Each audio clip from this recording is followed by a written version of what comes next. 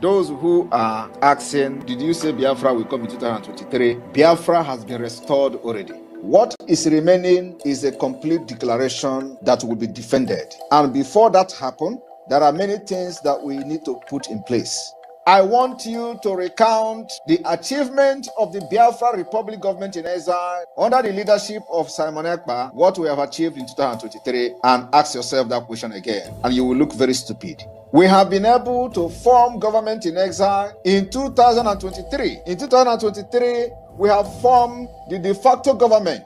In 2023, we have launched Biafra Liberation Army. In 2023, we launched Biafra Navy, we launched Biafra Air Force, we launched the forces of Biafra. In 2023, we adopted Helsinki Declaration, which is the constitution of Biafra. In 2023, we had a convention in Finland where Biafra people gathered from all over the world as delegates to vote on the Biafra Charter, which is a living document subjected to amendment. In 2023, we have created 40 states of Biafra. And believe me, many more states will come because we are not done yet. In 2023, not only that we created state, we also brought a redesigned and a redrawn Biafra map to reflect the current situation and the current demography of Biafra. In 2023, we started engaging officially Nigeria state in a guerrilla warfare on self-defense. In 2023, we officially and publicly engaged Nigeria terrorist army, and we are neutralizing them on a daily basis. It has never happened before in the history of Biafra after the war. In 2023, we publicly and openly made sure that Nigeria doesn't kill again in Biafra land and go free. So, if you look at those things I've mentioned and those ones I have not even mentioned, are you still going to challenge Simon Ekpa that Biafra has not been restored in 2023? Biafra declaration is not about mouth pronouncement. It's about putting every structure in place. It's about putting every mechanism and measures in place to shaping the map and the structure of Biafra. In 2023, we have designed the economic viability of Biafra. In 2023, we have kicked off the Biafra Urban Development Project. In 2023, we've made a lot of impact globally. In 2023, the Biafra awareness gained the highest momentum in the history of Biafra since after the war. In 2023, we made the Nigeria terrorist army to cry on the floor of National Assembly.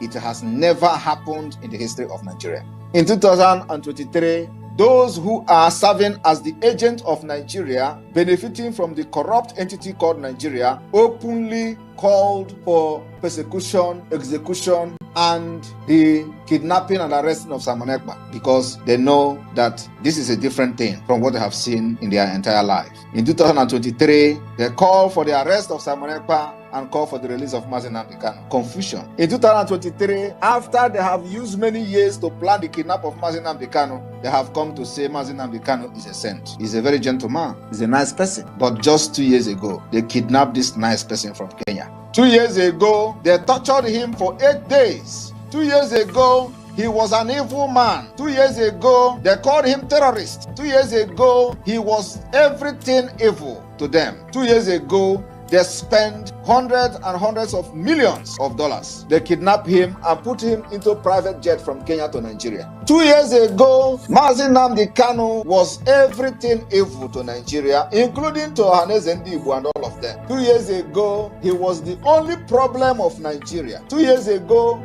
he was the only person that constituted all manner of insecurity in Nigeria. He was the one who is more deadlier than Boko Haram. He was everything that Nigeria don't want to see. Today, as Simon Ekpa take the Biafra liberation to the next level, the same people are now calling Mazi Nnamdi Kanu the most sensible person. These are hypocrites. These are devilish people. These are criminals that only thing they want to do is to give dog a bad name in order to kill it. They have given that name to Mazi Nnamdi Kanu. They themselves were the one who condemned Mazi Nnamdi Kanu. The same people today, they have seen that, yes, indeed, someone actually followed this footstep of Mazi Nnamdi Kanu and ready to drag all of them to Biafra land. So that when we get to Biafra land, we will treat their fuck up very well.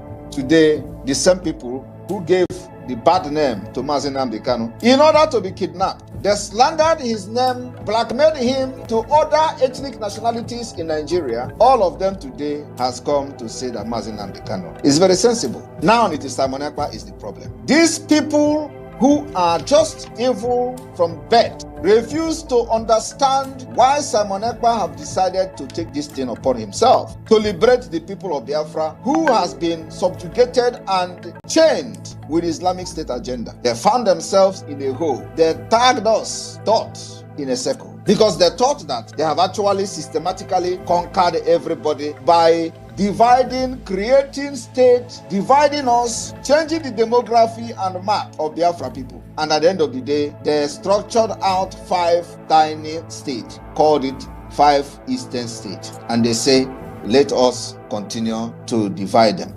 And now they tell you, oh, you are talking about Biafra. You are just 5 states in the circle. We have come to destroy their evil agenda. Today, you will understand that the plan of the Islamic State has failed. Today, the Biafra people are proudly announcing the 40th state, which is called the United States of Biafra. 40 complete states, cut across board, including in the area where they claim they were never Biafra. I have come to learn from what Biafra did wrong in 1967 to 1970. I have come to learn what Wazirike did wrong from the time he started the Biafra movement, and I have come to learn what Mazi Nnamdi Kanu did right and was in the process of doing before they planned and kidnapped him. I continue from there, and today we are where we are. They are not resting. Those IPOB Nigeria are not resting as well. Every given opportunity, they think that there is infight in the Biafra government. They will say, oh, their hope now is that they are fighting. And they are hoping that there is infight in the Biafra government. That is to tell you that, like we said, they are cursed. They are cursed. And they can never rise again. Biafra government in exile is a government that nobody born of a woman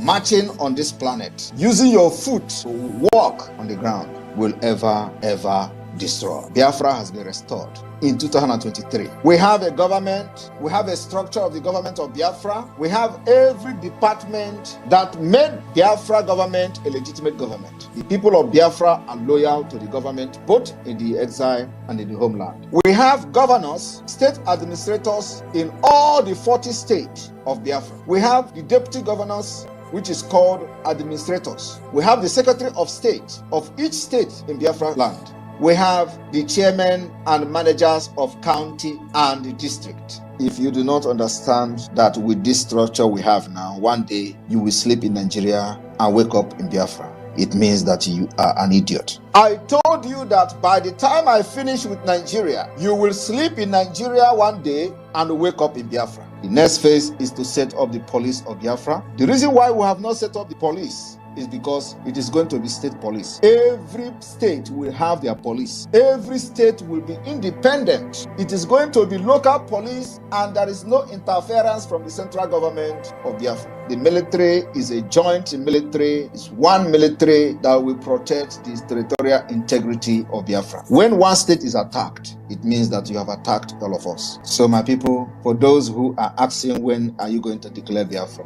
we have already declared Biafra. We are only waiting for us to conclude the last phase of the Biafra government, and one day you will sleep and wake up in Biafra. Like I said, then we must capture every cranny of the Biafra territory.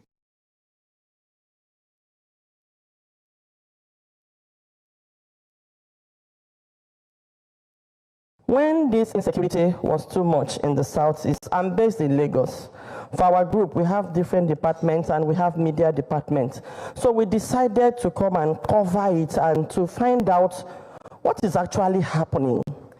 But when we came around to cover the insecurity, we discovered that 90%, I'm sorry to say, of the insecurity in the southeast was caused by the military.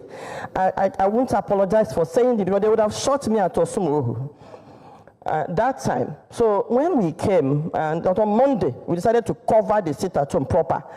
So when I have my driver, I have my car, so I moved with my driver.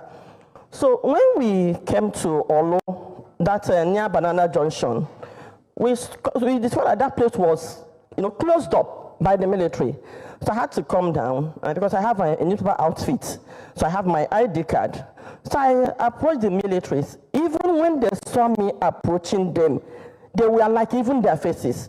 And I greeted them and I said, "Oga, why did you block Drew?" I said, "Who are you to ask us that question, without the harassment?" And I showed them my card. I said, "Unfortunately, I'm a media person, and we are here to cover the sit-at-home, because we realized that you said IPOP is sit-at-home and they're enforcing sit-at-home. But with the look of things, you are the one enforcing the sit-at-home, because I know that before you came, there was nothing like this insecurity. Let's be honest to ourselves.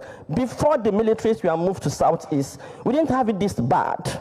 So you were brought here to relax the sit-at-home. Not that there were clashes within the sit-at-home, but for you to relax it so that people will start coming out. Now that you are blocking the road, it's like you are helping to now enforce the sit-at-home. So when I now flashed my card, they now ran inside. So out of anger, I moved those things on the road. And then I drove past. I covered the whole of Southeast. When you approach their checking point, they look more deadly than any criminal, even armed robbers you meet on the road. The way they approach, the way they harass.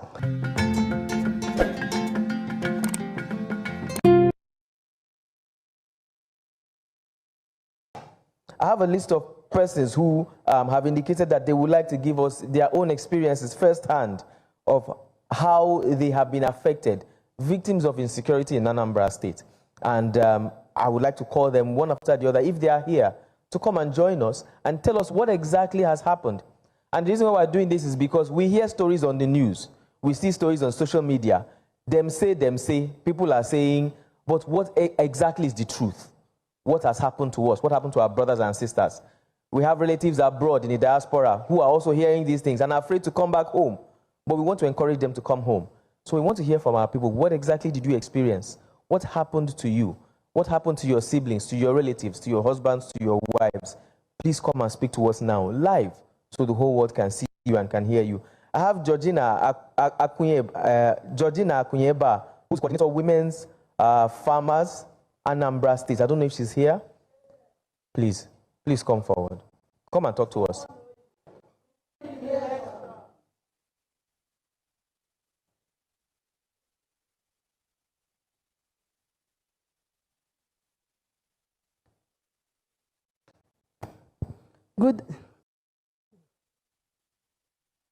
Good day, all. My name is Akunyeba Georgina, coordinator Small Scale Women Farmers Organization in Nigeria, Anambra State chapter. So, if you look at what is going on in Nigeria today, you will see that security is the major problem. Because when we are saying about ending hunger in the whole Africa, without security, no farmer will go into the bush and cultivate.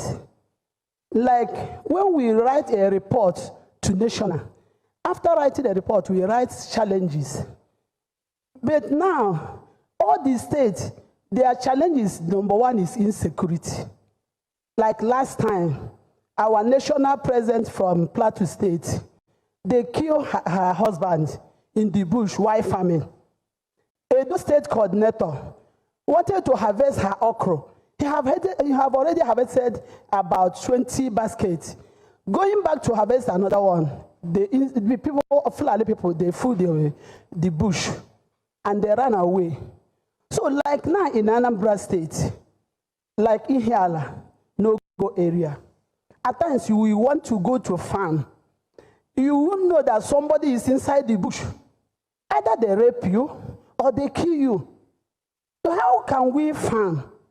Ubazuno cannot end hunger. Because when you find, I'm the coordinator, I have been hearing about all the comments of all these farmers across the whole 21 local government. We have a lot of land at Oka North, this Anambra East, Anambra West, Orumba. But insecurity cannot allow us to go there.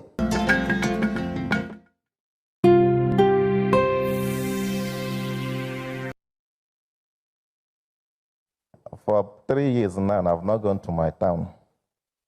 I tried to go only last year. but disguised for 2 days and ran away. So is that terrible? And for 3 years now, I've not gone to my town. I tried to go only last year, but disguised for 2 days and ran away. For 3 years now, I've not gone to my town. I tried to go only last year, but disguised for 2 days and ran away. So is that terrible? And because people like us are not going home, the economy of the community appear to go. So I need the Kenya Anyaka. Yes, the governor is trying. Last year he launched Agone Shemba. Apudo was a former governor in his own right, the new marshal now. You can't say he doesn't know what you're talking about. Mboso Barazia, you are nearly killed at around Lilu. I know that story. So it's a terrible situation, but added to that security problem, but what you may call an attack on our people. The people of the Southeast have been dehumanized, even by the security persons that are to control, to help them. In Aganozo, no matter whether you are sick or not, your age, in what country can that happen? You come down from the vehicle to pass a checking point. Last week, the Vice President of Nigeria came to Anambra State. I was coming from Epoma. Immediately I reached Upper Iweka. Every 5 poles, I will see a police checkpoint. They will collect 100 naira or 20 naira from the shuttle that I entered. And the man was paying. When we go to Airport Junction, they stopped us again. And I said, the man, it is too much. I told the police officer, why are you collecting more? That this man has paid to more than 7 checkpoints, and they want him to pay another one here. He targeted me and said that he must search me. I said, search me now. But I left him and went to the most senior officer there and explained to the person what is happening. He said the vice president came. That is why there's so much. But beyond the vice president, I was coming back from Enugu yesterday. I mean, from Abakaliki. From Abakaliki to Oka here, there are not less than 20. And you must drop. You must drop if you're a commercial vehicle.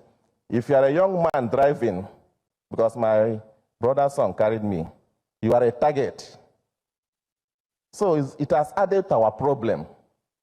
This is a practical reality. And hate is the police. The presence of the police or army is now an irritation to our people. So it is a real problem. I'm in the university, I'm a professor. We have a faculty of agriculture at Ifitawari. We can't go there to farm. That we cannot go there because of insecurity. Madam Uhuropunkia, I am a faculty of agric established. The community gave us land, very big, massive land. But our students cannot even live there. So if and I get a solution from here, which is it's not a rocket science to solve this problem. It's not a rocket science. We have universities that if the government is willing and security justice, they can engage them. Apalo, in such war, there are those you will give carrot. There are those you will give stick. If I'm not a gaga. So it's not a rocket science to solve this security problem. It's not. What we need is a political will, whether at local government level, state government level, or federal government level. We need to be sincere with ourselves, tell ourselves the truth. That it's not all about grabbing. It's about our people. This morning I was taking a walk, my usual walk, 30 minutes, 1 hour walk, from Brook Foundation towards the Express here. I saw that the beautiful street lights Solodo has put, 2 of them has fallen. And the street bulbs there have been taken away. And it boils down to building the people before building infrastructure. You can build infrastructure and nobody will appreciate that infrastructure. But if you build the people, When people see people destroying that, they will say, Mr. Man, stop that. I was pained when I saw those two things this morning. So I know there is so much problem, but the point I'm making is that there is a solution to it.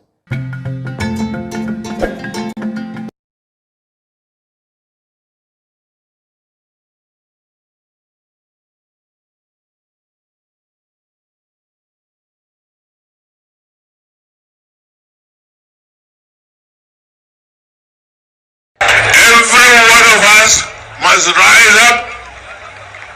The armed forces are not neutral. They collude. They collude.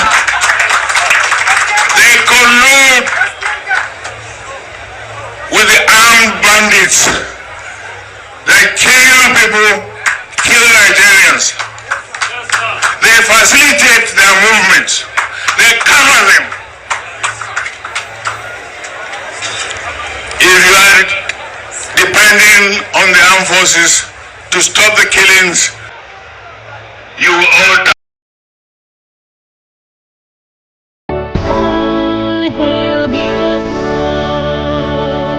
Land of the rising sun, we love and cherish. We have vanquished our enemies. All hail Biafra. God bless Biafra. In Him we trust. Shout it, sing it, all hail Biafra.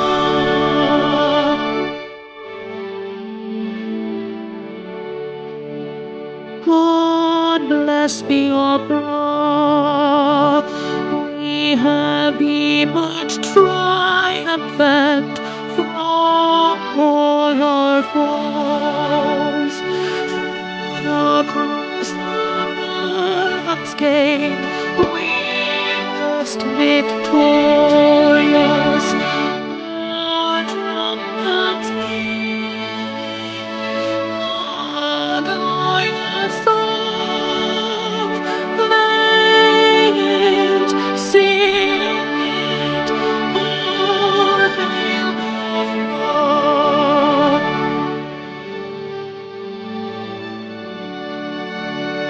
Oh, hail Biafra, we shall always remember all that perished in the struggle for our freedom. All hail our heroes, our precious men, who day and night save them always. All hail Biafra.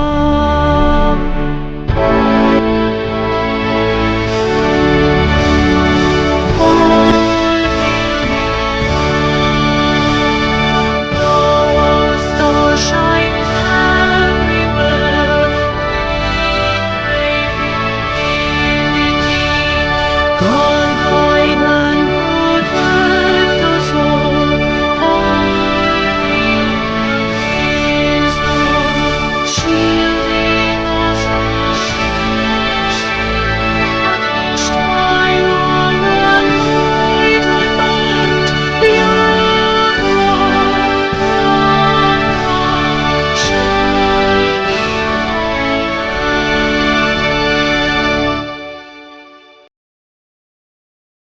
Following the rules of Biafra, the time starts now.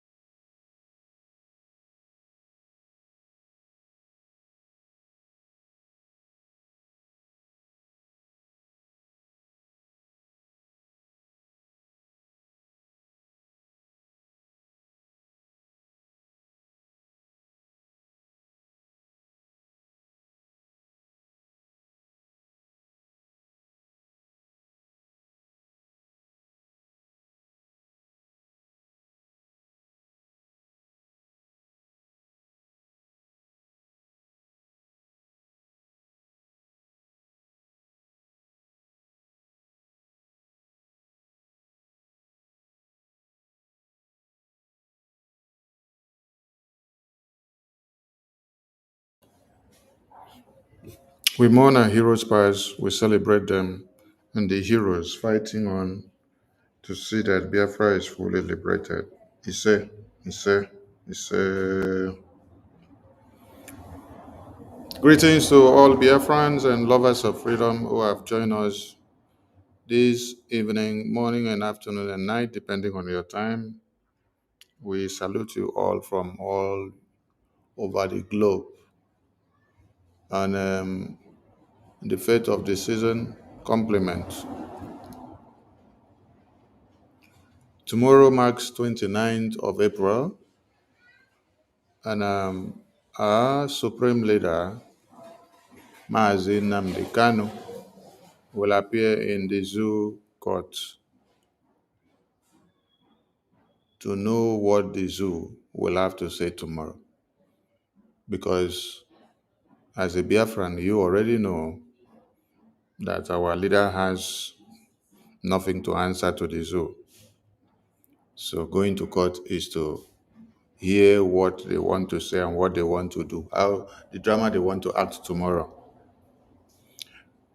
And on the 2nd of May, according to the schedule of the court, it's another day he will appear in court again. And on the 6th of May. And on all these days, Biafran people, as a tradition, have to keep these days holy in solidarity with our supreme leader that will appear in court. So nothing in any way should hinder you. Biafra land should be under lock and key. So we need to create this awareness so that every Biafran will be aware of this. Pick your phones, call your families and friends back home, remind them of this, and let them be of the know. This announcement is not made today. This announcement was made, and the flyer has been in circulation since last weekend. So no one should come up with the excuse that he is not aware of this or that. One thing you must not even give excuse is that you are not aware that you should observe a sit at home on the day that our supreme leader is going to court. Then that means you are being ignorant to yourself, not to us. You're just trying to shame yourself, because if you're a Biafran, you will know that any day our supreme leader is to appear in court, Biafrans are supposed to, and Biafrans used to, lock down Biafra land. We salute all our ministers of BRGIE that have keyed into this program, our APM, our PM, our Supreme Leader, Wazirike, who also paid the path of this freedom, our heroes of 66, coming down to our eternal leader and our former president of Biafra. We salute the heroes that are fighting to see that Biafra land is fully liberated.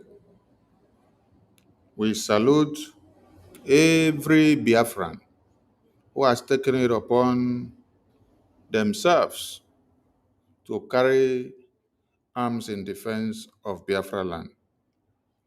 We salute the Biafra Defense Forces.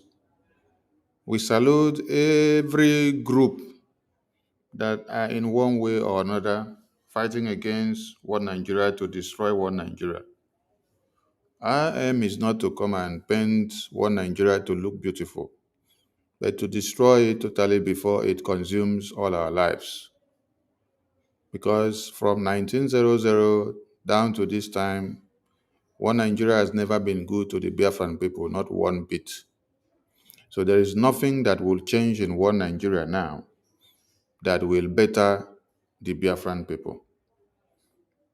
When you check through the medias, the reportage of massacre upon massacre upon massacre has been the order of the day since the beginning of this month of April.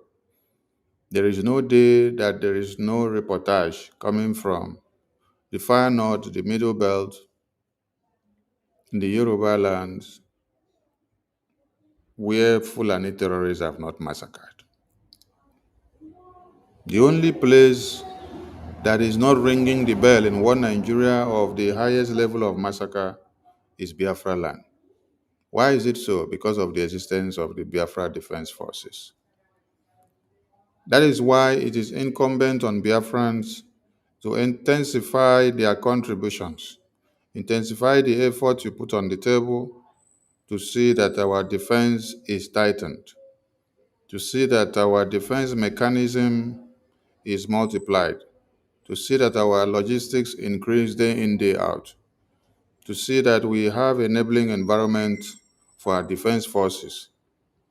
Without the existence of the Biafra Defense Forces, our lands would have been overrun by now.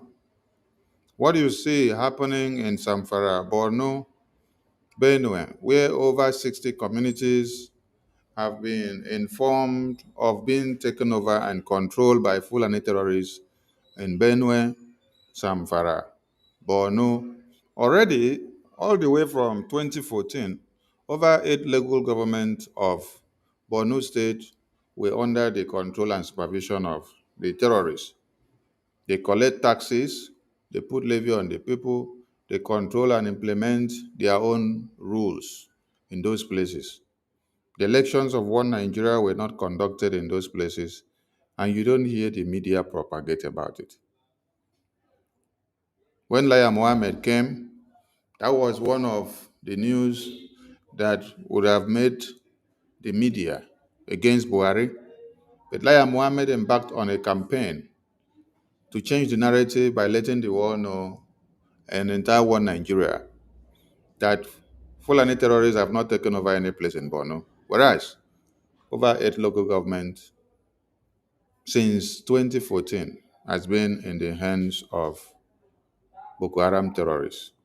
There is nothing different from Lukwawa terrorists. There is nothing different from the Fulani terrorists that they all call hunters. There's nothing different from the ISWAP and ISIS. There's nothing different from the Boko Haram. They are all one and the same thing. The sole aim and objective of these people is Islamic Jihad. Islamize everybody, expunge everything that does not imbibe or go in line with their own idea and whatever they want to sow. By the time you resist, they cut your hands off, they cut your heads off, and you are gone and gone. International community will not come and speak for you. International community will only come to see when you have been totally annihilated. They want to know who is now in control, and then they will come to terms and understanding with those that are in control. They will start having trade agreements with those that are in control. So if you're waiting for international community to come to your aid to save you from the terrorists, you have done yourself more harm than good. Governor Autumn, under one Nigeria as a governor, set up security networks in Benue, and when he sorted for approval of arm license, so that those men and women who volunteered their lives to defend their lands could be able to carry arms legally under the constitution of one Nigeria, Buhari stood against it. You know why? Because it was an attempt to subvert the Fulani Islamic Jihad. So his kinsmen were to be hunted down. The jihad was to be curtailed. That is why they could not approve the license to Governor Autumn to arm the citizens of Benue. Because when they were to have gotten that arms, they would have destroyed the Fulani terrorists. So you see that where a Fulani terrorist man is, they will always protect the interests and the ideology of jihad. But we look and see how useless and foolish those we have in Biafra land have become. That in their very before, They are the ones that raise the motion in the National Assembly and said federal government of Nigeria should not in any way give room or consider the release of our Supreme. So as we create awareness for this sit at home, it's a time to ask some of these useless people questions. Let's listen to them. After then, we ask them the questions that matters. Senate of Nigeria has rejected a motion seeking a political solution to free the leader of the proscribed indigenous peoples of Biafra, Ibab Nnamdi Kanu, from detention at the Department of State Service, DDSS. It also reached a resolution calling for the extradition of a self-acclaimed leader of the separatist group, Simon Ekpa, from his base in Finland to face charges for his sit-at-home calls and inciting trouble in Nigeria's southeast. Our National Assembly correspondent Omo Bazwai has more on this. Simon Ekpa, a self-styled leader of separatist group Indigenous People of Biafra, has been passing several orders from his base in Finland to his followers, establishing a strict sit-at-home order in Nigeria's southern states. In the absence of Nnamdi Kanu, crippling commercial activities in the region. On Wednesday, the activities of Ekpa and his gang finally caught the attention of the Senate, following a motion by Imo West Senator Osita Isinazo. Isinazo's motion was co-sponsored by all other 14 senators from the southeast, inviting Nigeria's federal might to end the rascality of Simon Ekpa and his band of outlaws in the region. The Senate is aware that thousands of innocent lives have been lost since this action of sit-at-home in the southeast started, and properties worth over $1 trillion have been destroyed, which has resulted in investors leaving the region. 2023. Efforts by the governors of the 5 southeastern states have achieved little to no end in the terror activities of Ekpa and his men. Kanu was extradited from Kenya in 2021 after he jumped bail in Nigeria, alleging threats to his life by Nigerian security forces. On October 2022, Justice Binta Nyako of the Federal High Court struck out 8 out of the 15-count charge earlier brought against Kanu by the Nigerian government. The appellate court ordered his release on account of his unlawful extradition from Kenya to Nigeria to face terrorism charges. But the Supreme Court overturned the decision of the Federal High Court, leaving Kanu in detention since then. The Nigerian media is one that is useless. That is number one. Because they can never report things the way they are.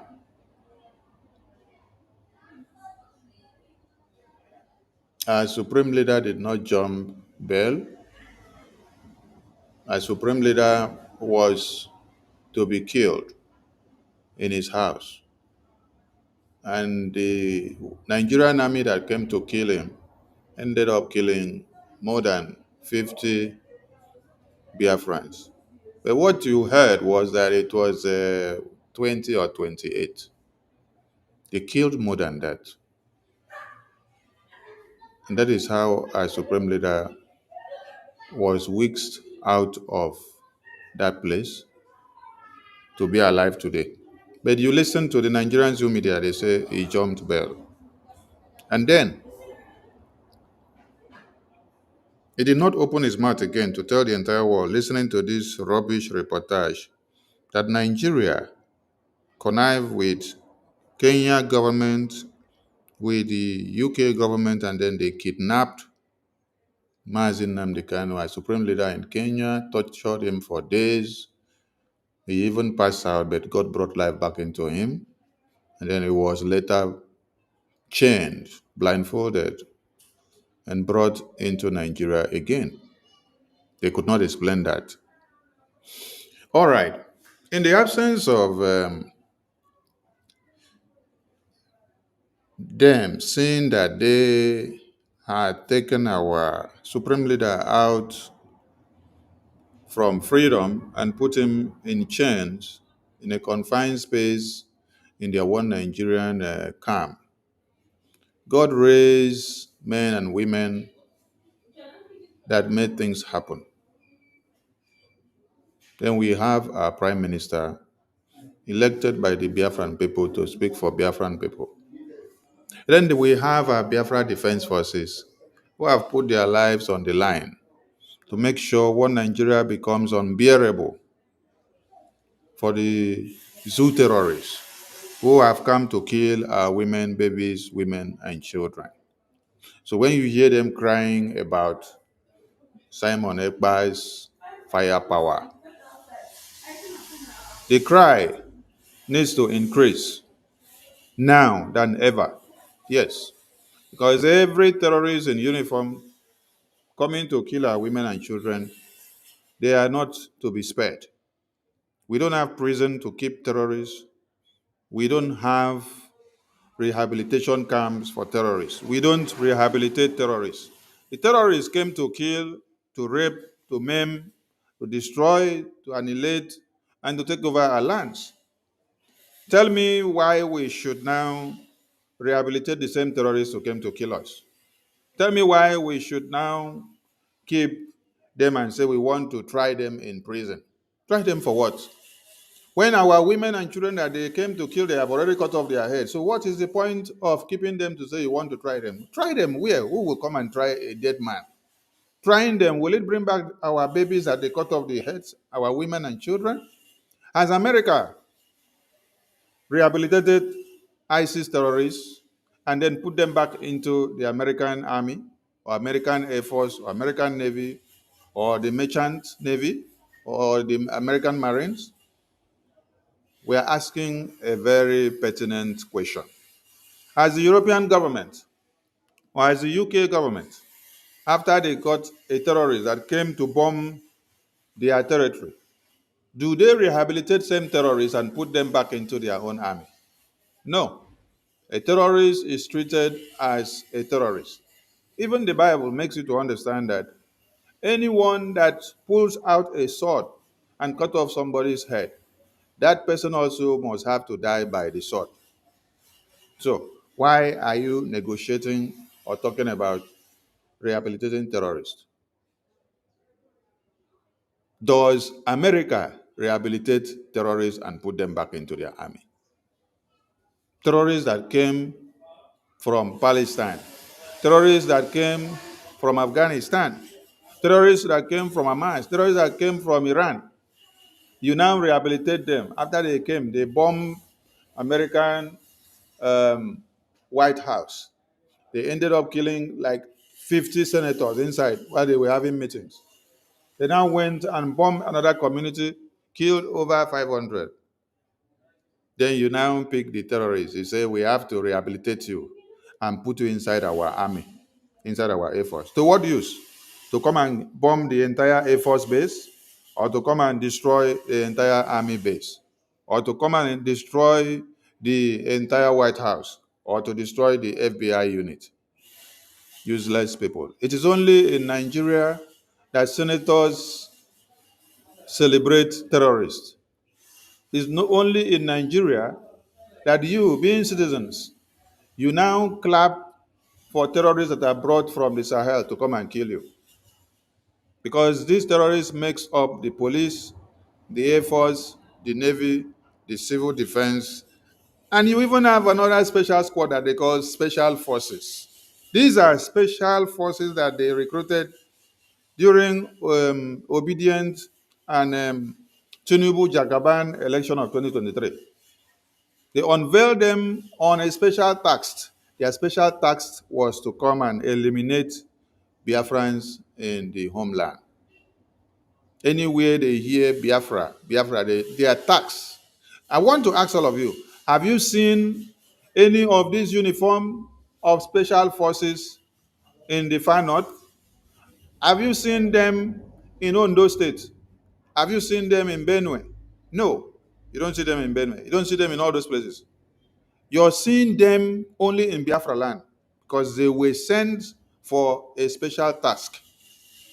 That is why they came, they mixed them up with some of those that were gotten from the spoils of war of 1967 to 70s. Many of those, our brothers and sisters that you see, that happen to also wear those uniforms to go about killing our women and children, these are those children that their parents begat them as spoils of war in 1967 to 70s. Because if your parent had no lineage of such, you will not in any way decide to collect such uniform to wear and then embark on a killing spree inside Biafra land. Today you can see videos everywhere where they will even wear those uniforms, go into the market, threatening our women while they are there to do their commerce. Threatening them and say, if you don't come out on Monday, if you go and sit down in the house, if you go and observe, sit at home, if you go and talk about Biafra, if you go and talk about Mazi Nnamdi Kanu, all of you will be killed. All this, your market in this place will be burned to ashes. And you see them wearing those uniforms walking around. And some of them are coming with those uniforms to brag and tell you, I have been part of this, I am part of this, I have been killing you before, and I will continue to kill you when I have the opportunity. And you're embracing them. It's a shame. Now, when you listen to this video we played before, they said, Osita, Senator Osita Isunuzo, led 14 senators of the Southeast, right? So when you add Osita, it now became 15. So it was not the Senate, Nigerian Senate, that rejected or raised the motion against the release of Mazi Nnamdi Kanu. It was Osita plus 14 other senators of the East. So put them together, 15 senators of the East are the ones that raised motion against the release of Mazi Nnamdi Kanu. I want us to understand something here. Because when you saw the news headline, the caption on the paper said, Senate reject motion to free Mazi Nnamdi Kanu. But the news media did not explain that it was not Adamu from Zamfara or Kaduna or Kanu or Okoye from Benue of Ademola from Yoruba land or Saidi from Abuja that raised the motion against the release of our supreme leader in the Senate chambers. Who raised the motion against the release?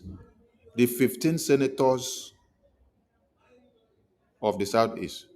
They sponsored this bill that Nigerian government, that means there was an attempt of a discourse. Yes, that means there was an attempt of a discourse. Based on the firepower of the Biafra Defense Forces, this necessitated the National Assembly to discuss about the activities of Biafra Defense Forces. When you heard them shouting, Simon Ekpa, Simon Ekpa, they assembled and then they sat on it, they discussed. There was concern because if you don't make noise, if you don't create a problem in one Nigeria, nobody will listen to you. So when they have kidnapped your leader, that is a problem. You need to create a counter problem for them to understand that you understand the language that fits them. So the Biafra Defense Forces created a counter problem. The sit at home also created a counter problem, just like Biafrans have increased that momentum today. Today you can see in Biafra land, the sit at home was massive. This is to tell and to register the disagreement of the Biafran people, the decision that they have taken against the terrorist existence of one Nigeria. So the firepower of the Biafra Defense Forces raised a loud alarm, and the Senate decided to sit and to discuss and see the way forward. Some of them were having the notion of, let us mandate Tinubu to release Mazi Nnamdi Kanu. Mazi Nnamdi Kanu should be released because the court had already adjudicated on the matter and he has nothing to answer. But it is we, the lawmakers, that are keeping him there. So why are we being docile in opening our mouth and saying what we should say? So when the entire, how many numbers of senators, numbering the entire one Nigeria, assembled there to discuss about the release of Mazi Nnamdi Kanu and how they will engage Tinubu, they came 15 devils. 15 devils that call themselves senators of the East. They raised a counter motion. They raised a counter motion telling the entire Senate House, we are the ones that are from this Biafra land. And we are telling you people, do not push the bill to release Mazi Nnamdi Kanu. Rather, Mazi Nnamdi Kanu should be allowed to rot there. He should not be released. Are you getting the point now? 15 Southeast senators, 15 Southeast senators are the ones that sponsored the bill against the release of Mazi Nnamdi Kanu. This is a motion that happened on the 26th of July, 2023. It is not something of yesterday. It is not something of 2 days ago. But it is time to revisit this very article. It is time to explain things to all of us because some of us did not take time to read this news in details or listen to it well. At times, we just look at the caption of a newspaper, Senate rejects motion to release Mazi Nnamdi Kanu. Then we don't dig in to go and find out what are the terms and conditions or what were discussed in the Senate or what did the media report about this in details or how did it degenerate from this point to this point, who raised the motion and this and this and that. You get to look at this article to see that Adamu from Abuja or Kano or Kaduna or Borno or Samfara or Lagos or Ondo or Ekiti or Benue or Samfara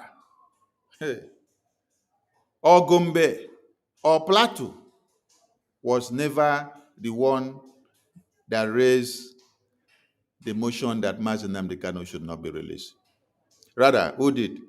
It is the 15 senators of the East that raised the motion and say Mazi Nnamdi Kanu should not be released, that he should be kept there. So, as we embark on this sit at home, locking down Biafra land for these few days that our Supreme Leader will appear in court, it is good we know those that are holding down our Supreme Leader. Yes. So that when you want to do it, you know where to channel it to. 15 senators of the East, their names are all there. Just go and check them. You will see. The motion was led by Osita Isunuso, plus 14 other senators. Count all of them together, there are 15. These are the people that raised the motion in the Senate that our Supreme Leader should not be released.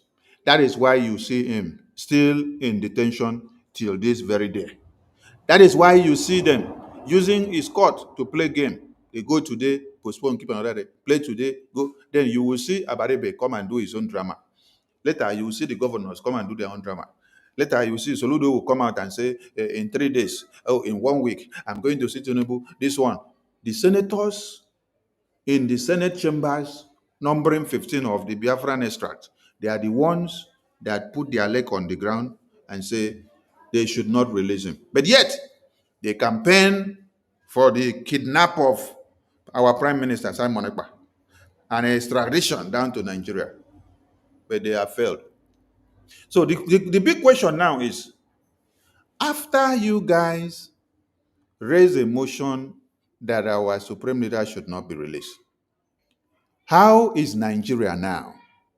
From that 26th of July, 2023, which you guys raised this motion in the Senate chambers, to this very day now, how is Nigeria? How has the Fulani terrorists taken charge of Nigeria? That is a question we should ask them.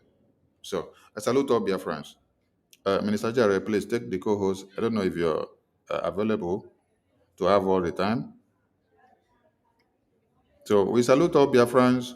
Please, as you pick the mic, create the awareness and give your voice, and then let Biafrans know what's going on.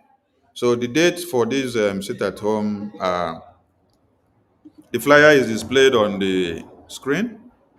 If you're watching from Facebook, YouTube, or Twitter, you will see the 29th of April, 2nd of May, and 6th of May. These are the total lockdown days which our Supreme Leader will appear in court. Ask them the question, how far is Nigeria now, since after they said they should not release our leader? How far is the zoo going? Thank you so much. Minister Jare, over to you, sir. Thank you, my able minister. Thank you so much. You have been a very inspirational leader to us, and we appreciate you so very much.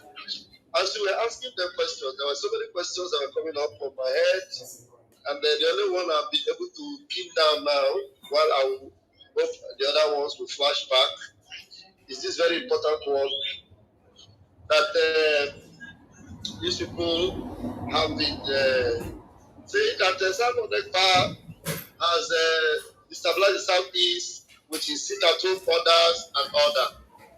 I decided to go online to check how many local governments there are in Zamfara State. Because you made mention of, some of the local governments that have come under the control of the terrorists. And then most of these local government areas, not most of them, every one of them that have come under the control of the terrorists, the zoo elections do not take place there.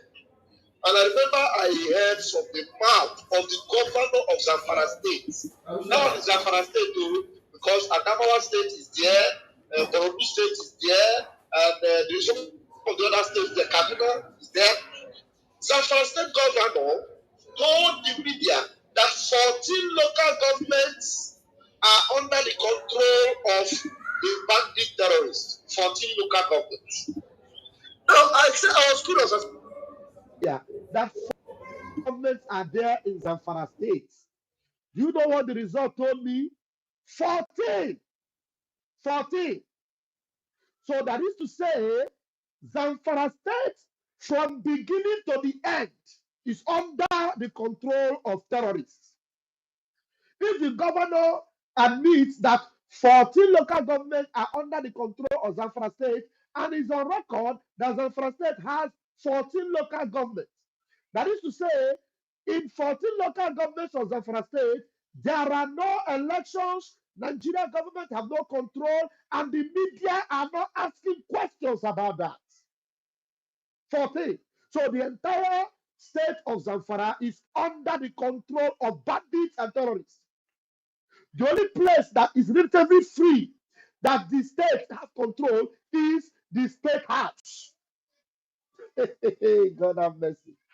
And they have their armies, they send their bandit armies into Biafra land. Thank God for this, our beloved lady, who is not even a Biafran activist, not an IPOB member, not Biafra government member, but she took it upon herself to go and scout through the land of Biafra land, and she discovered that the people causing mayhem and destruction in Biafra land are the Nigerian military in all Biafra lands. And you see this Atikote Kwanuzu media gather themselves like a bunch of criminals, asking Saboneta is in Finland, ordering sit at home. This sit at home in Biafra land that takes place like tomorrow is a compulsory sit at home. Now, after tomorrow, every other day, every other thing goes on. When they want to have the election, their zoo members in Biafra land, they sneak out to go and vote. Biafrans do not vote in Biafra land. We do not fight anybody in Biafra land. Those criminals, those idiots in Biafra land that will go and sneak and go and count their fake ballot papers, nobody will tamper with their lives. But Biafrans will sit at home. But in Zamfara and in other parts of Benue and Boronu, like the governor of Boronu have admitted that parts of his state have come under the control of bandits and terrorists. And he also said that most of them are now having their own courts, their own police, their own markets, their own everything in the Boronu state.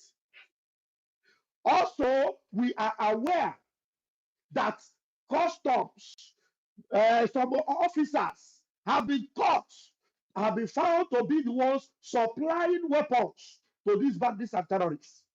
Nobody in the media is reporting it. They are not asking questions. Nobody is being arrested about it. But Simon Ekpa in Finland, who is asking for just the freedom of his own people, did not declare a war against Nigeria states, did not go after any Nigerian institution, only ask them to step out of Biafra land and allow us to live in peace and to stop killing our people. You see them? So who now should be answering each other? Shouldn't they be answering us already? Why are they not raising hell and pulling down the roof? Because in Zamfara State, Borno State, Kaduna State, El Rufai admitted that parts of Kaduna are already under the control of bandits. El Rufai himself admitted it on the media and also in the national TV. These people, they are just so evil, very evil, and we have no negotiation with them. Thank God, tomorrow Mazin Namdekan is going to court. We do not have confidence in their judicial system, but Mazin Namdekan has taken the precaution he needs to take. He has arrayed himself with those, legal luminaries that are, standing on the side of truth, and they want to see the happier way that these criminals will want to pass through tomorrow. So that being said, I want to appreciate everyone that have joined us on this space today. I want to welcome you all. The following protocol, I know I did not announce my name. You all already know that I am Raphael Chemaka Jere. By the grace of God, I am deputy to the chairman and the boss of this Ministry of Information and Communication that you already heard before, Mazi Amarawasoni. I deputize him, and we are doing the needful because in our own time, in our own lifetime, Biafra must be restored. It is either Biafra is restored or everything that breathes in the zoo will not have any space. That's what we have come to do, and we will do it. Thank you very much. I already have a co-host together with me right now. We have David Inanda. I want you to also introduce yourself and give us your opening remark while we'll begin to hand over the microphone to our Biafra brothers and sisters and friends of Biafra that have joined us on this space this evening. Thank you very much. David Inanda, please grab the microphone. Thank you so much. Thank you so much. The Deputy Telecommunication Minister, Pastor Van Van Van. I use this opportunity as well to appreciate the Information Minister, Mazi Sani Akparawa, the Okokondem of our time, Ezioku Bundo one, according to our brother Ukute Biafra. Thank you so much for bringing us together once again to preach the message of redemption and to educate mankind on what they need to know about what is playing out in our land, the land of our ancestors, the land that our forefathers left for us. But the terrorist Nigerian state, in cohorts with all the forces of darkness of this world, want to take it over from us. Like our leader said, we cannot be alive, and these people from the Sahel, these uncircumcised Philistines, take over the land of our ancestors.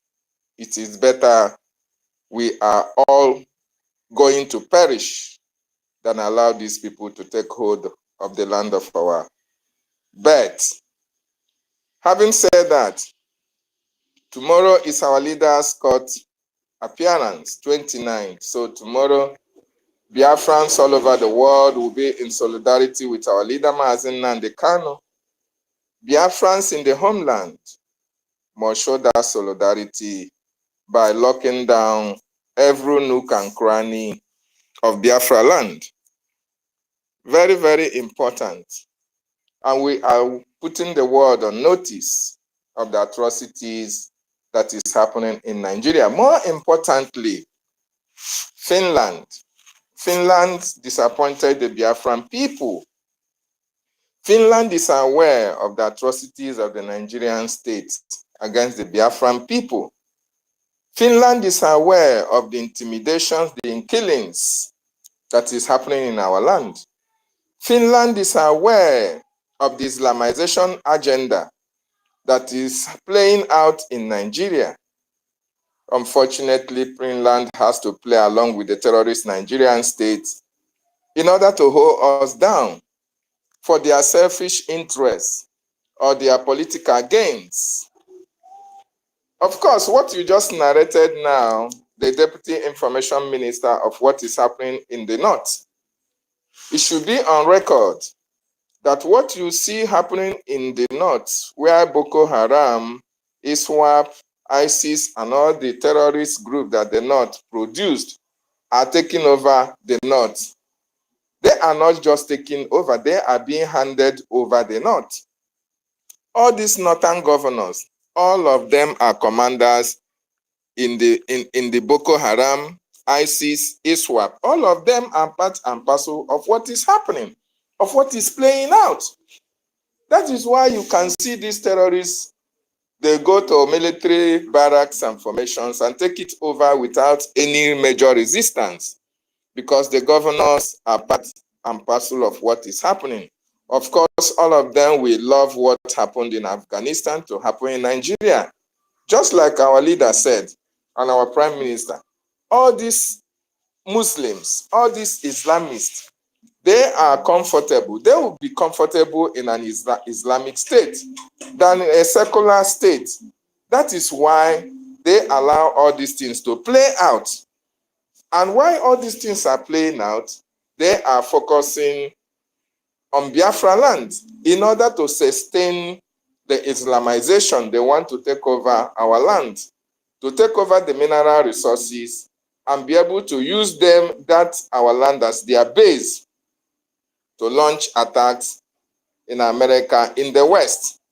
That is what they want to do in our land.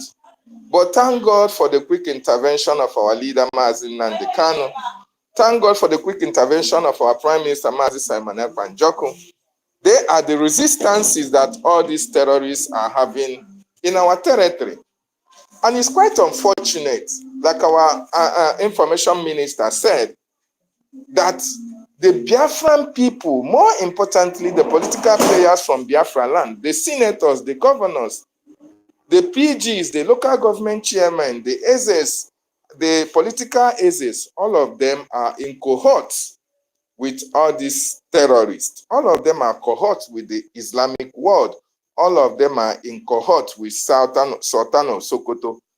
All these Muslims from the north, all of them are playing the same script. You can see Mazi Nnamdi Kanu had been held for complete 5 years in detention. And it's quite unfortunate that we are hearing, we know that these people who are holding Mazi Nnamdi Kanu are his brothers and his sisters, are people who are supposed to be clamoring for the release of our leader. They are the ones raising motion for our leader to be held to perpetuity. Biafrans that are listening all over the world, you have gotten the message.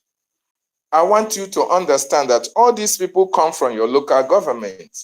Osita come from your local government. Enyinia Baribe come from your local government. All other ones, they come from different states in Biafra land. More importantly, the 5 Igbo-speaking states in Biafran territory.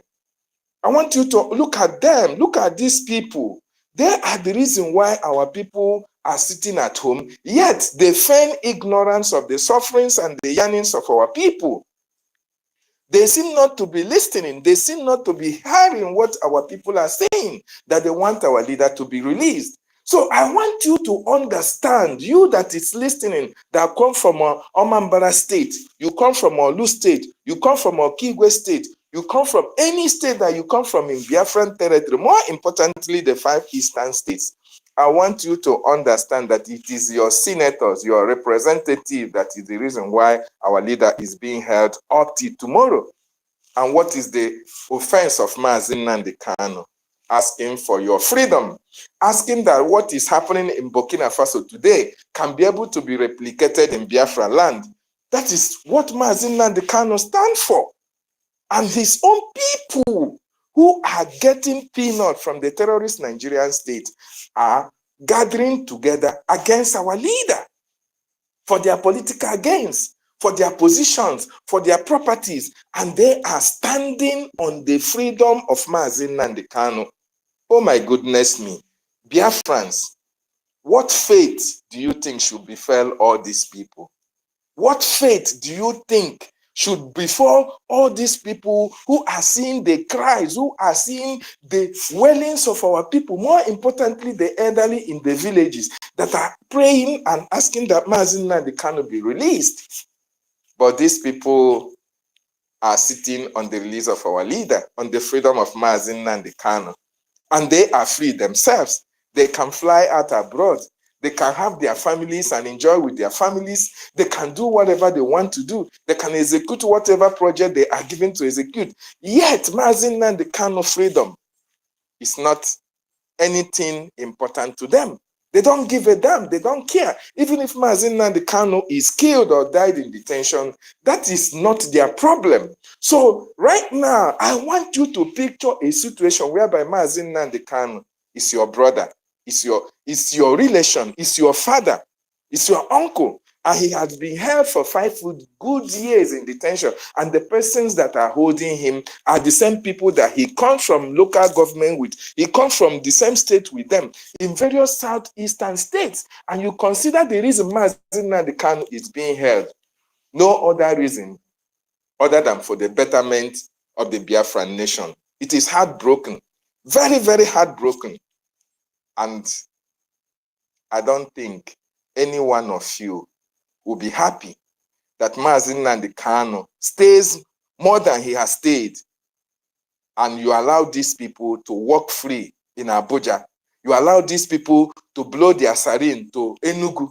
You allow these people to blow their sarin to Imo State, to Olu State, or to Okigwe State, or Omambara, or Ikemba State. You allow these people to be roaming the street of Biafra while they are holding our savior in detention. Oh my goodness me.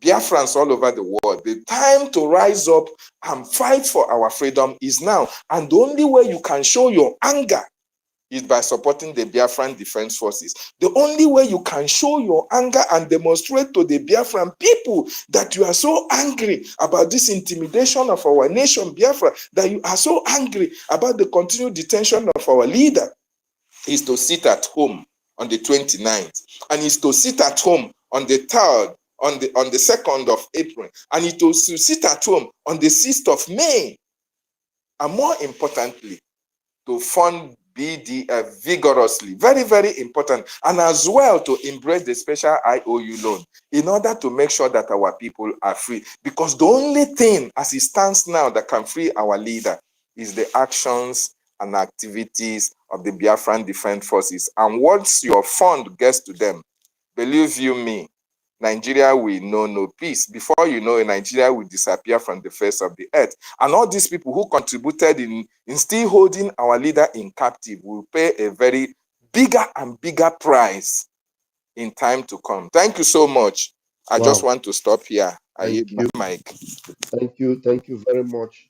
Thank you very much. A very powerful speech from you, Mazi David Nana, the one that scared the Tolo shameless woman. Only one question is what he just put up, and the woman was running, running as if 7 demons from hell was pursuing her. Only one question is what he answered.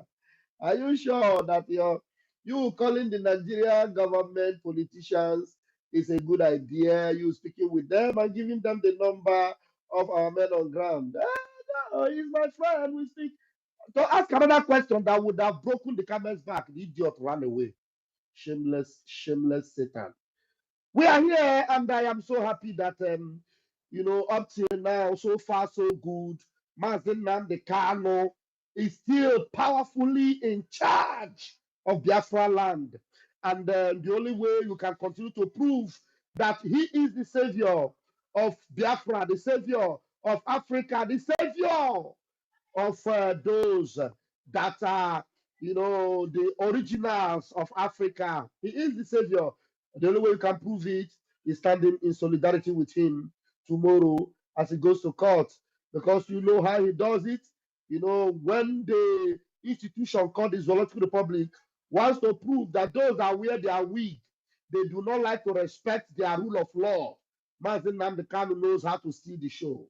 He will take over, and not just because he wants to shine, but because he wants to act like the powerful redeemer that he is.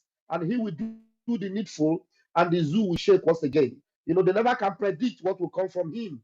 And when they think they have gotten him down, that's when he will rise up and choke them. And then tomorrow is yet another day. We are going to experience another beautiful encounter. And then Biafrans will rejoice over it, because every day is a win for us. These zoo animalistic journalists begin to ask questions. Why is it that sit at home? The question I ask is sit at home. The sit at home that does not stop anybody from doing what they want to do after the sit at home. Is it now worse than territories that have been taken over by terrorists, whereby people cannot move around freely, churches cannot go, churches cannot open, Christians are not allowed to live in the neighborhood because any Christian that is found there will be murdered? You want to compare, if you sit at home, you are all crying to high heavens because people sit at home in solidarity, or people have chosen to sit at home for a good cause. And until today, there is none of those criminal, foolish journalists that have come out to say, but let us face the fact too. The reason why this people are sitting at home, it has not been addressed. Why not address it so that this sit at home will be a bygone? You will not address it, but you want them to stop sitting at home. God will punish all of you. Now let us begin to give a microphone to those that are available here. And if you are here, please request and raise your hands, because the only way we can know that you want to speak is by your hands being raised up. And already we have Mazi Onyeka, the number. Please grab the microphone. Please grab the microphone. Thank you so much. We are going to be giving us three minutes, please. 3 minutes, so that we'll be able to utilize the time very, very well. At most, if what you want to deliver is very, very, powerful and crucial, you have an extension of 2 minutes, which is 5 minutes for one time you want to speak. Then you can come back again and speak. So, Yeka, grab your 3 minutes and at most 5 minutes. Go ahead. Thank you so much. Thank you, Honorable Minister. Thank you so much, Honorable Minister for Information and Communication and Deputy. Biafra governments, ladies and comrades, I greet you. Yes, you see, really, Mazen Nnamdi Kanu's court lockdown 29th April, 2nd May, 6th May. Yes, and from BDF. You see, when our minister was talking about those who are behind this, who said Mazen Nnamdi Kanu should be released in 2023, he mentioned Osita is in our soil. Osita is in our soil is somebody that is we share our local governments from our local government, old local government. He's a very useless man, very stink idiot. You see, when the zoo, the Fulani want to use these fools, because that's what they're trying to do as puppets. Fulani have used them, and in a way that when the international community is here, they say that it's their people now. It's their people say they shouldn't release him. It's their own people. It's not us. Their own people. And when somebody see that, when they are foreigners see that it's their own people, They see that think that their own people are against what the man is doing, and see the man is committing a crime. This is how they bring themselves low to Fulani to be using them for anything. That's why they tell you go to a senate, go through your senate, because they know that you go through them. Nothing. You can't get nothing. I am pitying those who are still looking up to these morons, think that anything good will come out of them. If you are close, any of them, they know that the youth are angry. Any of them close to you, if you have your time, don't any of them close to you. If you have your chance, peace, because they are there. They have signed your land. They have signed away your land. They have signed away your future, your children, everything for the self-interest. Of which some of them, I don't even know the blood that runs in them, because based on what we have seen today, I don't doubt, because their actions are now going to question whose blood runs in them. But I'm not confirmed that majority of them are not even abroad, because this language is in Ngozi Obigboro Fulani. If she has contested in Anambra, want to represent Oga in Abuja, would any of us know that she's 100% Fulani blood? She has no iota of Igbo blood in her. Just happened to be born in Igbo land, finish and speak the language. That is only the advantage she's using to commit all this gross crime against humanity, doing what she cannot allow to be done in where she comes from in Bono State. However, we have seen Biafrans, you have seen the reality. You so-called Southeasterners, you have seen the reality. If you are still sitting on the fence, still thinking that you want to wait for Mazen to come out or Professor to come out, you are there going to court. Who is going to court is Biafran going to court. When Biafran wearing presenting Mazen and the Kanu, Biafran goes to court, because Mazen Kanu is there today not because he committed any crime, not because of his personal issue, but because he has refused to sign the document, to sign a way to convert our freedom and interest into money and what money can buy. He has refused to sign those things. That is why he's still there today. So who will be going to court is Biafrans. And anybody that is going to court, will the person leave his shop open? Will the person leave his house open? Leave his business center open? No, that's why it's no. Biafrans are going to court. Therefore, everywhere is expected to be locked down. Ghost town. And like I communicated to my siblings that if you dare go out and happen to you, don't call me on phone. Don't call my phone. And they are standing house. You also call your siblings, your family own. Tell them to tell others. We expected to show the international community, show the morons that call themselves senators, whatever they call themselves. The old fool with up to is somebody we don't know that is even a coward delivered. Allow Fulani from Tajelon to be using them pintom like a moot. If you fail to sit at home, you see, have you confirmed by known the person, the woman not even support what we're doing. We don't even know her. She decided that's how reasonable people does. She decided to go investigate by herself and found out, even when she said 90%, but we know it's 100%. The insecurity in our land is 100% by a criminal Nigeria politicians and Nigerian military and police. They're the one causing insecurity. Someone was just the solution. Solution who said no, that our people can no longer be killed. Musa said our people will be killed, have organ harvested. The extortion continue, bunkering continue, organ harvesting. Those things that our friends say no. That is the insecurity of Prime Minister Monepa. Because he said no, that our people can no longer be killed. Those who kill them can no longer go scot-free. And if you are from that soil today, you are a Biafran, whether in Sokoto East or Sokoto South, and you refuse to stand up today, you are in abroad to support Biafra Defense Forces, you don't know what you're doing to yourself. Fulani there, those beggars, most of you love to do show, to give them money.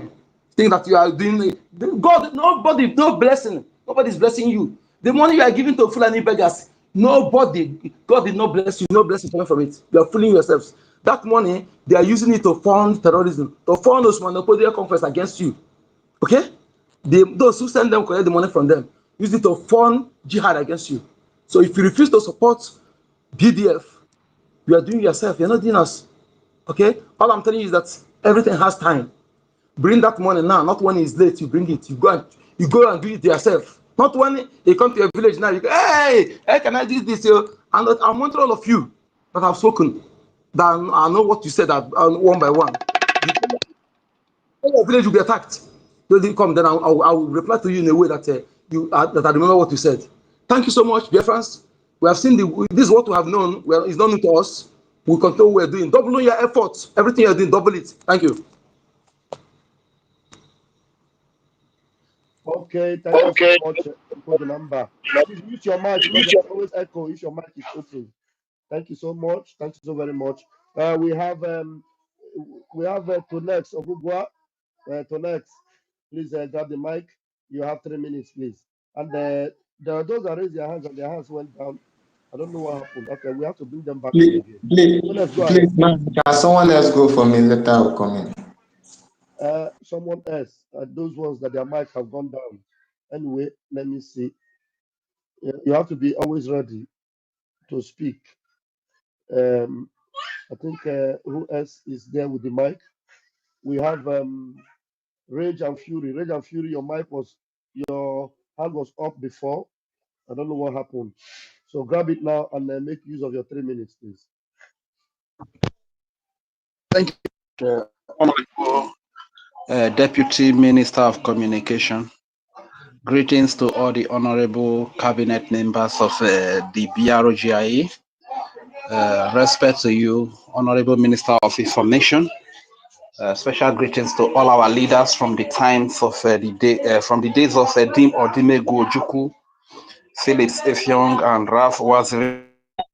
To our leader Onyendo Maziumna Dekano and our beloved Prime Minister, His Excellency Simon Ekpa, and the acting Prime Minister, His Excellency Ogechukwu Kere. My special greetings to all the military, especially to the Chief of Defense Staff, Igwe Butuzo, and all the commanders and generals. Thank you very much to all the donors, financial donors, for your sacrificial giving and your commitment, your consistency. I greet you all, and to all the media people. In fact, you are the best thing that happened to us in our generation. MNK'S court lockdown 29th April, 2nd May, and 6th May. Fund BDF, Nigeria is gone. Of course, Nigeria is gone. Country no Okpore. You understand? Nigeria is gone. It's not a joke. So the least you can do for someone that has given up everything for you, that has even given his life for you, in the person of our leader Mazium Nnamdi Kanu and Prime Minister Simon Ekpa, the least we can do for them is sit at home. Understand? So the sit at home is another way of protest.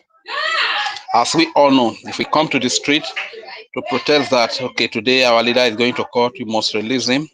You know what they will do? They will unleash the Nigeria so-called military police on us, and they will kill us all. You understand? So how do we protest so that we can be safe?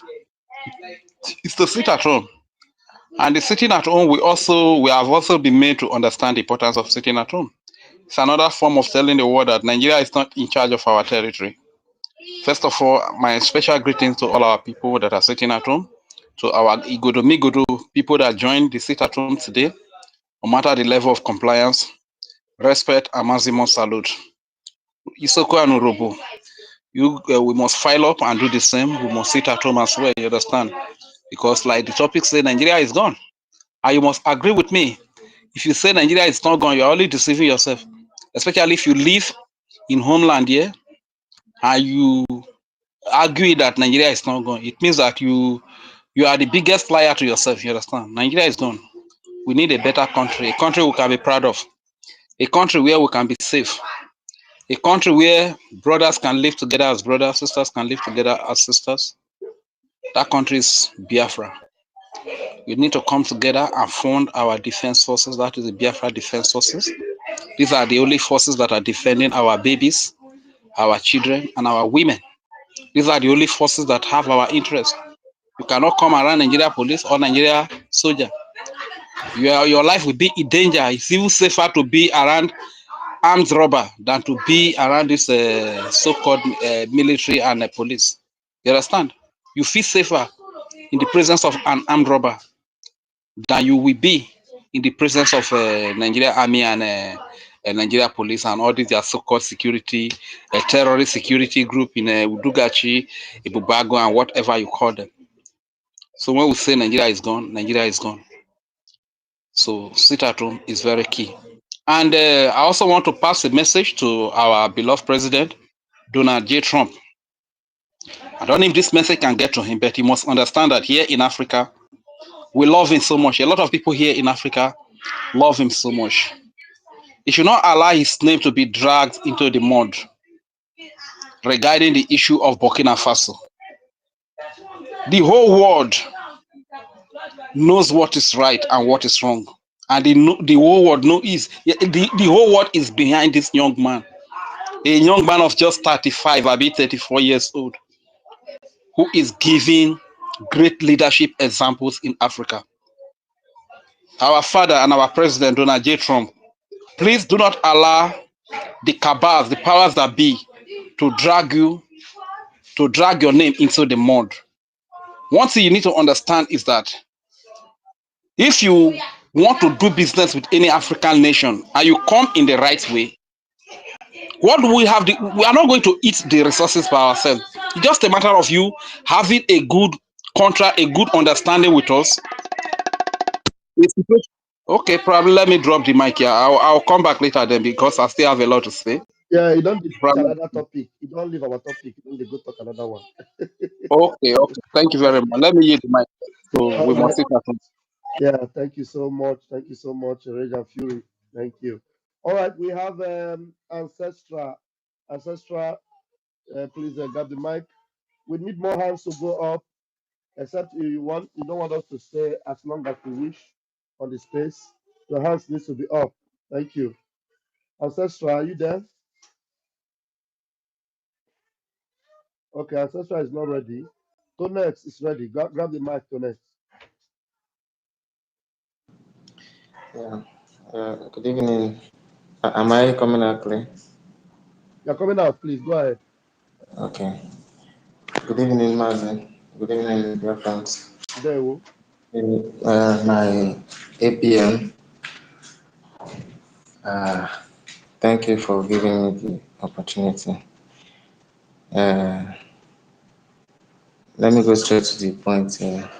The lockdown 19th to and the May. Yeah, this is another decision. It's very good. It's very good. This system is what our leader himself taught us to do. When we also give support financially, and then we act on it. Since when we come out to protest, we can take for example what happened during the NSAS. So many of them were unalived, and it shows that no more coming out for protest. So another kind of protest that our leader taught us is sit at home. That sit at home we will keep. And secondly, to the people that the sit at home is going for,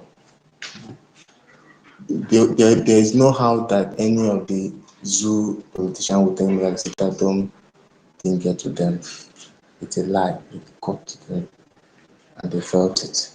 So we'll still begin, even if it's this thing that a normal person can do to stay safe. At least if you sit at home, you are safe. Your goods will be for you, those that do business, your goods will be for you, your money will be for you. You buy your food and stay in place. It's very, very okay. So it's a good thing for that kind of government that doesn't know how to follow the law and the constitution. Now, for the Eastern governors saying that our leader shouldn't be in this list, these people are joking with people. These men are joking with people,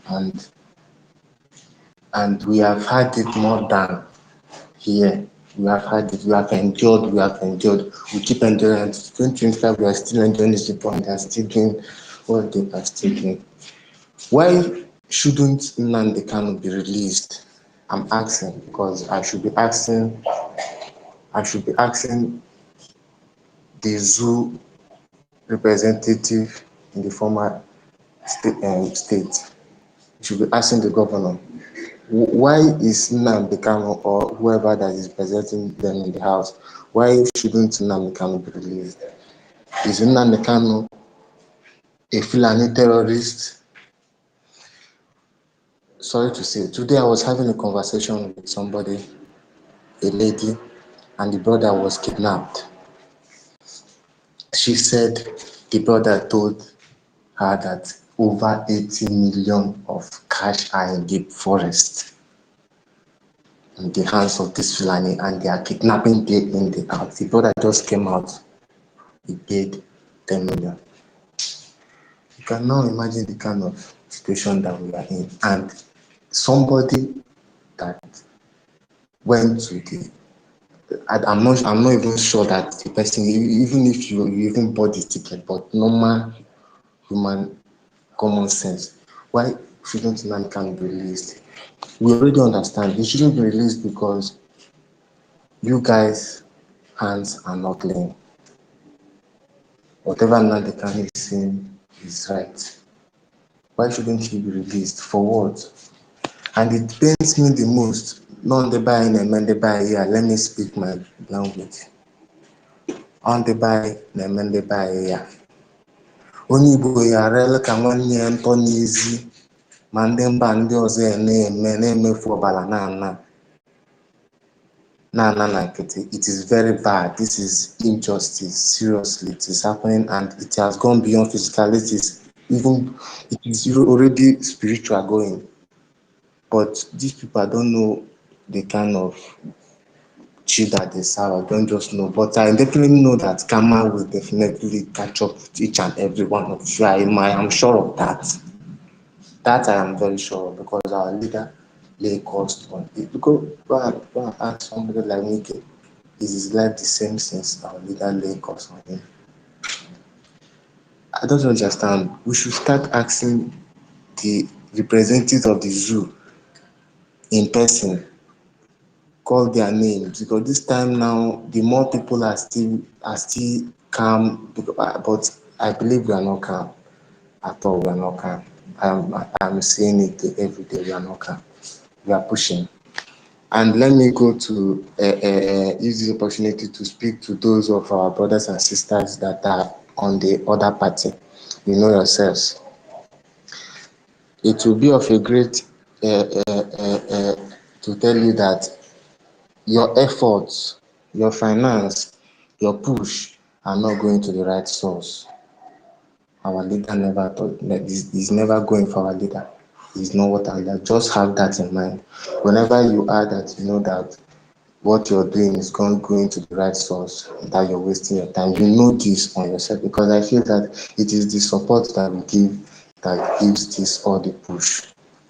Now, those that have not succumbed to this support, that are still hell-bent on doing their own thing, I don't know the kind of Nnamdi Kanu again they are fighting for. Is it Nnamdi Kanu that we know they are fighting for, or is there their own Nnamdi Kanu and Mazi Samuel? But I don't know. So I use the opportunity to tell them that their efforts are not going to the right source, and it is to their own interest. They should deviate and do the necessary things so that we will push now. You can look at what is happening in Burkina Faso. Now, Burkina Faso of yesterday, Ibrahim Traoré of yesterday, who is Ibrahim Traoré compared to our leader? What has he done? But look at what is happening. We should support our own. We should come out and stop dividing our support, dividing our attention, dividing our strength, and expecting to push. If it is that same Biafra that we are fighting for, that you are fighting for, everybody should come out. I believe if I am to be someone else like the other party now, that even if it is somebody like Mazi Biafra United that called that, okay, let's do so thing. I will not say no. I'll say, okay, let's do it, but we have our differences. But we know that we are pushing to it, except she's having something else that she's pushing for, of which she's showing it. So she should try and not waste our time, and those supporting her should know that they are her strength and they should desist from it and do the necessary thing. That's what I will push. I thank you, Honorable Mazi, Honorable. Thank you, God bless. Thank you very much. Thank you for your submission and updates. Thank you so very much. All right. We have a code artisan. Your hand is up.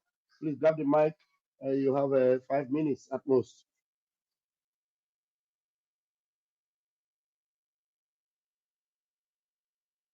Code artisan, did you hear me?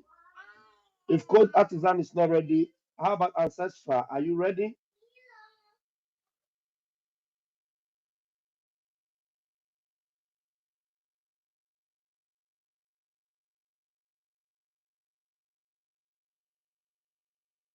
Nobody seems to be ready in the house here. David Nana, you got your mic back. Are you ready to add up to what Yes. we've said? All right, Okay. go ahead. Yeah, thank you so much. Thank you so much. Code Artisan, are you ready to speak now? Yes, I am. Can you hear me? Okay, yeah, okay. Go ahead. Go ahead. All right. Thank you very much. Good evening, ministers of information. Good evening, my fellow Biafrans.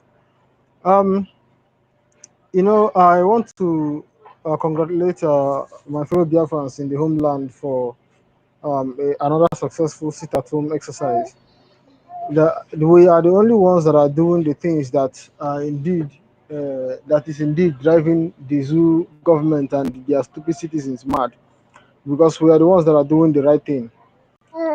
Sit at home is nothing but a voluntary civil disobedience, far better than protest in Nigeria, whereby if you go out on protest, the lawless state called Nigeria will send their army and the police to kill you. But when you are sitting in your house, nobody will come there and kill you. At least they can't do it as rampantly as they can shoot people who are protesting on the street, and they will steal their body and go and bury it. So it is very, very important that that our people at home exercise that sit at home. The whole world sees it, though they may be pretending that they are not seeing it, but they see it. And one day, none of them can pretend as if they cannot see it anymore. But it is very powerful. If sit at home is not powerful, they won't be complaining.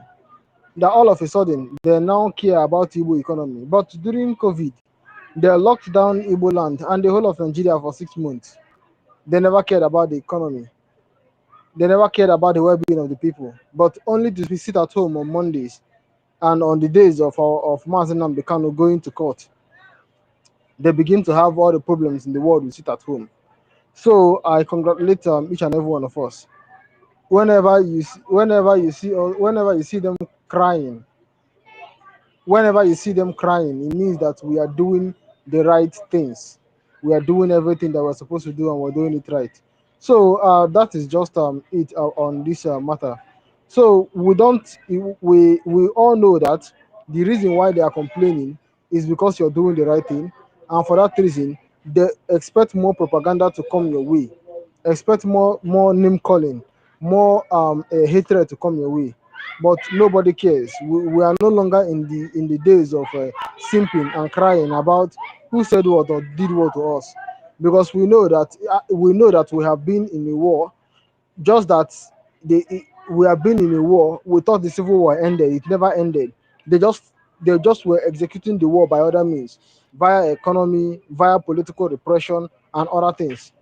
And I also want to use this opportunity to congratulate our brothers and sisters at Ibanke that has finally said what needs to be said.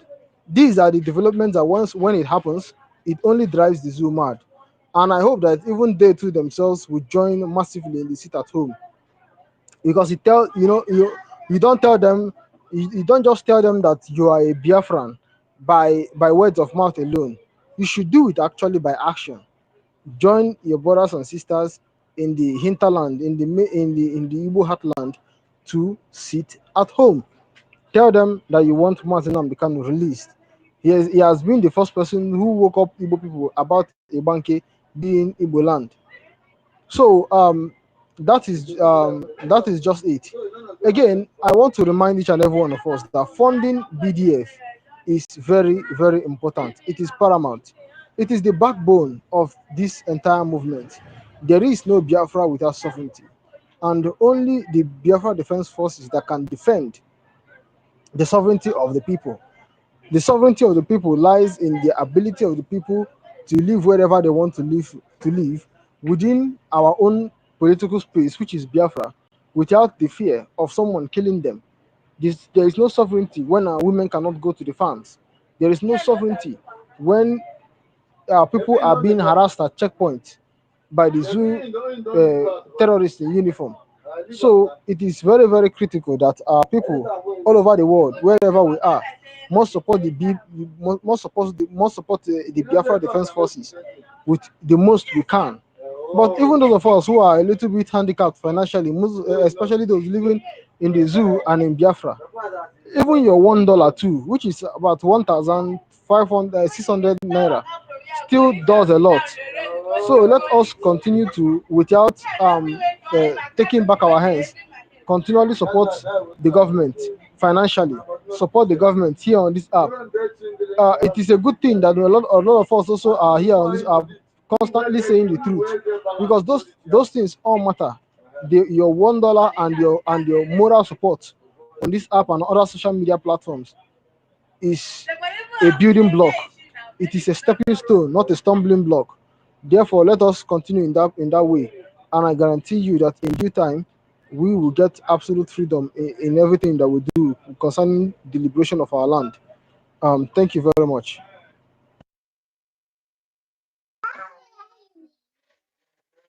Thank you, Code Artisan. David Nana, it looks like did they block your co-host ability? David Nana, are you there? He will have to leave and come back. Because it looks like he's not able to use his. He has a network problem. Yeah, okay. So David Nana, try and leave and refresh your system. Then you come back. Mazi Sonny will give you that enablement again. So we have Tony J. Tony J. Even though you are not lifting your hands, only Tony Ogogo have already said something. But let's try Tony J if he has something to say. Tony J, if you're there and want to speak, can you unmute yourself? Hello, good evening. Good evening. Thank you very much. I'm grateful for this opportunity again and this gathering. I want to thank all the ministers that have sustained this movement till this hour. A lot of us have spoken well. A lot of us are divided in spirit. And that is our weak point. When the wings of the enemy blows, most of us tends to be confused. We lose focus. I believe that the sensitization of our leader has created the spirit of oneness all through Africa, not only on Biafran citizens. When I started following Nnamdi Kanu from 2012, majority of the countries in Africa were standing up behind him, moving on to different platforms on social media. And I was surprised. He was standing for the entire Africa. I saw women from Northern Africa, Southern Africa, and other parts of Western Africa speaking, hailing him, wishing that they have a voice like this in their own region. And we as Biafrans, when this enemy study us and use our blood, our sisters, our brothers to penetrate us, we get weakened. All the scenario about DOS, Samonipa stood up, stand against the wings, the terror, the blackmail, and everything. And Nigeria could not believe that after arresting Nnamdi Kanu, another giant leader will come up. He stood and he conquered and he take us on the course at which they were afraid. The first time in life that a general, a defense minister in Nigeria will cry on social media. Then what is happening to us today? What are we doing? It is a question I ask every Biafran. To be precise, I'm an Ogoni man. And I'm a Biafran. I work in the Jew. But in my office, if you ask who is a Biafran man, they will tell you that man is a Biafran man. I confess it everywhere. If a Fulani man can take somebody from Sahel to be his brother, me and Ogoni man, am I not a Biafran? Every Biafran is my brother. And I fight every day to ensure that Biafra will be restored. So taking our leader again, the prime minister, away, and the enemy penetrated us should not weaken our spirit. We need to do more for Musa to come out again and cry. That is my concern. That is my little advice. Let Musa come on again so that the world will understand we are united. We are who we are. We are the fearless tribe.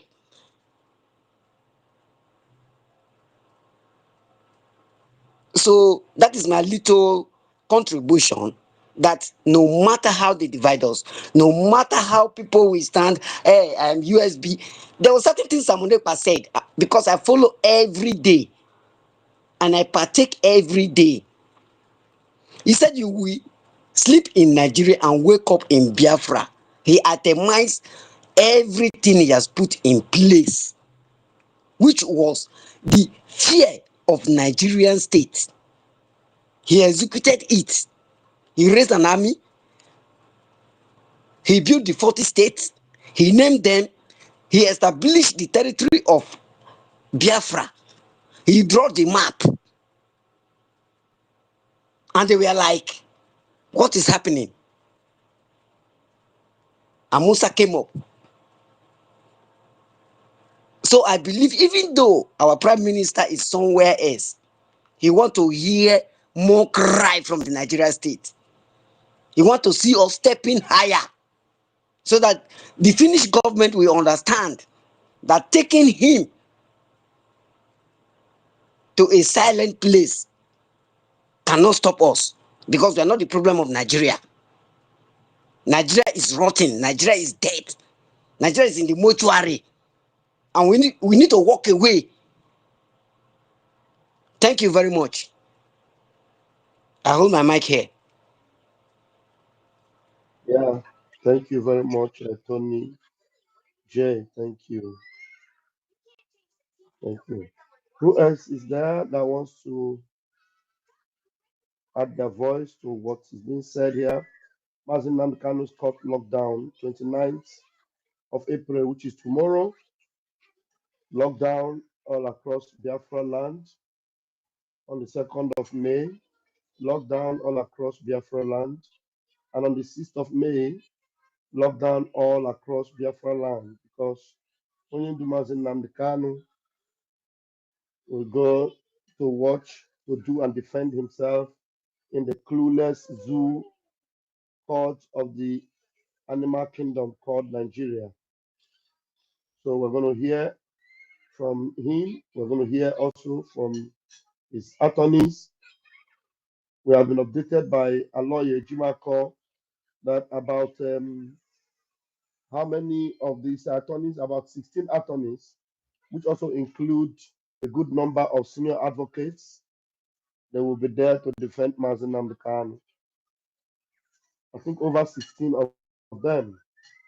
There was one in two that came in, and once we identified him, we reported it to Mazin Namdekan, and everything was done, and he was immediately deleted from the list of those that will represent Mazin Nnamdi Kanu.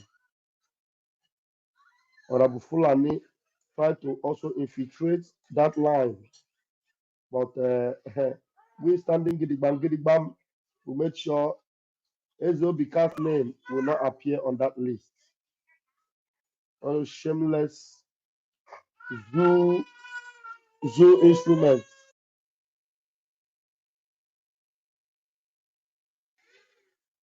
Shameless zoo agents. Please, I'm doing this addendum because I'm waiting for any one of you that want to grab the mic to add up to what we are saying here. Mazin Nnamdi Kanu means the whole world to us. Mazin Nnamdi Kanu is the leader of the indigenous people of Biafra. Mazin Nnamdi Kanu is Ohamadi Kendibo. Mazin Nnamdi Kanu is our own savior. He is the master of our Prime Minister, Master Monepa. Yes, he is the head. He is our leader. Everybody calls him our leader. Our PM calls him our leader. Even fake people, criminals that are hiding under IPOB, under Biafra Republic government, they also refer to him as our leader. Can you believe that? No. Okay. Mary is requesting to come up. Yeah, I'm adding you up now, Mary. Yeah, Mary, you can grab the mic if you are in a speaking position. Go ahead and grab the microphone. Mary, take him. Good evening. Good evening, sir. Good evening, my beloved Mary. Go ahead, my dear. Good evening. Good evening, Information Minister. Good evening. Yes, my people, I don't want to take much time because of our leader day. Yes, please. Good evening, our leader. Good evening, Itiare Kondo, Masi Simon Ekpa. Good evening, Nkenke Rabasi, our APM. Yes, this sit at home is very important, my people. Lockdown. Masi God's day, lockdown, 29 April till 2 May and 6, talk right? 6, 2 May and 6 May.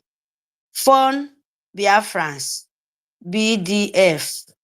Nigeria is gone. Yes, of course. Nigeria never even be exist in this world. But important things, I'm here because our leader day. My people, please, you must sit at home.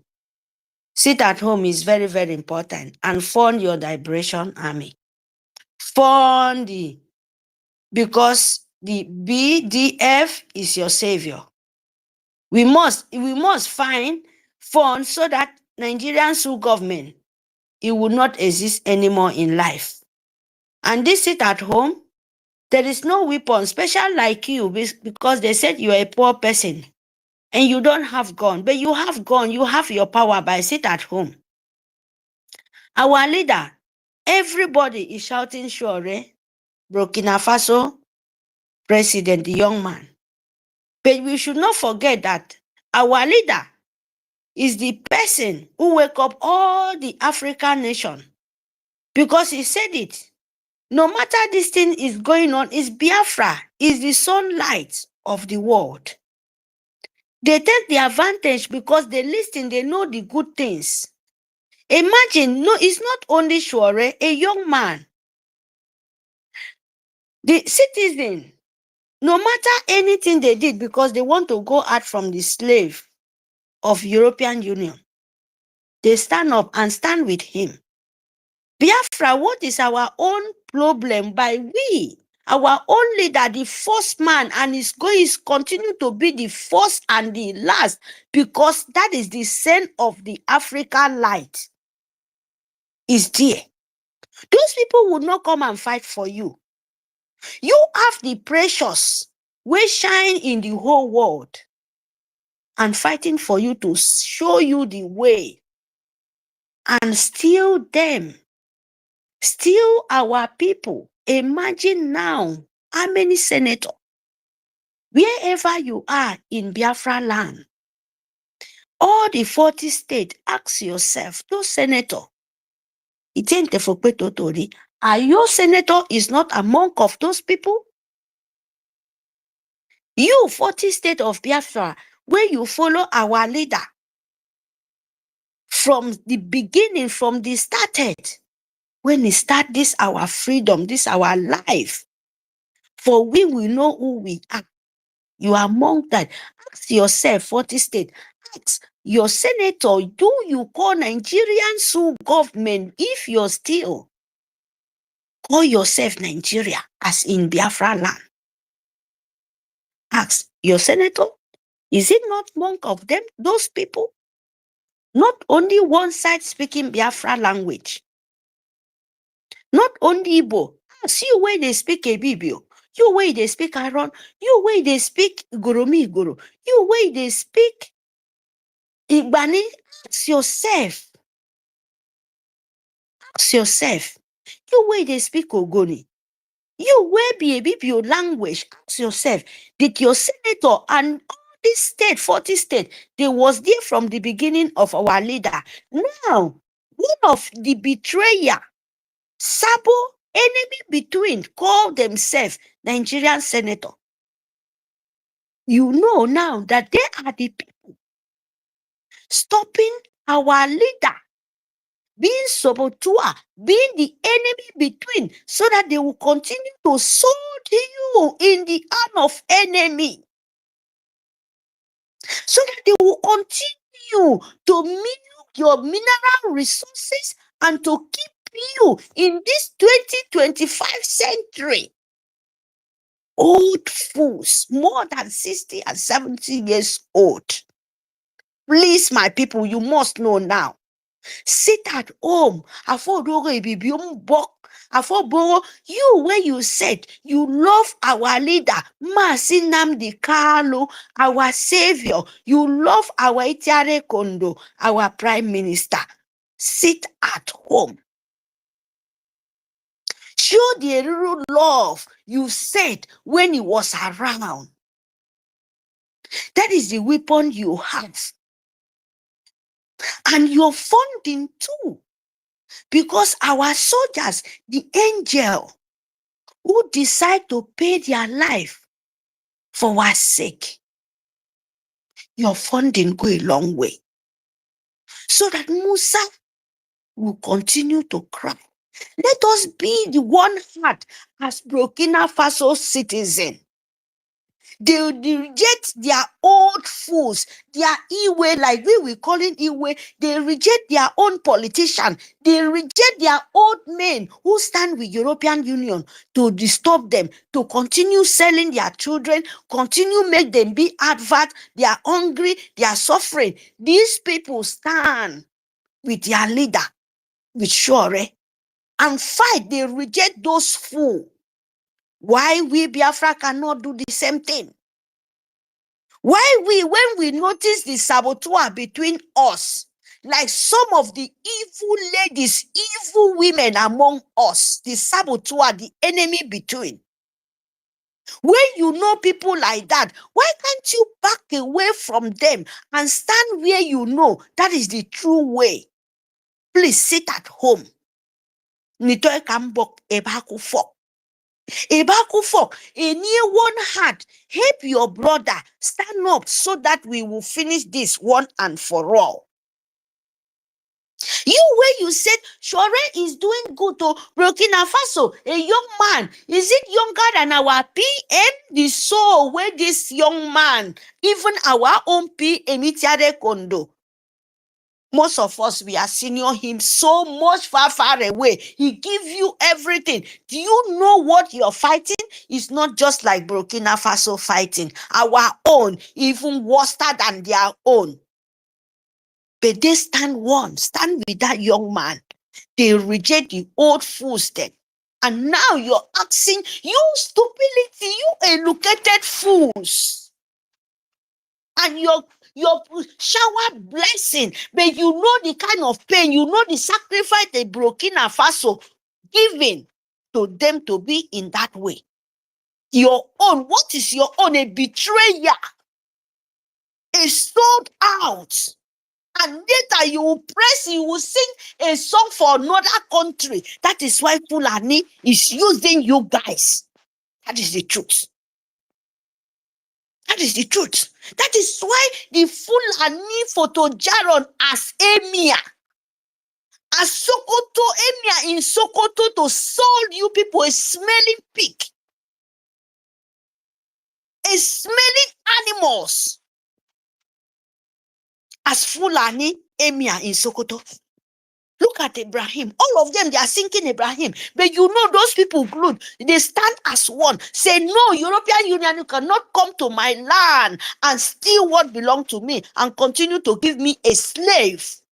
The same thing our leader did. The same thing Itiare Kondo did. What these people do, because the betrayer in midst of us, they are so dangerous. What you're supposed to do, now to back off from them. Now to tell them, God forbid, I can never be in that hole with you. That is what you're supposed to do.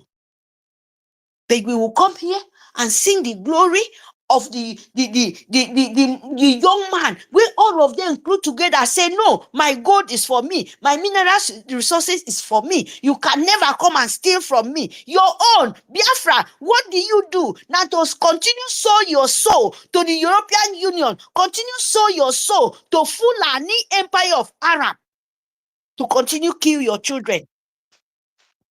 That is what you people know how to do it. But this time around, Biafra said enough is enough. Our leader don't show us enough love, enough example, how we to stand. Don't mind the evil Arabo Fulani, evil of agent of Sokoto, Sultan Sokoto Arabo Fulani. You must stand because those people are Arab. They are fighting for their own wealth. For your own wealth in your ground, Arabo Fulani. Arabo Fulani is fighting for them, for Emir Sokoto. And you, what are you supposed to do now? To kick his ass. Now we to stand as one, not to listen and find those senators them who want to sold you for the hand of demon. That no one our leader to come out. Now we to look for them. Because that is the way other countries doing it. And we to fund.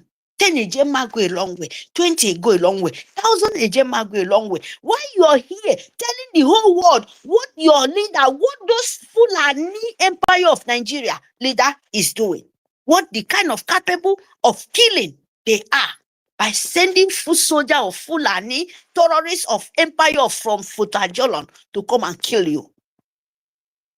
They will not help you if you not help yourself. That is the truth. European Union is trying to set chaos in Africa. Third, fourth war generation is new century. They are fighting all possible to make sure Africa have to fight war so that they will take that opportunity to kill you, continue selling your children, continue using your children as adverts. That is what the kind of help European Union want to give you. That is the kind of help the European want to give it to you.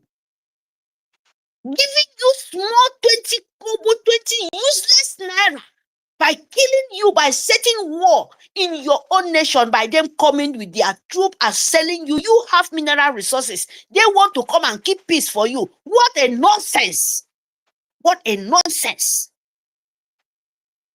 And instead you to stand up and fight those bumful, you people are here, want to collect slaves. This time around, the bone, wherever I see Biafra land, they can never penetrate.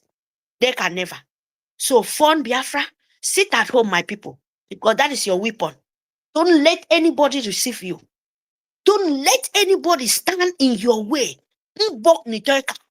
40 state of Biafra, this is very, very important this time around. You cannot be like that Burkina Faso, but you have love as you love your land. So all the 40 state of Biafra are supposed to lock down. If you love what is going on in Burkina Faso, what our leader use his own life and pay, and you will be shouting, the blood shedding in our land is not even the kind of thing, the kind of war fighting in Burkina Faso is not in our own land, but blood war just only to raise blood up. Your blood, your innocent European Union, no one come to save you. No America come to your help. Who do you think by you yourself not stand up and tell them enough is enough? By you standing up, said Africa, especially Biafra land, is not for sale. Our mineral resources is not to sell and kill us and continue keeping us in the slavery. No way. You must to tell the whole world this. And by we funding in our own life, any amount we get, he will go a long way. And we will not beg them. Your strength will go a long way, my people. It will go a long way. Thank you very much, my people. I mute my mic. Thank you, Information Minister. Thank you, Deputy Minister, Amobera. Thank you, everyone, for the opportunity. I'm so appreciate it. Thank you very much. I mute my mic. Ikere Kondo. Thank you, thank you, thank you. God bless you. Thank you for your submission. Very powerful. Those people, they will hear them for us this time around. Because the way we take prepare now, not be the way we take prepare before. Yeah, we have a lot of people now coming into the room. Mighty Dot is here. David Nana, you're back. University, you're back. So please, David Nana, grab the mic and then please, after you just make sure you bring up University and Mighty Dot to give us their own update. Thank you, David Nana, if you're there. Thank you so much. Thank you so much, Vam. Ameritech, we thank you so much for that wonderful submission.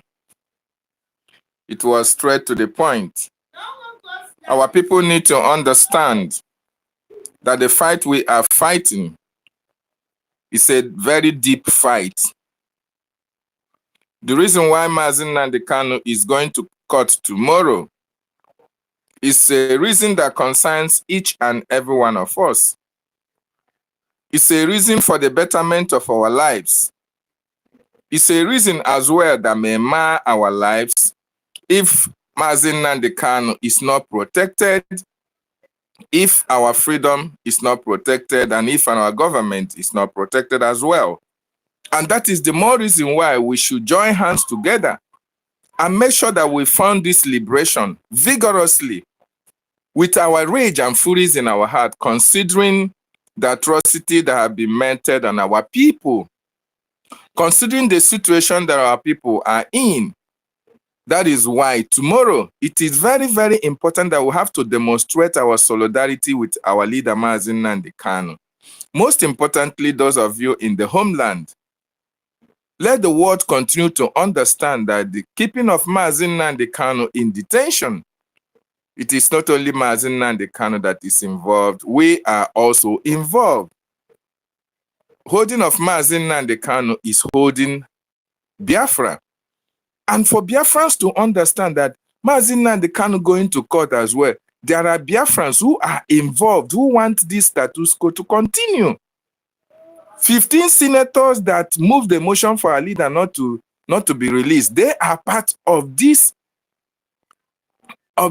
conspiracy against Biafran people and against our leader Mazi Nnamdi Kanu. Very, very important. Those senators may be your relations or relatives. You have to send a very strong message to them. They need to leave Mazi Nnamdi Kanu. Mazi Nnamdi Kanu committed no crime at all. He is the face of freedom. Mazi Nnamdi Kanu is fighting for the betterment of everybody, including non-Biafrans. So I don't see any reason why 15 senators, particularly from the southeast, it is really really unfortunate and heartbroken. That is those who are answering Okonkwo, Enyinnaya, Okereke, Okafor. These are the people who are raising motion, not even Abdullahi, not even Dan Data, not even Sanusi. These are the people who are raising motions for their own brother who is being incarcerated for 5 good years to remain in detention. Whereas the same crime or the same whatever they called it, that Mazi Nnamdi Kanu is committed, was the same crime according to them that Sowore, Sunday Igboho are also guilty of that, if that is a crime at all. But if there is no crime committed whatsoever, but why are all these other people left off the hook? Why are they walking free? Why are they visiting any country they want to visit? Why are they having good time with their families? But our leader, Mazi Nnamdi Kanu, is still held in detention. This is something that each and every one of you should ponder about. And you have to bring out the rage in you so that all these people who are involved in this inhuman treatment against our leader will pay a very, very bigger price for this atrocity, not only against our leader, but against the entirety of a Biafran nation. Very, very important we think about this. University, I welcome you as well. Mighty Dot, you are welcome. Our sister Betty, I salute you. Thank you for being here as well. And while I'm trying to, our Pastor Van, Betty is requesting, but I can't see her here. So see if you can bring her up. Why the university takes up the mic? I brought her up. Thank you. Okay, thank you so much. University, if you don't mind, women first, so that we can give our minister opportunity to speak before. Oh, you are a minister as well, I understand. Sorry. So, Betty, go ahead. Thank you. Yeah, Betty can go ahead. Thank you.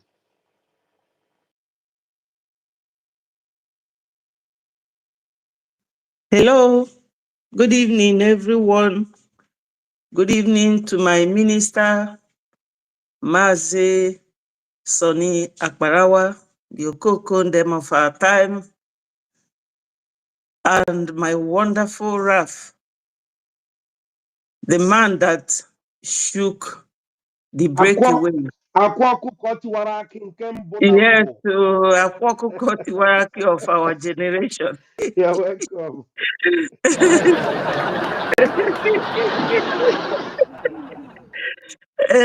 Ndị Igbo si no omife kenyelia. My people, I'm also extending my greetings to my wonderful APM. The man lead here now. Omeziezu Vamnanya, that nobody can stop us. My greetings, special greetings to him for accepting. Do you mean okay? The winner. Okay. The slow and steady, the powerful. That's him, the wonderful guy. Him and Biafra is a heavy load on Anyibu, Nigeria. So anybody accepting to lead Biafra is a great man. So I'm very grateful to him and I'm proud of him. My greetings to Meji Buago, the dragon, my prime minister. We can never talk about Biafra without him. I also give my mighty regards to our leader, Mazi Nnamdi Kanu. We love you and we will continue to do so. So my people, every minister here, every genuine Biafran here, my regards to you, accept my greetings. Everybody that have already talked have spoken my mind and they touched every area. But we have to garnish it a bit, mixing it with my language so that people at home, I've just called somebody who told me that she's traveling tomorrow, that you should stay at home again today. And she said, okay, that she will. So, but when we are here, we are like the hen that the hawk came to take the child. He says, I'm not crying that what is holding my child has left it, but I'm crying for the world to hear my voice. We will continue. Nigeria can never bring us down.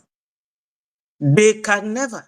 In fact, my people, as Onyendu will be going to court hearing tomorrow.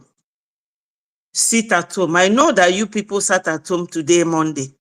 We are grateful and we will continue to be grateful. Remember, 29th of April, 2nd of May, and 6th of May. It will not kill anybody.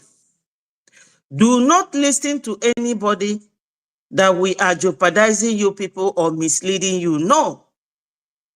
Indira Gandhi did it in India during his time. Americans did it during the time of Martin Luther King.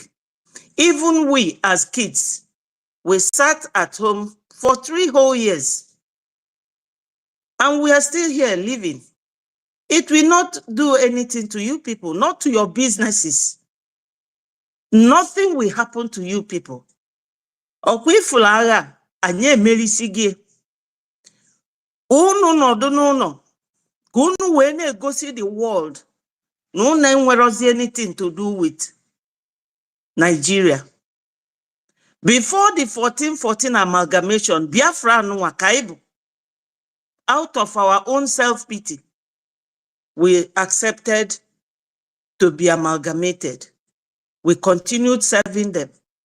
We didn't get any thank you. We didn't get anything. All we got was immediately they changed from Royal Niger Company to Niger Area Company, which is now called Nigeria. 6 years later, 1966, Febido Bube Kwandiba anyị n'ugwu. We continued being obedient until Ojukwu and was his deputy that time, Efyong, until they couldn't take it anymore. 67 of Shotube Benine. So my people, these people can never change. Ndi adikezi. Even if you wash a pig with, I don't know the type of water you will use in washing a pig, it will still go back to the mud. Fulani controlled government in Nigeria, they can never stop. They can never change. We have to remain strong and get Biafra once and for all. That is the only solution. Ufodu gasigi, why do they want to break Nigeria? Is Nigeria not broken? Nigeria is broken. There's a voice I would like to play, if you allow me. Omoteku apprehended 100 and something Boko Haram people in a truck. But the second thing Mugagunu that this Omoteku is like just our own soldiers. They are guiding their land, protecting their land. Garuba told us that Boko Haram is fighting for their own freedom. So why are we being hounded? So because of the way they are hounding us, this sit at home is your best bet. Do not complain. Onye Choli former that is ready to make a sacrifice. I know it's difficult, but you cannot get anything good from an easy or cheap anything at all. It must be hard. It must be difficult. So when you get it, you will appreciate it. Sit at home for Onyendu. He deserves it. Maka Onyendu tosiro ino ebono today. Apart from the fact that now our politicians are the ones holding him there on the instruction or command of the Fulanese. Because Onyendu, that name alone scares them. Whenever Onyendu is out, it's like a lion, releasing a lion from the zoo. So they don't want him to come out. His name alone haunts them. But Onye Cindy Boko Haram was found in the house, somebody Sokoto was found in the house of Kashim Shetima when he was governor in Borno State. And the Garuba himself has the effrontery to tell us that anybody fighting Boko Haram is fighting them. Even their Sultan said that Boko Haram, anybody fighting them is fighting God. So their own defense people, nobody should fight them, but they want to come to our land. Why?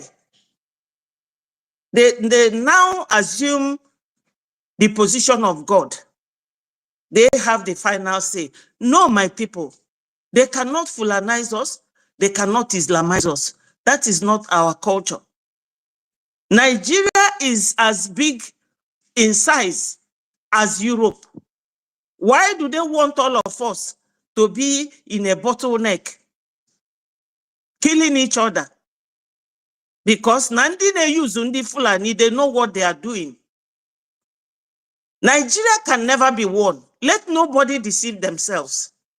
It can never be won. So, my people, when you are looking for something, two things. You have to make the sacrifice. You have to determine to go through it. Because it's like passing through the eye of a needle or jumping through the fire when there is fire inferno in any place at all. Or the easy, but we are all going through it together. So the nitty-gritty here is that we need to fund these men that are our liberation army. We need to fund them. David has mentioned IOU, biafragov.org/donate. Just take advantage of these and you will not regret it because Biafra has come. They are just delaying us, using all manner of mechanism. Even a woman, Naza or Abu Fulani, is part of their tools, plus the governors in homeland. Because for her to bring an account, Amadu Malan, to give you people and you are not thinking, especially those of you that are still following him, matured men and women, you don't think. We cannot be crying after you people anymore. But if you are donating to that account, just know it. No umubahe ki inebu. Nke a bụ nke bụ eziokwu. Because ozigo fa je ije gbu gentle, fa gbuo nwanne ugo sigi, oh, immediately it happened. They send it to my phone. And una amago na oga forward there to Bao. So that kona forward okuya to the governors. Kona egosi fa na olu fazili ni ya na alukuya. Onye obuna welu akonuche na-eme ife. We have to think. All these things is like a conundrum. Too many things boiling in one pot at a time. So sit at home. Kwanyelu no Mazi Nnamdi Kanu ugu. Mazi Nnamdi Kanu is not just sitting at home, but he has been there for 4 years, going to 5 years now. So for those of you who truly love him, try and fulfill this obligation. Sit at home is not a crime. It's your civil right. It's your legal right. Onwere onye ga-abịa inside your house bịa kpụpụta gị sị gị why iji na-anọ n'ụlọ. All right gị ka ọ bụ. So ebe ọ sọrọ onye anwa ya kpụrụ gị na-eje ọ bụrụ court jee si ya gosi gị ebe sit at home ọ kwanyere gị ngwa afịa. No. So on the by in a sit at home ka m na-agwazi kịta onwere njọ dị na sit at home. Onwere law in a break in sitting at home. You are just exercising your right. You are master of your own game in that aspect. So don't let anybody put fear in you because you are doing the right thing. You are also telling the world that this government, you are tired of them, that you want your own nation. All hail Biafra. Peace, progress, unity, and equity. My ministers, if you permit me, I will play the voice reporting about these 100 people by Omotek if it will not take time. But if not, That depends. A lot of people are waiting. We will call you to play it later. Let's get the submission of our brethren that are here. After they finish their submission, maybe you are still here. If you have the time to stay, hang around. After okay, University and Mighty Dots, then maybe we'll ask you to come and play it. Thank you so much, okay. Tommy. Thank you. Thank All you. right. Thank you. All right, David Mena, please go ahead and bring it. Let's go. Thank you so much, Honorable Betty, for that wonderful submission. Mazi Nnamdi Kanu is not only sitting at home, he has been there for 5 good years. So, is it a bigger price for you to pay as a Biafran just to sit at home for Mazi Nnamdi Kanu just for 3 good days? 3 good days, 29th, 2nd, and 6th. And these days are not consecutively. So you have nothing to lose. It's just to show your love. It's just to show your love for Mazi Nnamdi Kanu and as well your love for Biafra. So he has not only been sitting at home, he is not only willingly sitting in DSS custody. He's not only he was forced to stay in one place for complete 5 years for the sake of your freedom and for the sake of my freedom. So we must all put hands together, more importantly, those of us in the homeland, to make sure that we solidarize with our leader, most importantly, starting from tomorrow. That is the only commitment, that is the only sacrifice you were asked to do for the sake of our leader and our freedom. Very, very important. Thank you, Honorable Betty, for that wonderful submission. University of Ndi Biafra Buruburu, you have the mic now, sir. Thank you very much, Dr. David Nana.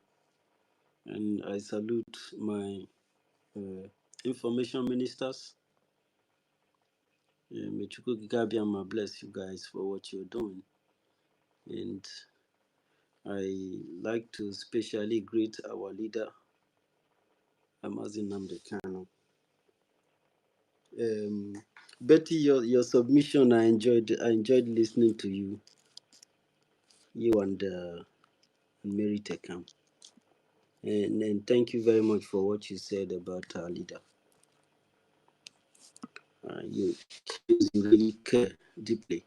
And I salute him because, like Mary Tekam said, that Mazi Nnamdi Kanu was the person who opened the door of salvation and redemption that is going on and spreading like a wildfire in Africa today.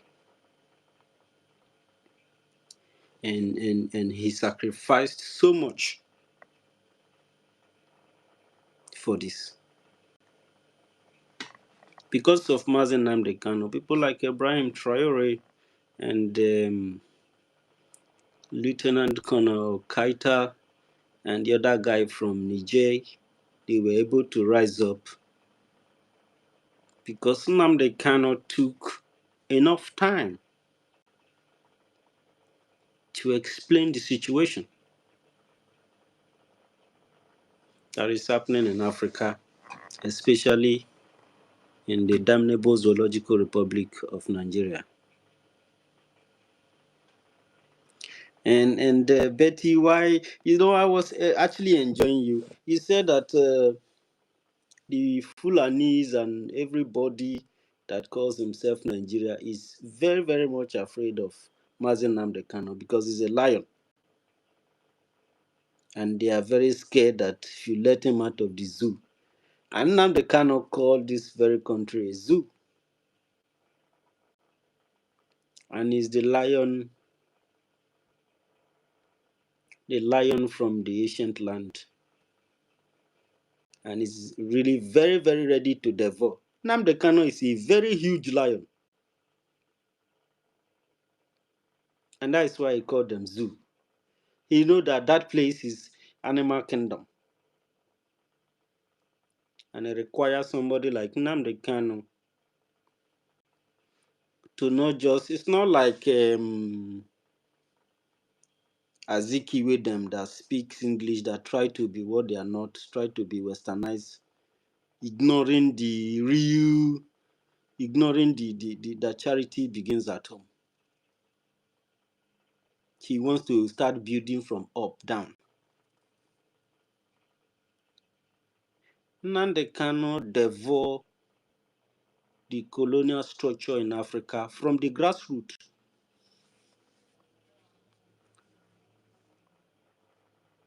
And such a person having sacrificed even his family, is meant to stay at home since he's been there. So this man deserves everything from Biafran people. He deserves the sacrifices that we are making here. He deserves the sacrifice that Biafran Republic government in exile is doing. That's why you can never sabotage. When you look at men like our Prime Minister Simon Ekpa, who gave everything in his life, he's not perfect, that is why he made his mistake. But I applaud him for not being afraid to make those mistakes.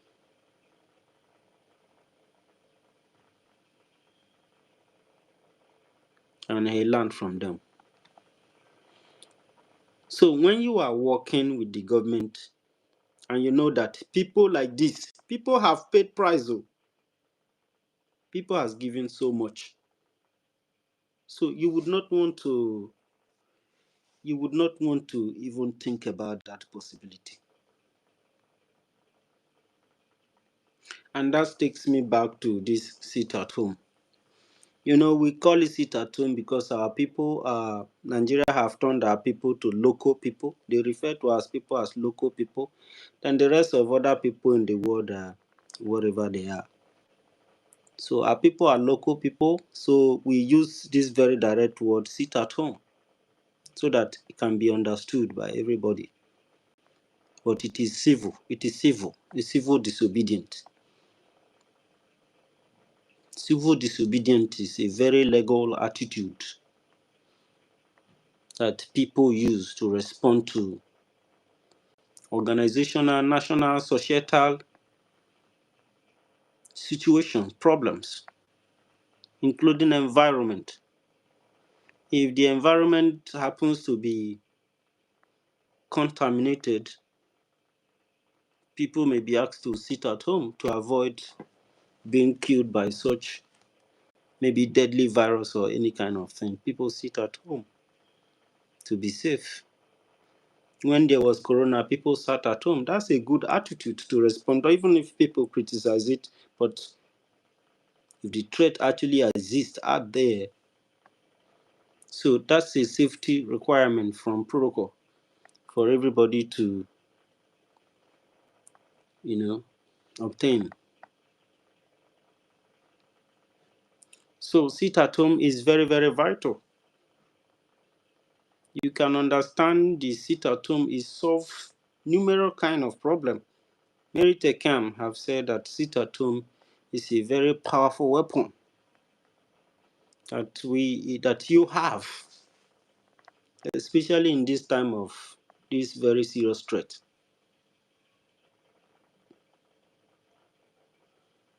Especially when you are doing it in solidarity with such a honorable man like Mazi Nnamdi Kanu. He deserves it, my people. Considering the safetiness of this kind of civil disobedience, unlike when you go outside to protest, which is very harmful. These people have killed us many times.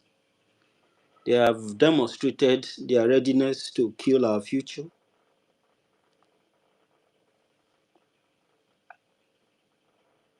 Just like Betty Ford said that Nnamdi Kanu being there, when you hold Nnamdi Kanu, you are trying to hold Biafra. And when you hold Biafra, you are holding Nigeria. When you fight against Biafra, you are fighting against the so-called Nigeria. That is why even if Nigeria try to fight, it can only fight to destroy itself. And whatever these people tend to, for example, the Fulani, okay, they are fighting for what they believe in. So what does my people believe in? What do you believe in?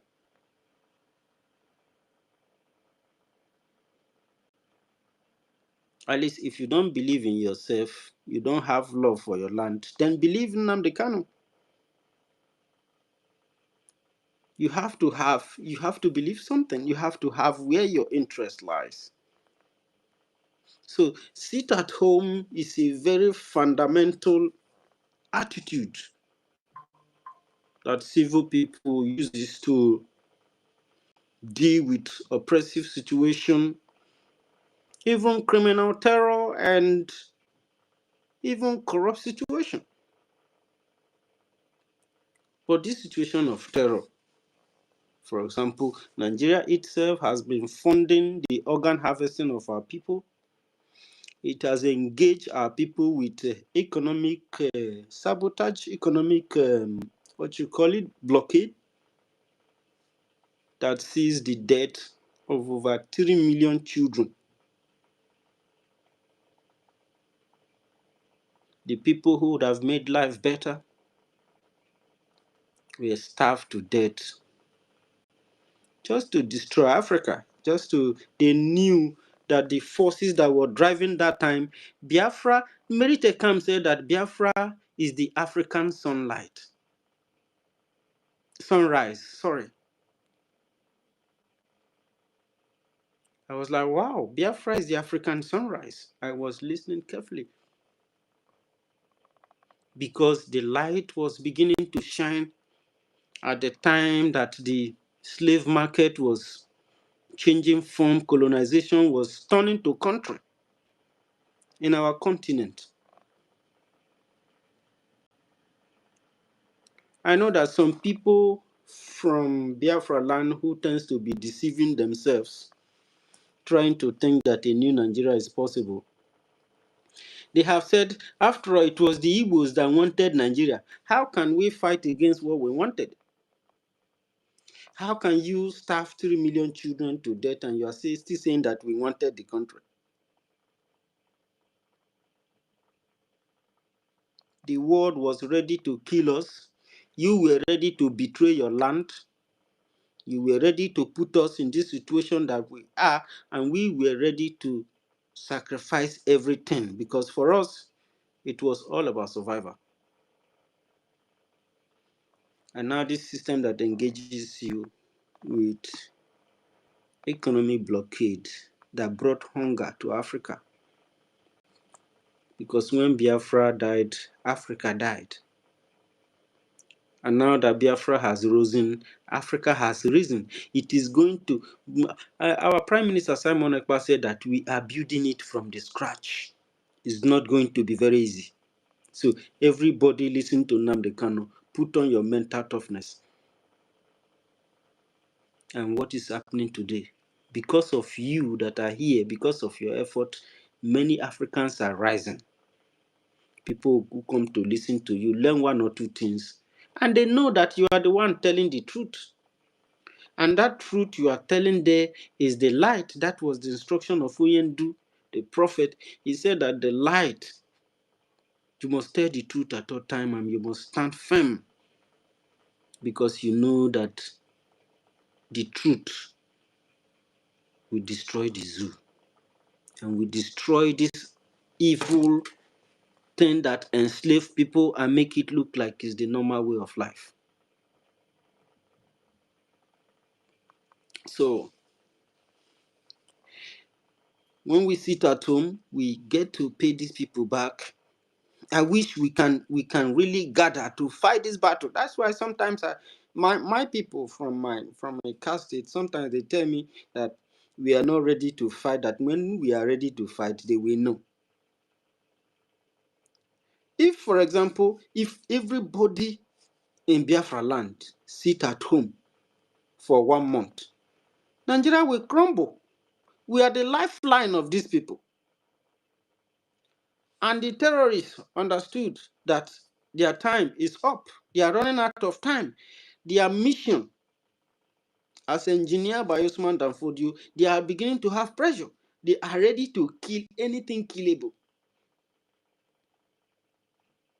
Because they know that if they fail, it's going to be very difficult. It's the same way if you fail, if you betray your land, if you betray your fatherland, if you betray the land that they bury your placenta, because you want to pretend that Biafra is not your concern. If you do that, it's going to be very difficult for you. So sit at home has a way of economically affecting those who try to economically destroy you. Mentally, economically, physically, spiritually destroy you. Sit at home is a very sound weapon. People have not really recognized that. Even workers wants to protest, you have no need wasting your time dragging yourself around the street. Sit at home. As far you don't go to work, as far the decision, you can even be online having fun, relax.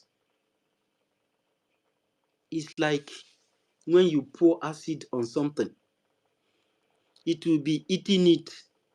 There is this substance that you add to something, it will begin to wear off that thing, especially if the thing is aluminum,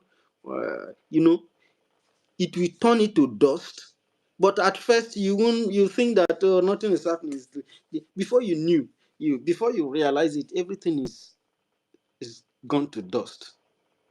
That's how powerful sit at home are. If people acknowledge the forces and the energy that is around sit at home.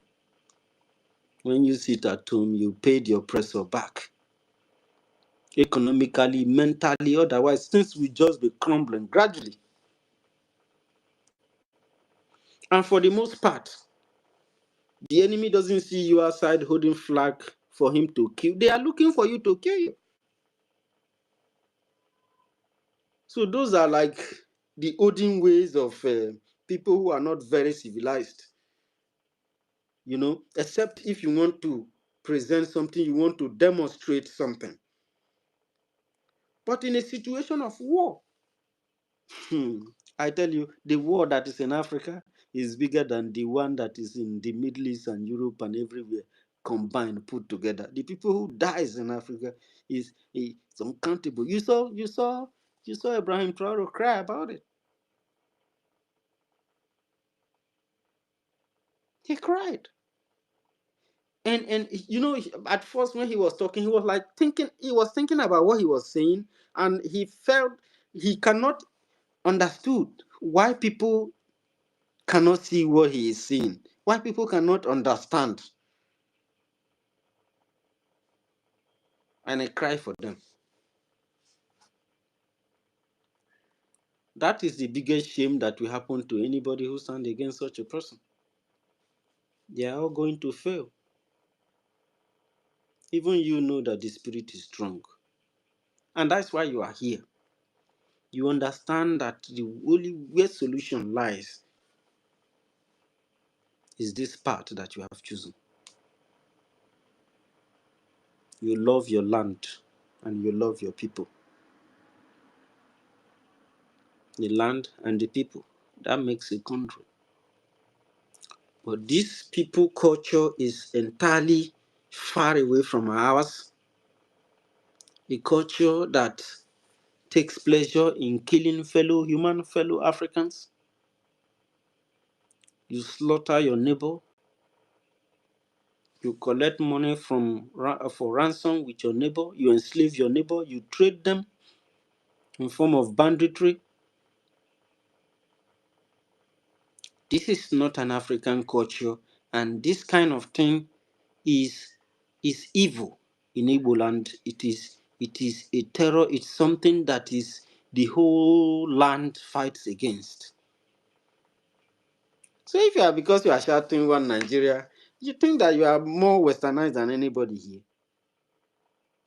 Or you think, okay, you are more colonized, you are more into slavery. You are those ones that enables it, you fine tune it the way that people will like it. The evil that you have committed in our land. The land will swallow you when the time is right. We have obligation. This is our responsibility. We need to sit at home. And, because all these things you do, trying to be politically correct, you are wasting resources. Your government need those money. You don't have a government. Nigerian government is not your government. It is the one funding your terror. So stop pretending like you don't know it or they have to whisper it to your ear. And the more you support it, why we call on you is because when you support it, you support them using your resources to destroy you.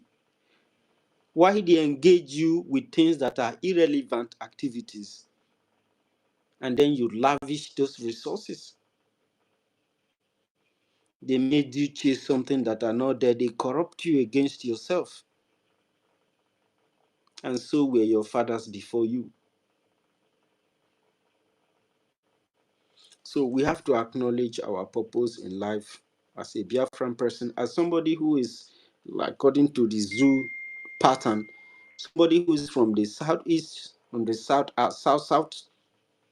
You have to acknowledge the responsibility that we have, that we own to ourselves, to liberate ourselves, and we have to acknowledge our heroes past, because Nigeria have now, they accept that they committed genocide. They accept that they fought against the freedom of the land. They accept that they fought for the colonial masters. They accept that they fought for slavery. And they had continued to practice it to the extent my people in Egbake had to rise up that somebody who has a king, I have a king, his king is trying to be bigger than my own king, to the extent he have to retire my own king. He has his own land, I have mine. But because the colonial master came and caught your land and joined yours and caught the other part of your family to the other side and leave you people fighting with each other. Every reasonable society that are civilized will understand this simple trick that people use to make war. Humans create something that is not there before. It is psychological. Then you have to be smart. What are you going to gain being those things, trying to infiltrate other people's culture and destroy their way of life? What do you gain? You continue to maintain the status quo of the people who created the country and allow the problem to linger. And when we come out, we say Africa unite. But all these simpler problems, you people allow it to grow. And you tell me that you are a king. You are a king. And the only thing you need to do in our continent is to continue to sustain an old problem that has torn us apart. And then you are a king, then the other person have to be under you. And the person is a king to his people. You have to, grab power from the colonials as they give you, as they really promised you. Political kings, slave kings. And then you people enable the problem that is being created in Africa. If you people have left it, that is why you said that Nigerians are suffering, Nigerians are hungry, Nigerians are dying, there is terrorism. But you hold on to the country. Are you crazy? What are you complaining about? You head on to the thing that is destroying you.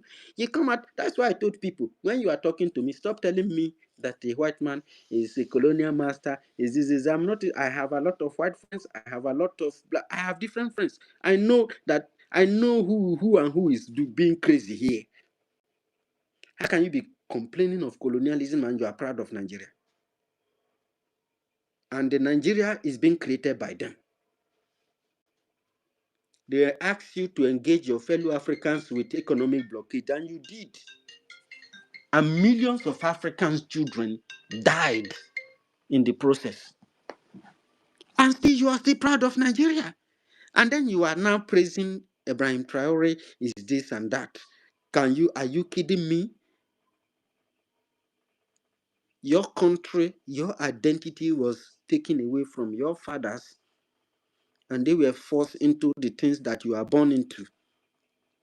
Look, if you don't know your history, you can never know when the rain starts beating you. And you won't know when the rain will stop. So listen to us and listen very, very carefully so that you know, we can prepare you for the raining day ahead because it's already raining.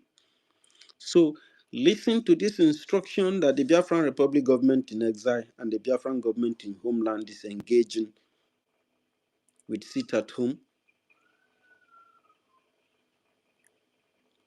There must be lockdown for this court case MNK on the 29th of April, 2nd May, and on the 6th May. We must sit at home. And we must continue to bring the resources in our hands. We must continue to pay our taxes. We must stop engaging in things that does not benefit our future. People create it to entice you, but there are better ways to have fun. Other people in different other lands, they don't have fun like that. Forget about what you are seeing on the social media. I can guarantee you that that is not exactly the way it is in a real life. It is not. People are working their hearts out. So listen to this very instruction, because this very sit at home is part of your lifeline in holding this very this terrorist country to account. If you fail in this aspect, you will fail in all things. So thank you very much for listening to my voice, and Ichukwu Kikabiama bless every single one of us. Dr. David, may God bless you. Our very humble information minister, may God bless you. And my deputy, Ichukwu Kikabiama, bless you and bless all Biafrans. Bless our struggle, bless our freedom. I give you the mic back, Dr. David. Thank you so much, Minister Bright, for that wonderful, wonderful submission of yours. It's very difficult somebody listening to you without having to make reasonable sense from all that you have said. One of the submissions you made that are so powerful and very important to be noted is that sit at home is a very powerful tool that is used in civilized societies. Even as backward as Nigeria is, sit at home is very much effective in Biafra land in order to demonstrate how painful the actions and activities of the terrorist government are in our land. So sit at home is a very powerful tool that you can use to demonstrate. Oh, sorry, David. I think I was about to check to bring somebody in and I pressed the mute button. Okay, so sit at home is a very powerful tool that you can use to delegitimize the government in a more civil way. Very, very important. One other thing you pinpointed is that Biafra is the lifeline of Nigeria. And there is no two ways about that. That is the real truth, the real cocoa. That is the real cocoa. And that is the reason why they are doing everything humanly possible to still keep you and I in that contraction called Nigeria. That is the reason why they want our resources. That is the reason why they don't want you and I to benefit from what is coming from our communities. Biafra is the lifeline of Nigeria. And like you said, if Biafrans sit at home for one good month, that contraption will crumble. That economy will destroy, because we are holding the economy, if not only Africa, but at least for Nigeria. Very, very important. Another important submission you made, you said, when Biafra died, Africa died as well. Now that Biafra have risen, you can see African countries rising up to the challenges of the time. Who made it possible? Our leaders, Mazi Nnamdi Kanu, when he started talking about the atrocities of the colonial masters in Africa, African countries started picking interest in what he was saying, and they really understood that Mazi Nnamdi Kanu was speaking the truth. And since our leader was kidnapped, you can see that African countries are now waking up, taking the bulls by the horn, taking the colonial masters, and you can see how well they are now doing. At least Burkina Faso is a case study. Mali and Niger are also coming up. Very, very important Biafrans understand that, and Africans. We want them to continue on that path. We want everybody to understand that it's Biafra that can be able to restore the dignity of mankind and the lost glory of Africa. So thank you so much, University. In Biafra, Africa died. And in Biafra, Africa shall rise again. Very, very important. Everybody take that home. Pastor Vam, if you don't mind, Mighty Dog, I can't see him here. Yeah, I He wanted is to ask you. requesting. So if you can bring him up. Mighty Dot is no, he's not requesting. I've sent him an invite to request. Okay. Yeah, Okay. but he has not. So if there is, okay, before Mighty Dot comes on board, Somebody's hand is up. I want to, Somebody's hand is up. Mazi, yes, Mazi Anakol, and Anakolam, yeah. Anakolam, Mazi Anakolam, you are welcome. You have the mic. Speak to Biafrans and truth to the world. Hello, can you hear me? Yes, Biafrans, good evening, good morning, based on your location, and good afternoon. Anakolam, Mighty Dot, please let's give Anakolam just 3 minutes to give his submission, and it's not going to take long like university. You know, university is an encyclopedia on its own, so we give him all the time he has to deliver. And please, Anakolam, you have 3 minutes to give us your submission. Thank you. Thank you very much.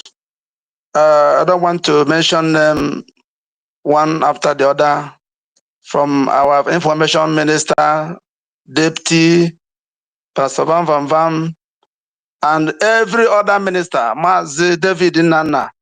I salute you all. May the Elohim be your strength. What I want to say concerning the topic, Mazi Nnamdi Kanu's court lockdown 29, 2nd May and 6th May. After our information minister, Mazi Sonia Barawa, have mentioned the 15 senators that is responsible, that is opposed, that does not want to our leader Mazi Nnamdi Kanu to be released. Honestly, I am very, very annoyed.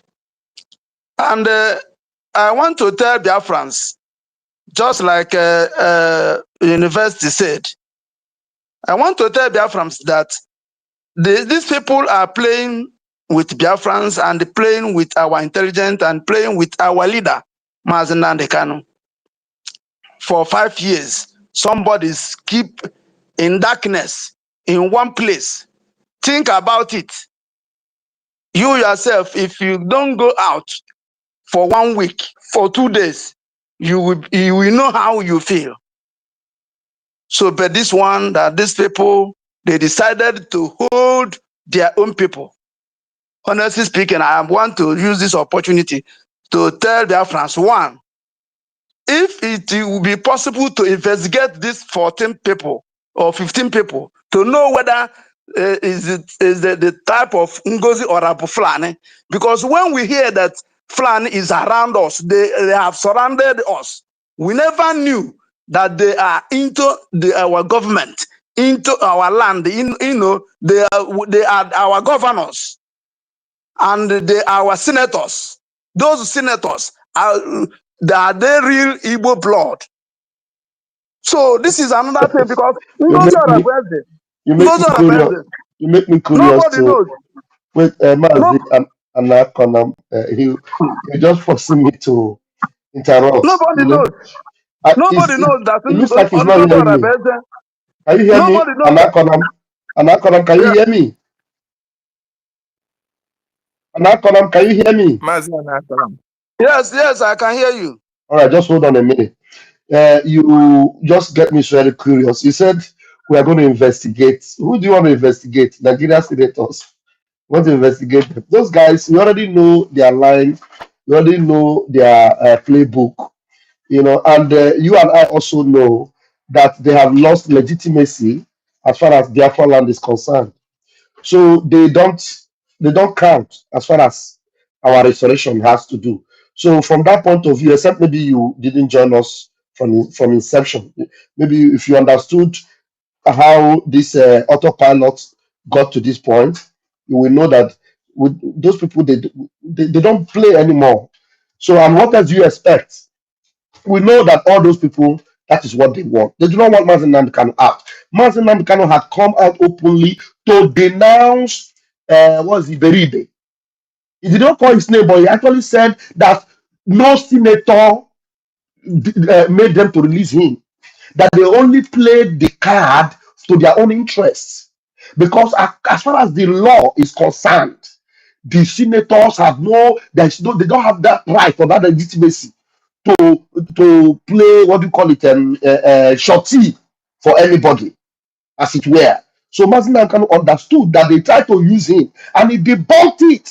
He not only debunked Naya, he debunked including Ifeanyi Oba by calling Ifeanyi Oba's name and saying that anybody that knows him should go and tell him that he should beware.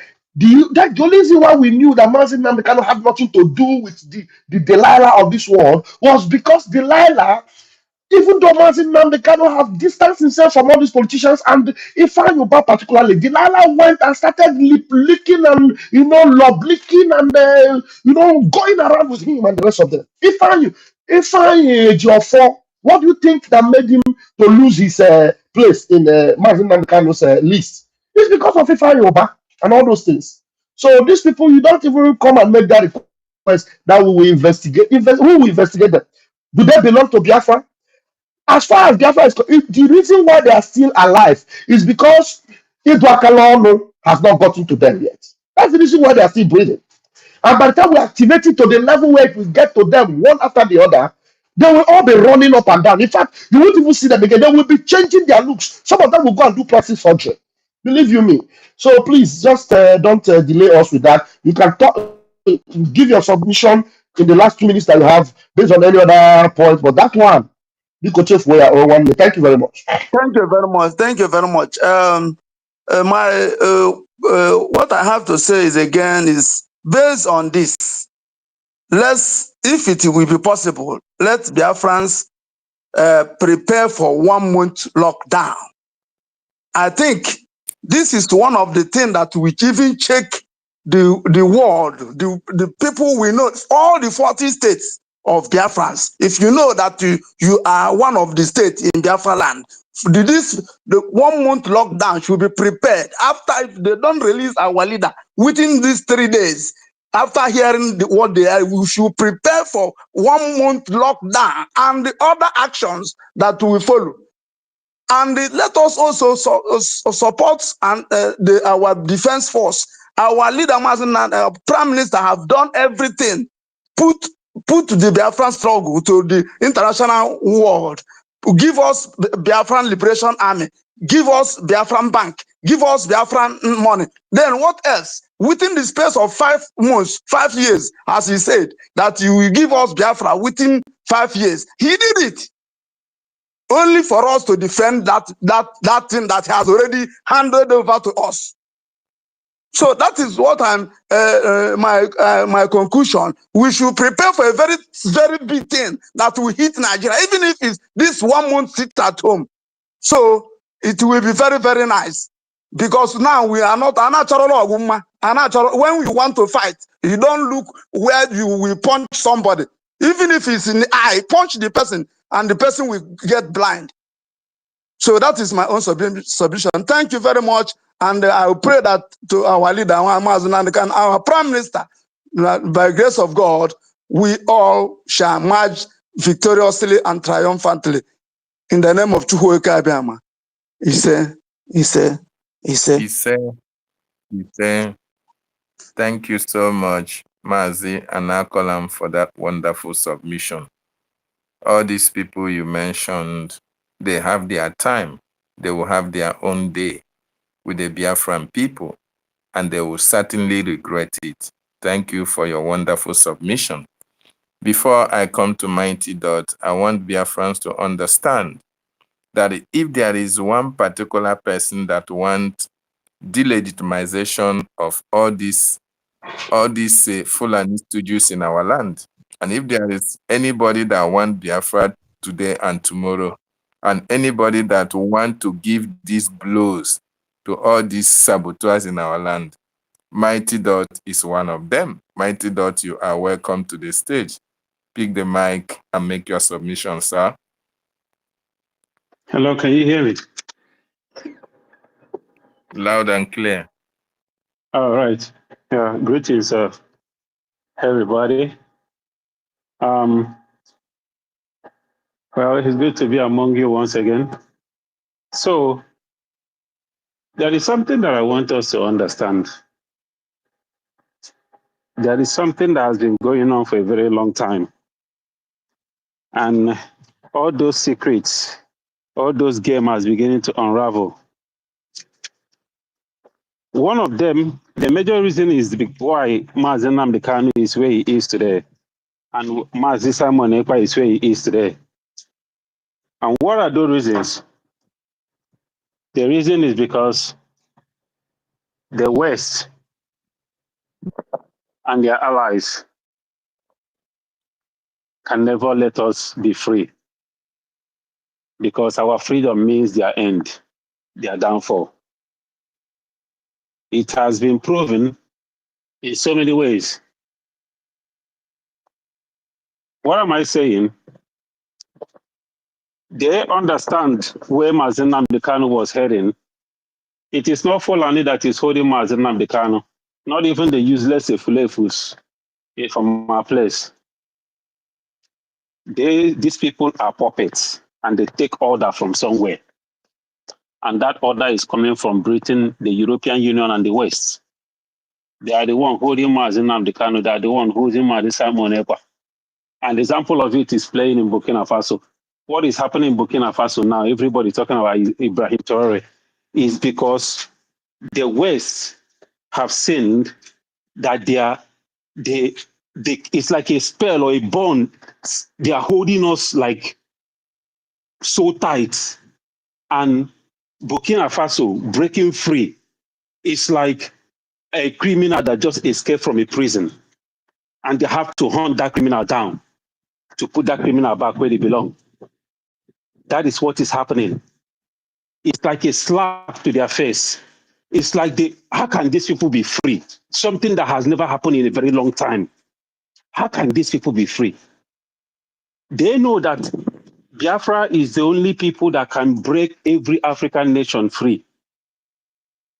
And that is why I'm beginning to kind of worry that even Trump administration will want to go after Ibrahim Traore. If they can go after Ibrahim, that means they are going against the progress of Africa. That is what that signifies. And one thing that has been happening that we don't understand is that these people cannot come at us by themselves. I don't know if you guys have been observing. They cannot. It's like there is a kind of an agreement somewhere. They have to use us. America today cannot come to Africa and invade Africa now because we are among them here. Britain cannot do that because we are among them there. Even if many of us are morons, there are few of us there that we say, no, we cannot allow this to happen to our homeland. So they have to use us.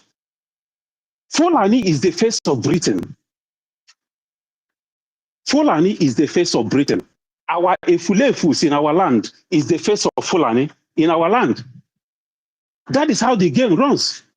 Fulani is telling you that their ancestors made Nigeria is their estate. The Uthman and Fodio. What they are not telling you is that it is an agreement Uthman and Fodio had with Britain that they will put them in charge of these people in this zoo, that they will be the zookeepers. And why Britain take whatever they want to take freely? That is why they had the audacity to run pipeline from our place to Europe. That is why Fulani have all this audacity, because their puppet master is the one running the show. And Fulani has to be the face.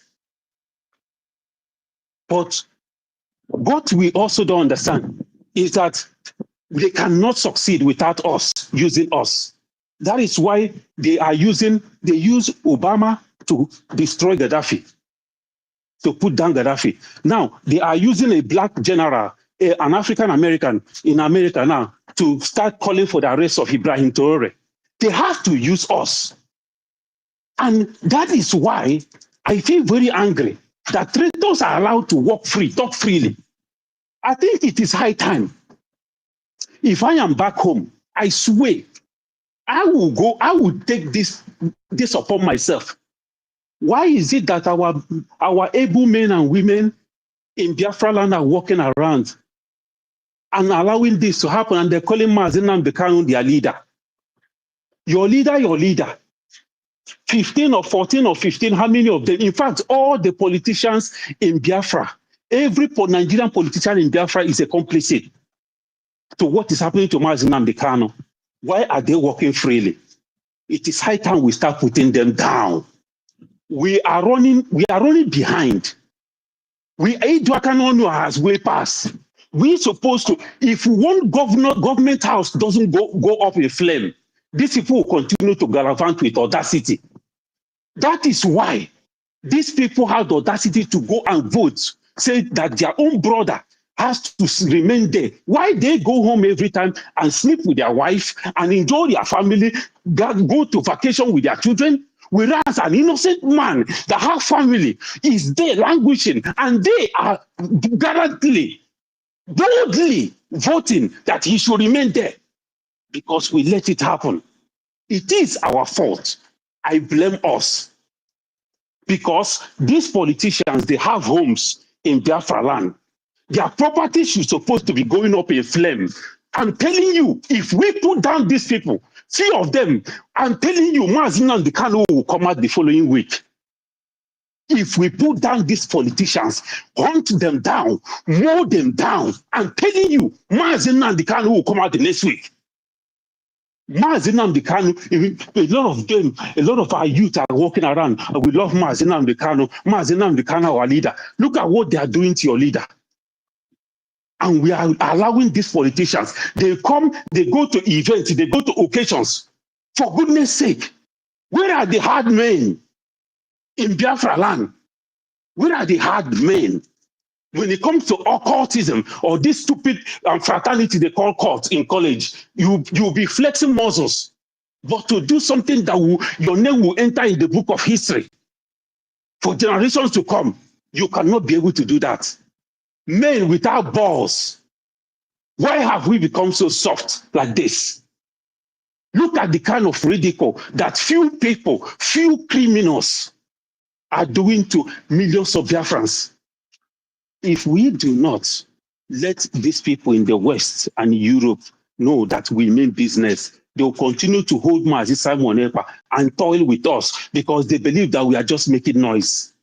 We need to put action on ground, a very serious action that will shake the world, that they will wake up from their fucking sleep. Because right now, even all those people in Washington that they acting so surprised as if they don't know what has been happening, they know. They know. That is why I am beginning to wonder, will these people ever allow or recognize us? Because they know that what is happening in Burkina Faso, what will happen in Biafra will be, what is happening in Burkina Faso will be a child's play to what will happen when Biafra is restored. And I'm beginning to wonder, would they allow that? Would they really allow that? So what I'm trying to say in my conclusion is that we are the one holding ourselves. I'm telling you, nobody is coming to save us. I don't have confidence in America. Nobody is coming to see. They know that America can never allow a Biafran, an Igbo man, to become a president of Nigeria. They can never. All these one P2B is throwing at every one of them. They know that it is only a Biafran, a strong Biafran, that will change the narrative in that Nigeria. They know that. They know that a Yoruba man can easily be manipulated, used. A Yoruba man can sell out easily. But if a strong Biafra, the likes of Michael, that's Michael Opera, what Michael Opera did is still sending a shockwave to them. They don't want that thing to repeat itself again. That is why they don't even want an Igbo man to speak. Look at how they haunted Jonathan. Just in 4 years, they come all around, left and right. Obama, every one of them, they came with their CNN. They make sure that Jonathan went down. They want the devil. It's not just Fulani. The West, European Union, none of them want a true Biafran to be a president of Nigeria. And that is what most of these morons don't know. So what I'm trying to say is this. We are on our own. Whether we want to hear it or not, nobody is coming to save us. The only person that can restore this freedom for us, I'm telling you, the only power that can restore this freedom for us is our ancestors. They are only our hope. They are the only one that will take this glory. Nobody is coming to save us. Nobody is going to say, I don't trust any one of them. Finland that we believed in, look at what they are doing to us. Nobody, none of these people. The problem with us is that we don't know our enemies. I keep saying this. We need to know who our enemies are. No, this time has gone that we keep missing word. We need to say things as it is. I say it boldly. I am in the land of America. I am saying it boldly because I know the powers and the forces that are backing me up. So my people, as we continue to thrive, we support our men and women that have brought themselves out for the defense of our land. Let us continue to strive and also recognize our ancestors and know that they are the only one that can save us, nobody else. Thank you, my people. Thank you. Thank Thank you, you. the mighty dot. Yeah. The mighty dot, I said it earlier, that Yeah. if there are Okay. people David, who I are would like to ready make to a destroy comment the also, good. please. Sorry. Okay, go ahead, sir. Sorry, there is one more thing that I missed. One more thing. Watch out. Watch out. If case is not taken, they might give a black man pope because they are watching, they are having meeting, they are observing the things. They see that the awakening that is happening in Africa. They want to hold us back again in bondage by giving a big, because they know that if they give a black man pope, we will succumb. Our heart will melt down and we'll fall into sleep again, into deep sleep. And they will continue to, you see, they are willing to sacrifice that seat, that pope seat, to make sure that Europe continue to hold Africa down. They can use that pope to pacify us. That's another thing we should watch out. Thank you, my people. Thank you. Before we forget something, Master Namdekano said something very, very clear, and he said it repeatedly, that Biafra is going to be the last miracle that will happen. Why did he say it will be the last miracle?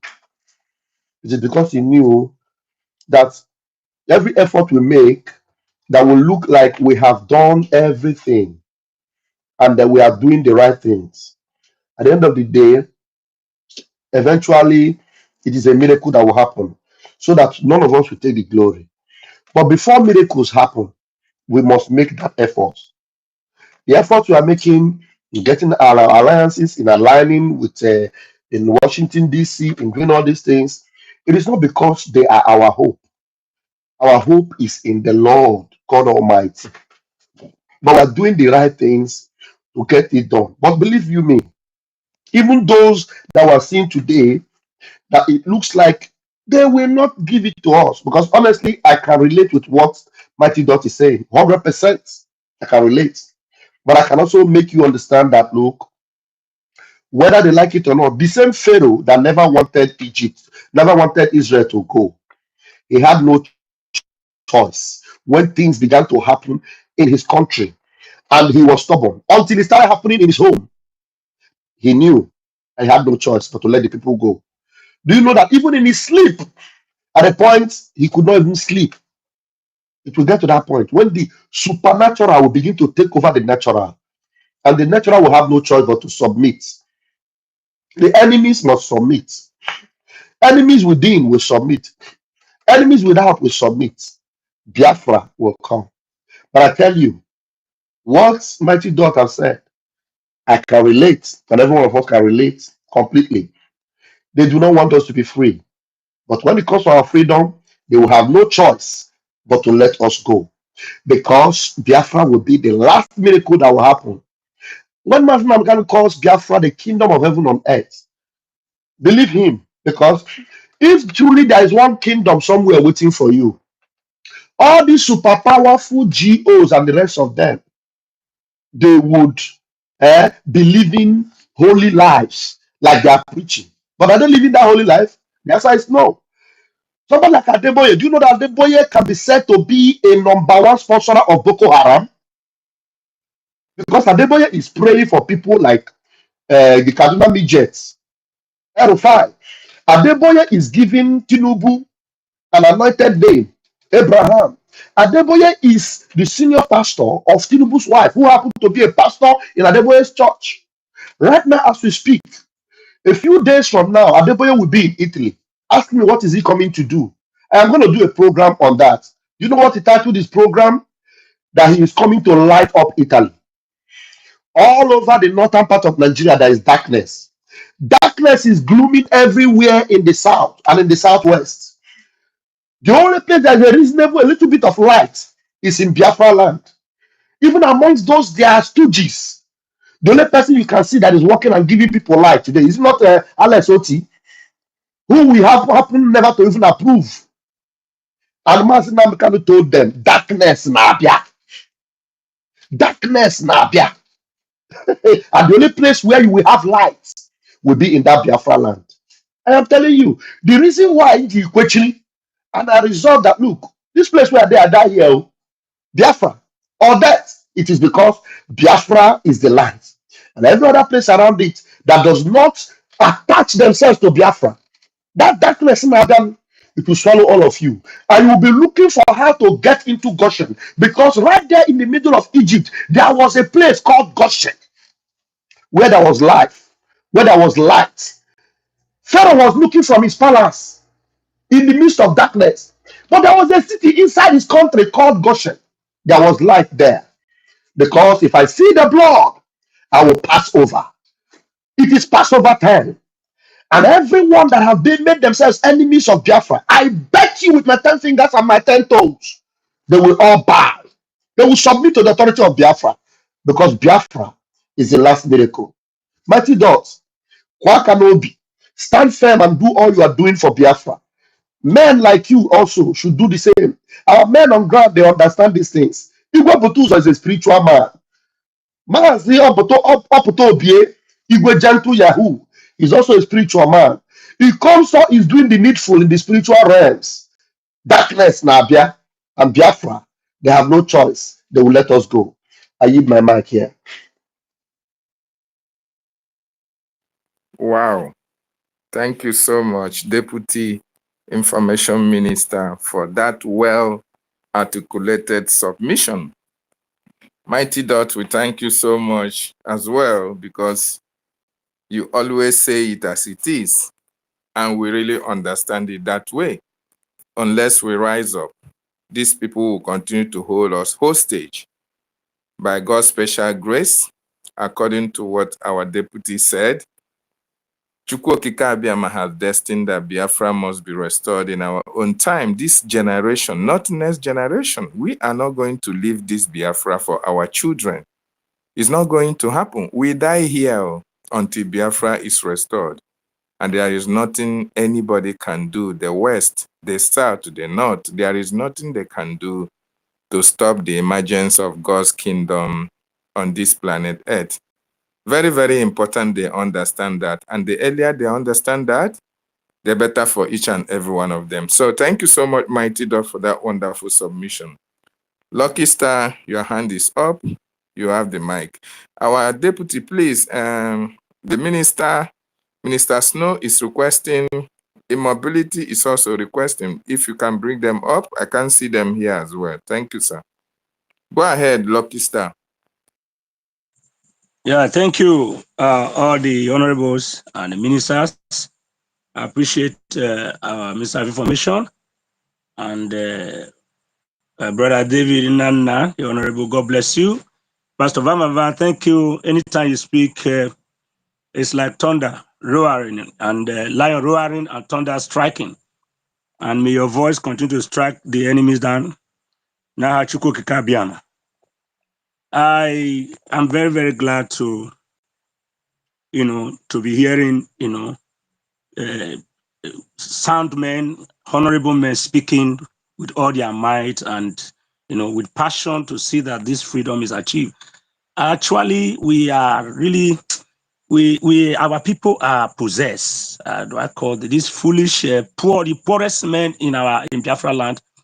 These poorest men, they may call themselves the richest men in Biafra land that are spending their money in a very useless way. They are not really encouraging matters. The most illiterate humans or the animals in human form who are in our lands, they knows what they are doing. They are all criminals. The same idiots who are still parading and supporting the West and the North to destroy their own land, which is the idiots who are in our lands. I believe that their grave is already dug, prepared, and they will soon be buried because they know they're supposed to deliver themselves, but they choose to be slaves. And this slavery that is in their brain will destroy them. And to as many who are ready for this freedom will be free and we, take dominance over this rubbish we are seeing. Like what Mighty Dot said, these people, we cannot trust them. They have really betrayed us, especially Finland. They betrayed us. And the American, that's where you see the highest politics. These people that our government are meeting to talk with them, look at our challenges, look at what we are going through, and they pretend as if they've not heard. They knows everything, to be frank. They are just walking up and down, parading, carrying their laptops here and there in the name that they are doing their conference and their meetings in the government house. They knows what we are going through, and they can never allow us to go free because of what they are going to get from our land. And actually, we must know what to do, and we must deliver ourselves. We know the truth, stand by the truth, like what we are doing today. The truth that they are trying to bury will never be buried because the truth is spiritual. The truth is spiritual. So you cannot bury anything spiritual. Maybe more. That is what they don't understand. And you can never set trap for that. If wind is blowing, you cannot trap the wind. Nobody can trap the wind. So Biafra is like a wind. Biafra is like a rising sun. Your finger cannot cover the rising sun. So all this rubbish we are seeing today, they will surrender. Like what Honorable Vamava said, say there was a place called Goshen in Egypt. Yes, the people of God there, they were lighting up. There was no darkness there. So we that are struggling, fighting with all facts, with truth, we carry the light. And those who are joining our enemies from the West, they are in darkness and they will soon perish. Anyone that is fighting for freedom, if you are waving and you are having double mind, you cannot get it. I thank God for people like you who are here speaking the word they like, let them pay deaf ear. Chukwokika Abiyama will close that their ear more and they will perish. They will be confused. When this Biafra will come, in reality, it will shock the whole world. And we pray, just as MNK said, he said this will be the last miracle, and the miracle must, nobody can cover this miracle. Nobody can bury this miracle. It's written. So I appreciate all of you. Michiko Kabiama, strengthen you. With God, all things are possible. All the prayers you are praying and all your effort, whatever money you are spending, your voice is written in heaven and God will answer us. We will celebrate at the end of the day and our enemy will perish. Those who are supporting the zoo in our land, joining them to do their rubbish election and whatever useless democracy they are calling and they are oppressing us, they will all perish and the light will shine. Thank you, Ndaloni. Thank you, They will, Lucky they Star, for will. that wonderful submission. They will all perish.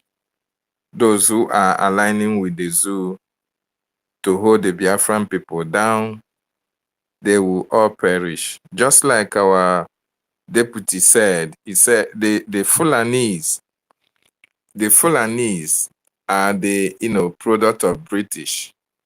Why the Efulefus we have in our land are the products of the Fulanese.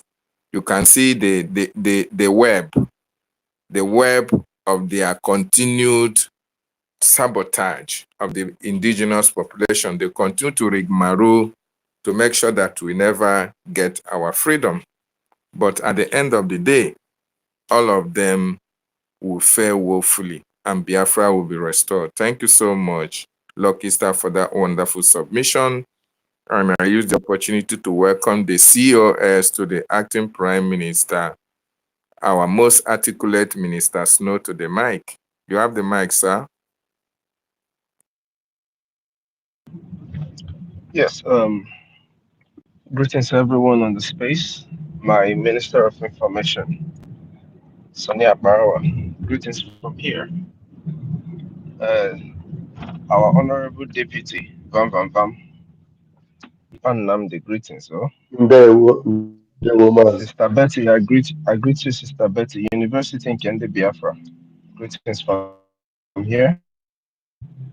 Mazi David, greetings. Mighty Dot, my dear brother. Pastor Lucky, greetings, my dear brother. I made reference with your name a few days ago on the space when I was talking about the real men of God who are actually fighting for freedom, who are living the Christ-like life. So I greet you, my brother, from here. And may keep it short so that every other person who would want to come up to the mic would speak. I'm going to go straight to what Mighty Dot said. I want to remind Biafrans and I want to tell Biafrans the way you get your freedom will determine the kind of respect you will have amongst nations in the world. If you wait to get a freedom where somebody will hand it over to you, you are going to be a controlled country. If you wait to get a freedom where we'll beg people to recognize you that you are free now or that you want to be free, you are going to keep begging for same recognition. To stay relevant, you will keep begging. But when we stand up and take back that belongs to us, the rest of the world will back off from anything that concerns us when it comes to the security, the life, and the freedom of the Biafran people. Your freedom to associate with others, your freedom to speak truth to power, your freedom to make the right choices that affect your people will be solely under your control. That is why our brother Ibrahim Traore is doing what he's doing today without anybody interfering in what he chooses to do for the people of Burkina Faso. So the freedom that we seek is that we will fight for. We should not sit back. You heard Mighty Dots. He worries that even all these people will not let us go and be free as a people. Why is that worry? Something to actually think about. Because you see what Ibrahim Traore is doing today. What he is doing today is what you and I seek to do for Biafra. What difference is it? What our brother Ibrahim Traore is doing today in Burkina Faso, we are going to be doing more than that for the Biafran people when we start controlling our nation. So that is something that calls for everyone who truly cares for the Biafran people to worry about. Now, what are we supposed to do? As a people, we are supposed to rise up, unite as one in everything, in the front lines and in our pockets.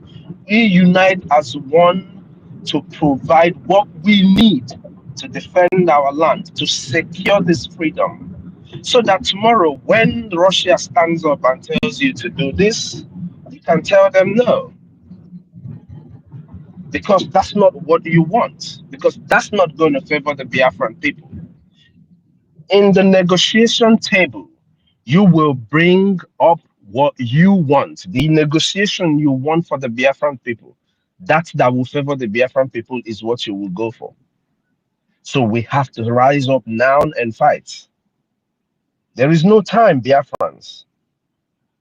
There is no time for our leaders to come out. There is no time, because every day that passes by, our people are being slaughtered. As we speak today, our people were slaughtered today in different parts. Yes, we might not have seen it, but it happened. So we have to rise up, put our hands together as one, fund the Biafran Defense Forces so that we can do this thing once and for all. Sit at home for the release of our leader is something that we don't joke with. If the governors and the senators who are oppressing you are standing against the sit at home, does that not tell you that there is something about the sit at home that hurts them?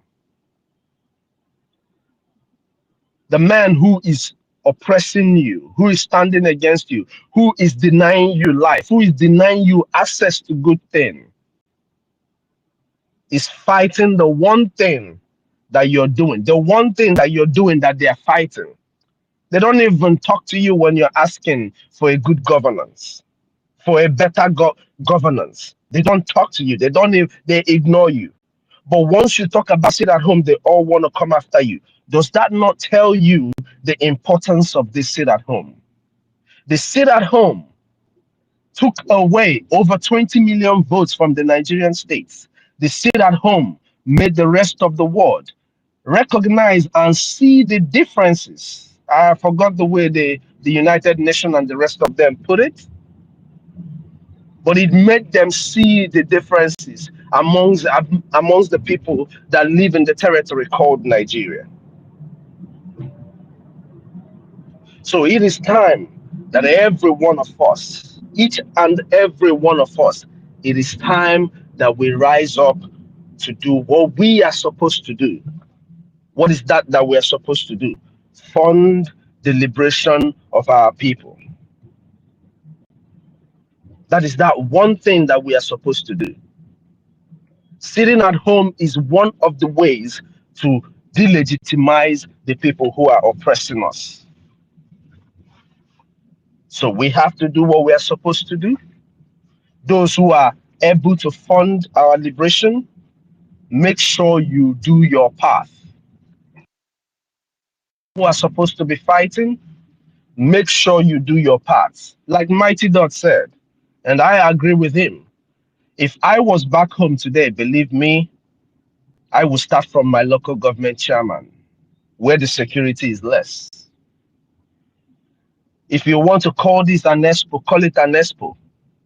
But that is what you are supposed to be doing. You are supposed to be fighting those who are fighting you. It is a prayer, it is something that we do in our land. So if you, as a Biafran, truly believe that Onyendu is your leader, Onyendu said that the only thing that brought him out of the detention previously was what the Avengers were doing.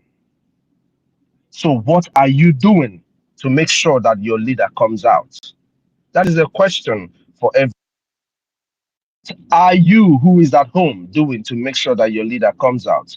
You that is in diaspora, what are you doing to make sure that your leader comes out?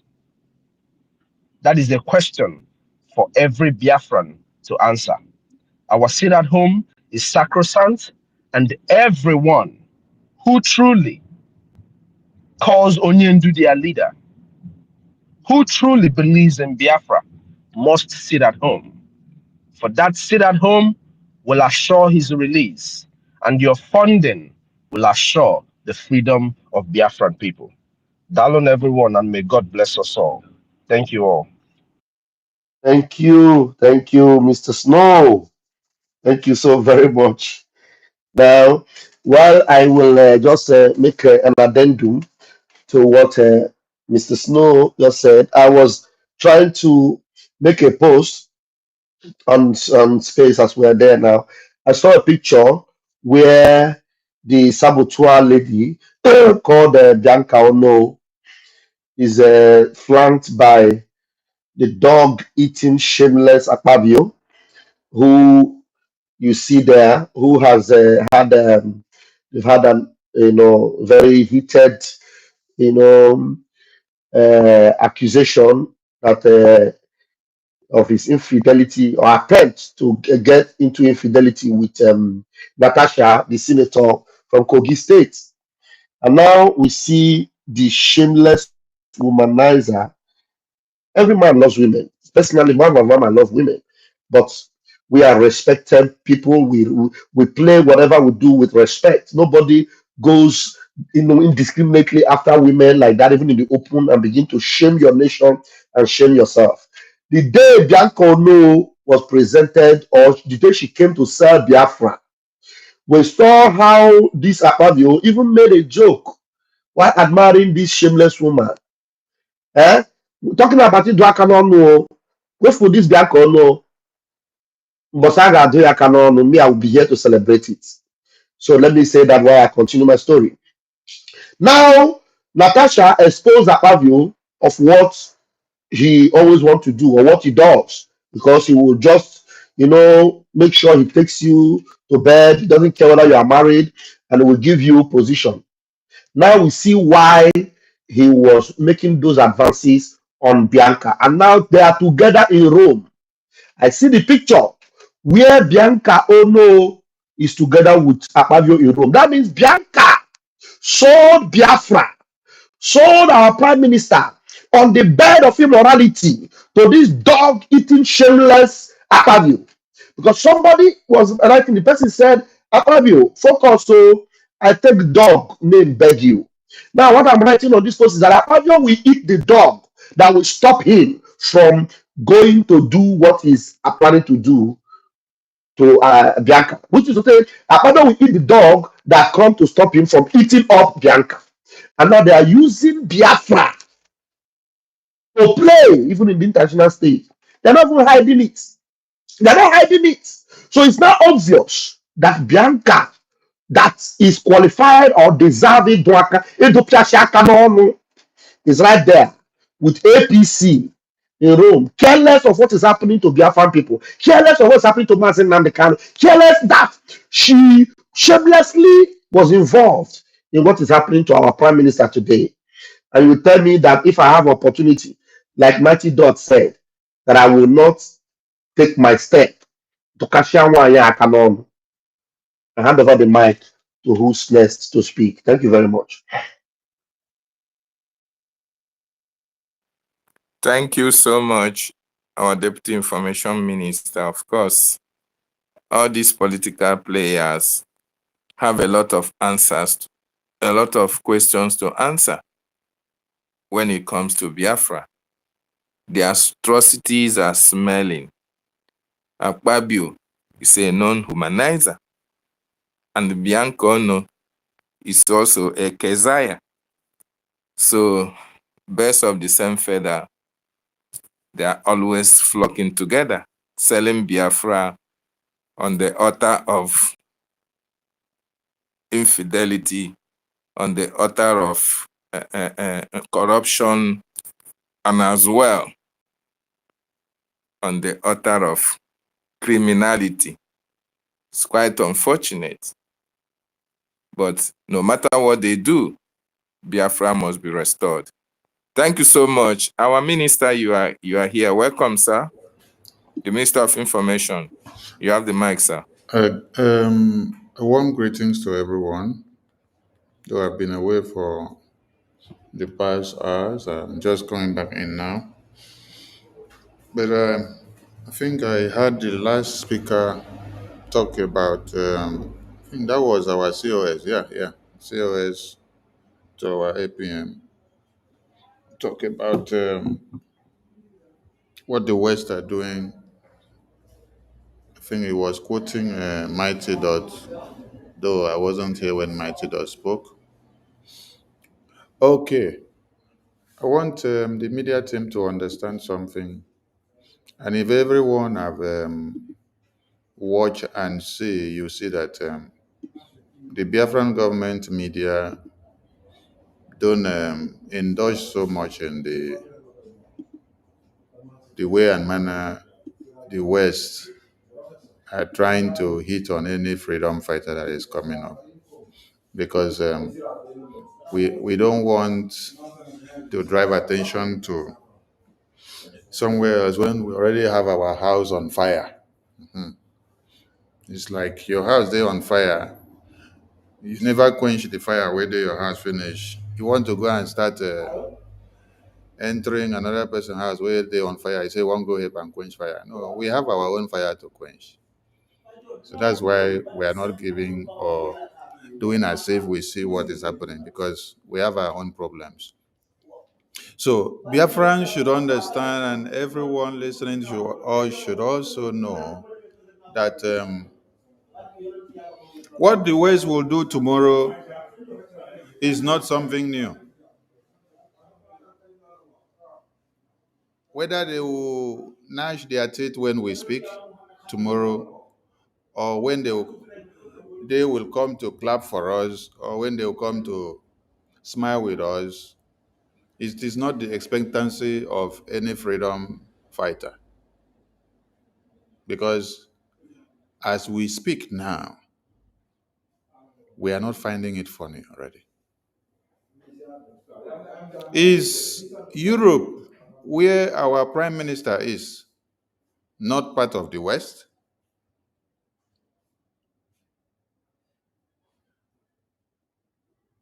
The UK government, are they not part of the West?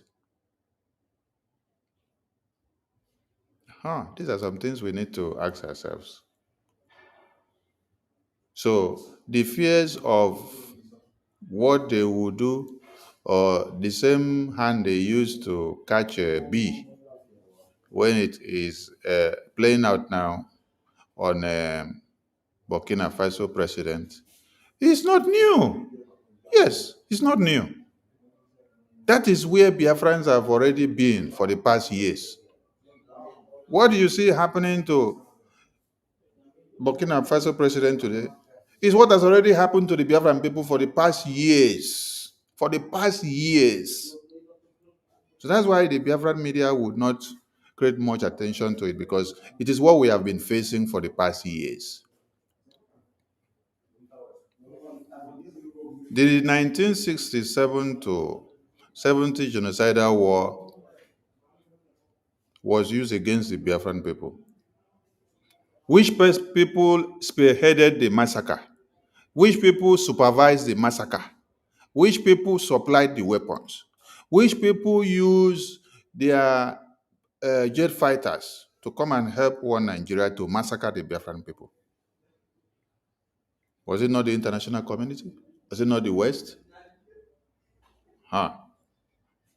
So since that genocidal war ended in the 70s, which people have been feeding on the blood of Biafrans from their resources in Biafra land. Has it not been the West? Aha.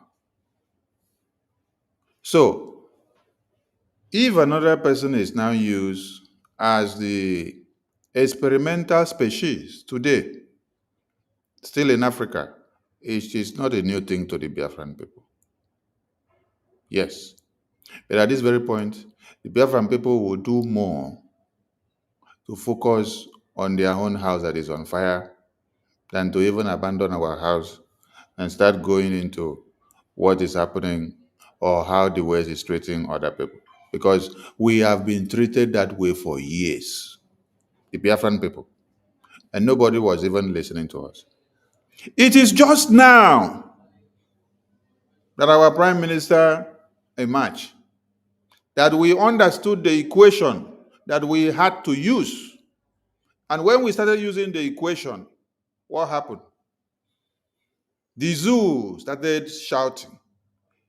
But they have been massacring us for years. Oh, the West did not hear it. They turned their deaf ears to it. The West did not react. They turned their deaf ears to it. And Nicodemously and indirectly, they were the ones giving one Nigeria the advices on how to kill us.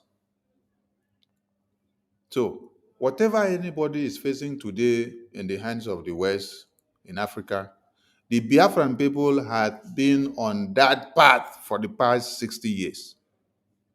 Yes.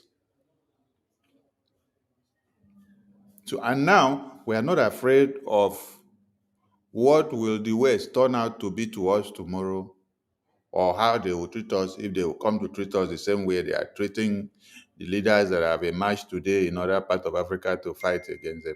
No, that is not our problem. And we don't want any Biafran to be worried about that. Yes. Because for the past years, our past leaders of Biafra have used a different method and a different pattern, and nobody was speaking. Nobody was taking us serious. But in our own time, when we had our prime minister, we used a different formula. And that formula was able to make people start to hear our voices. So they will continue to hear it. So whichever way they are doing with other leaders that are coming up, it is good that other leaders that are coming up also feel what the Biafran people have been feeling for years. Yes. Because the massacre of Biafrans, forceful disappearance, and every Christian in one Nigeria on daily basis are more than what has happened in other parts of the world, another part of Africa also. Yes. You know why? Because in other part of Africa, you have some leaders that are able to stand up and speak small. Even as they see money, they speak. But in our own case, those that you had expected that they will speak for you, they're actually the ones collecting money, turning the back door to kill you. I came across a post where they said one of the PA of the president of Burkina Faso rejected money that the West gave him, or he collected the money and then he handed it over to the president. He unveiled the betrayal plot to the president. I want to ask all of us, is it not our own senators that stood in the National Assembly when Nigerian senators of the North and the West and the Middle Belt are trying to see what do we do to end this matter of Nnamdi Kanu so that we can be at peace? Is it not our own senators that now rose up and say, do not do anything to bring Mazi Nnamdi Kanu out, to let him remain there, because they know the moment he comes out, all their secrets will be in the open. And Biafran people getting to know the evil that they are. may stone all of them to death overnight.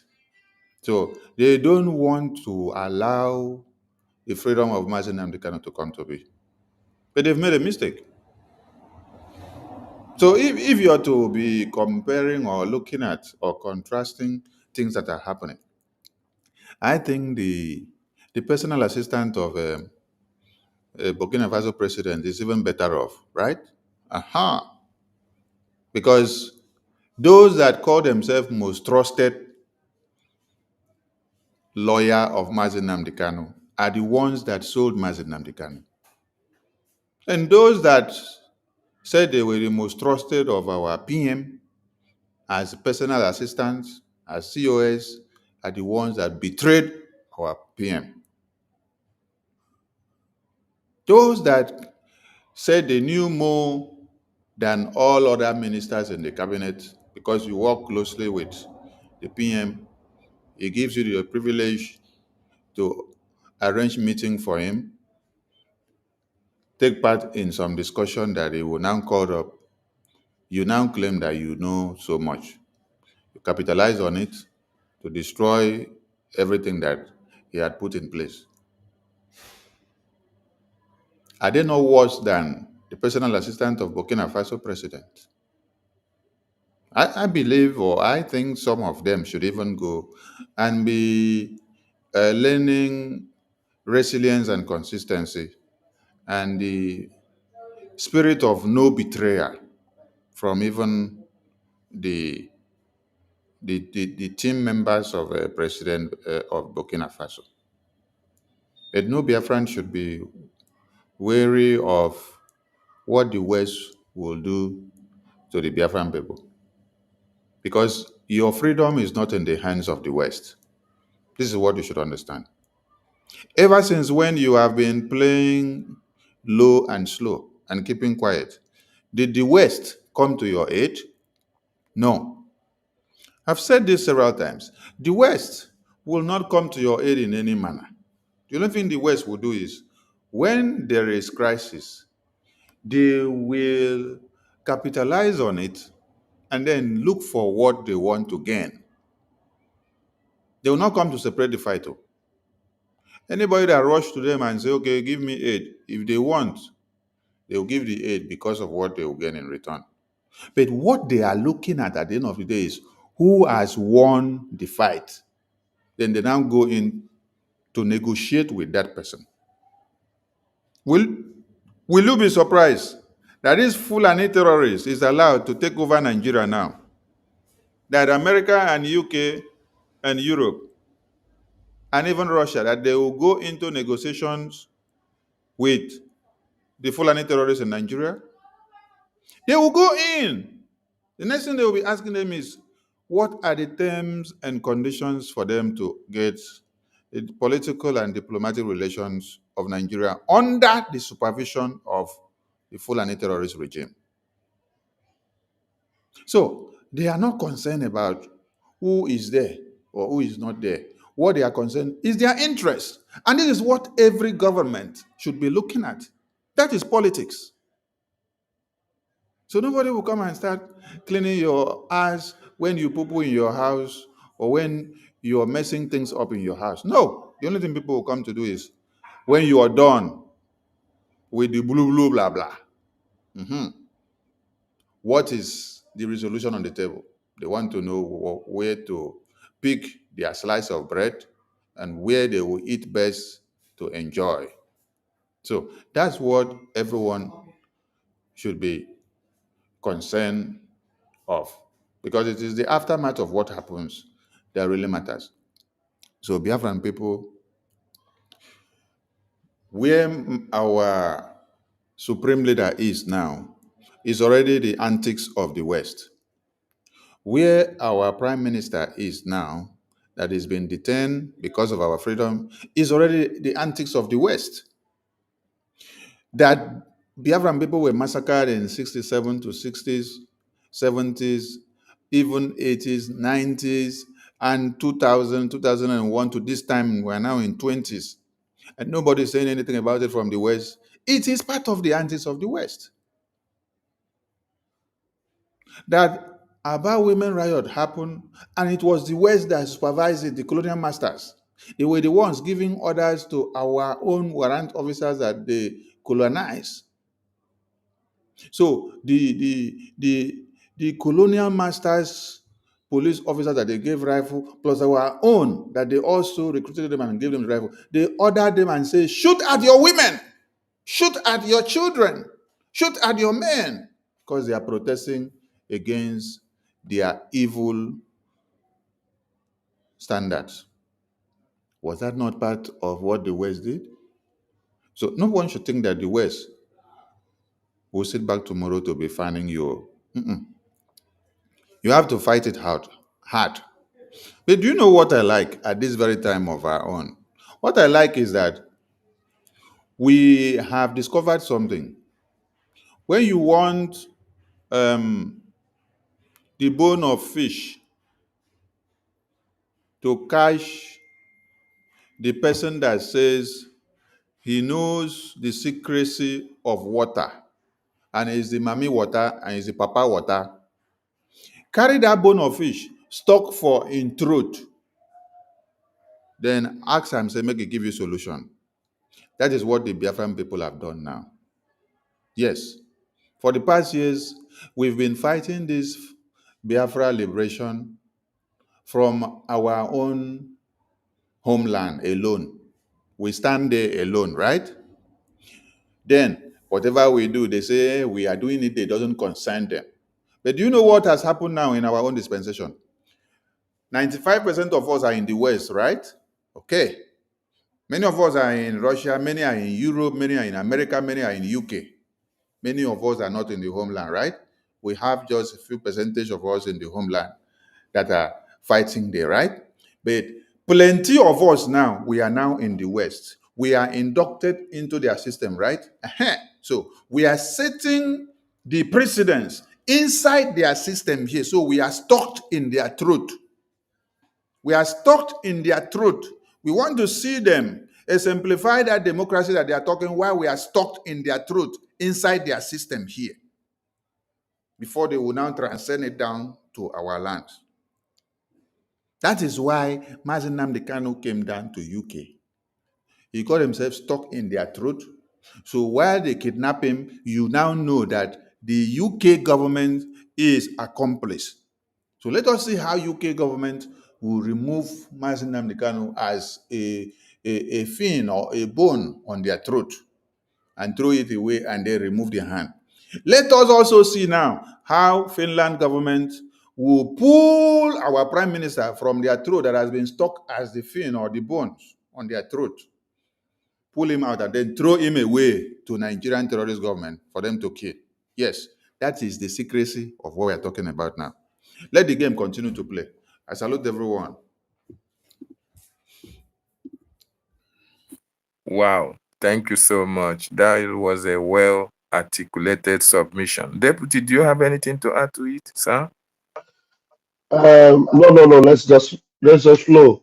Thank you so much, Ebu boss at the Information Ministry. Thank you so much. Please let's just flow. Okay, thank you so much. Sister Betty, if you have anything to add before we go to Nkudi Namba or Ancestral. Minister Betty. Yeah, thank you. There's something I told my minister that I would like to play. I don't know if I can do it now. Yeah, play. How many minutes is it? Let me check. How many minutes? Hey, Jesus.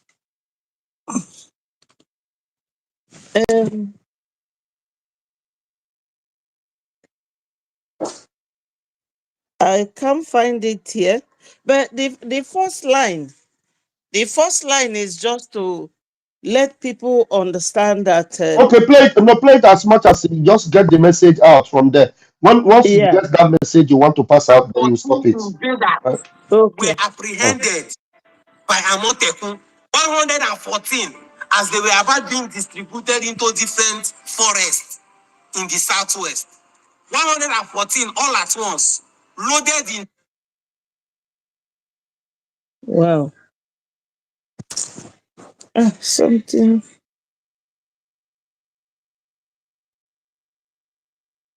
Trucks, these they are big trucks. That's where they were loaded.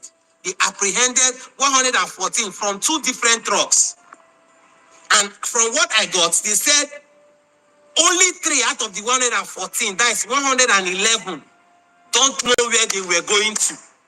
They just loaded them in trucks and brought them down here. And guess what? They saw some local weapons with them. I don't want to say much. I'd like you to watch this video. I'll come back and explain a few things, yeah? But just watch this video. Make sure you're sharing it for me so that someone... Yes, my people, why I brought this video and the reason why I'm making reference to it is that whenever people like Garuba comes and tells us that Boko Haram is their defense group fighting for their, I don't know what they are fighting, because I know that Fulanis don't have any tribe in that region. Nobody is after them.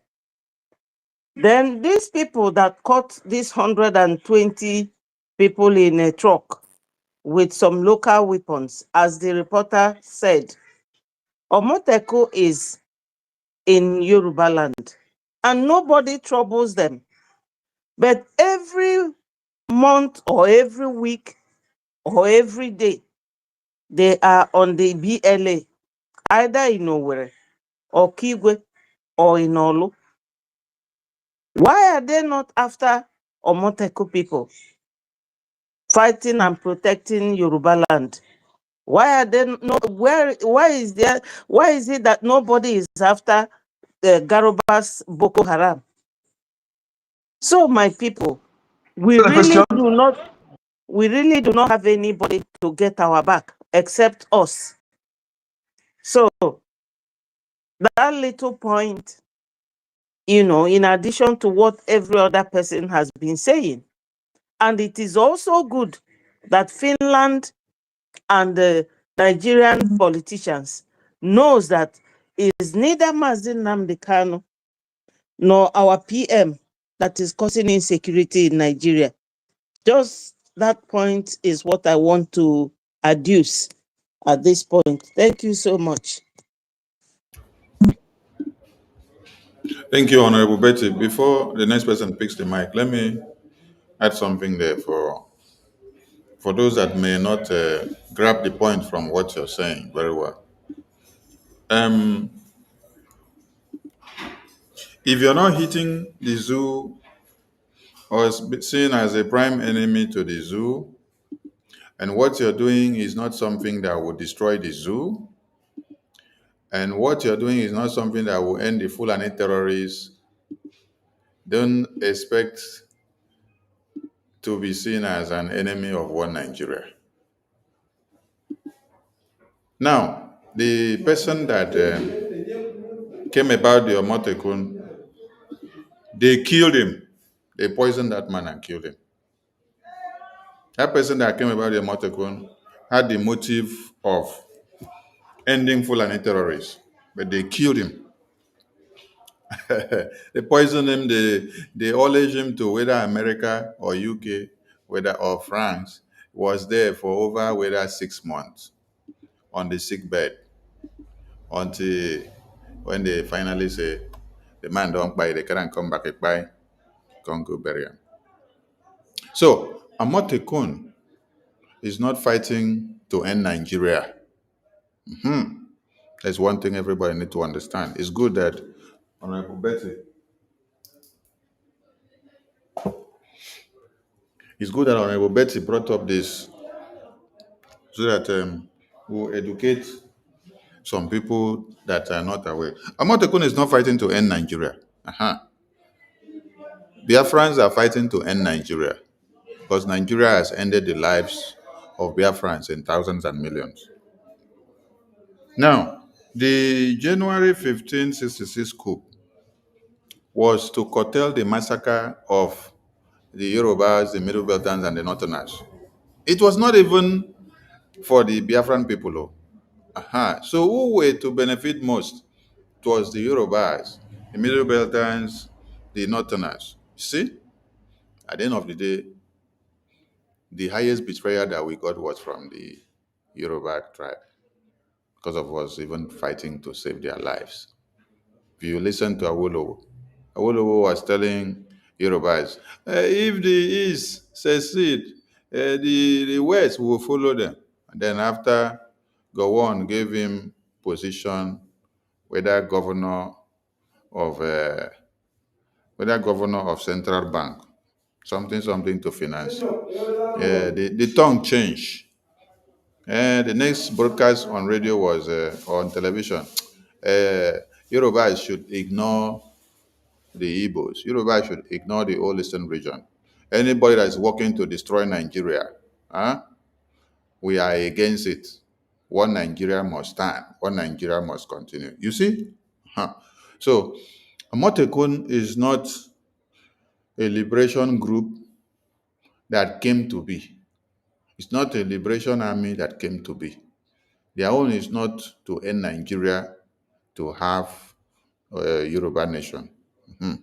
But when you heard of IPOB, the aim and objective of IPOB is to restore the sovereign nation of Biafra. That means anything that stands on the way to eat you or to crush you, you must take them down so that you must get Biafra. So we should not expect to see that Amotekun will do what we do. Amotekun cannot go and kill Fulani terrorists who have come to kill their women and children. You will only see them come and make noise on the media. Oh, they have killed, they have killed. No. Didn't you? I think from that very video you played, there is a part where the Amotekun got over whether 100 and something Fulani terrorists that they call hunters. And then they handed them back over to the governor. The governor said, I am sending them back to where they came from. But what happened in Uromi? The Uromi people reacted based on what they have faced from these terrorists in their hands.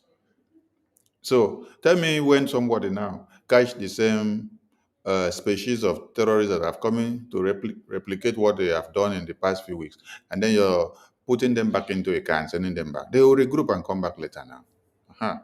So Omotegun are not fighting to end one Nigeria, but Biafrans are fighting to end one Nigeria. So when we are talking, we are not mincing words so that we are coming to pamper Nigeria or not to fight Nigeria. We want Nigeria to continue to be alive. No, our own is we tell you pop and play. Anything that will make sure Nigeria is totally destroyed so that the life of babies, women, and children will be alive, will be preserved. That is who we are. We are not here to palm or make Nigeria to work. No, we have gone past that stage. Many of our lives have gone because of trying to make Nigeria work. So we cannot go back to that very path again. Our own is end Nigeria to save lives. So nobody should have trust in Amotekun that Amotekun will come and kill Fulani terrorists who came to kill their women and children. No. It's only Biafran people that do not have prison for the Fulani terrorists. It's only Biafran people that do not have a rehabilitation camp for terrorists. It's only Biafran people that do not have the idea of reintegrating terrorists into the army or police or Air Force or Navy. No, we don't have such in our ideology. We end every terrorist that have come to end the life of our children, women, and men. So Amotekun is not fighting to end Nigeria, so they can never act or be like the Biafran army. And one Nigerian terrorist government cannot go after them. Yes, because they are working with one Nigerian terrorist army and police and Air Force and Navy, while the Biafra army are not working with those people. So these are two different people. This is like oil and water. If you pour them together, they will separate themselves because they are not the same. So to those that do not understand, make una know they go, they look for waiting Biafra army. They do. say Amotekun go do the same, or you're wasting your time. Foul. Thank you so much. Thank you for the clarification. Thank you. Thank you, our information minister. Thank you, Sister Betty, Honorable Betty, for that wonderful submission. One thing is a take home here. Amatekun is not fighting to end Nigeria. They are only fighting to sustain one Nigeria. Why Biafran people, Biafran nation, BDF, BLA are fighting to end one Nigeria, because one Nigeria have ended a lot of our people's lives. And why, when we end one Nigeria, we are saving a lot of Biafran's lives. That is the difference, that is the distinction between Omotekun and the Biafran Defense Forces. Why Omotekun don't have prisons? Why they hand over the same terrorists who have come to kill their people over to the sponsors of the terrorists themselves? We, the Biafran people, when we confront the terrorists, we send them to God for judgment. That is very important for everybody to understand. And no matter how they come, who sent them, our land will swallow each and every one of them, hook, line, and sinker. They are not going to go scot-free, and our land must be protected from them. Thank you so much. Before I come to you, Nko, the number, Ancestral have not spoken. Ancestral, please, you have 3 minutes. Go ahead.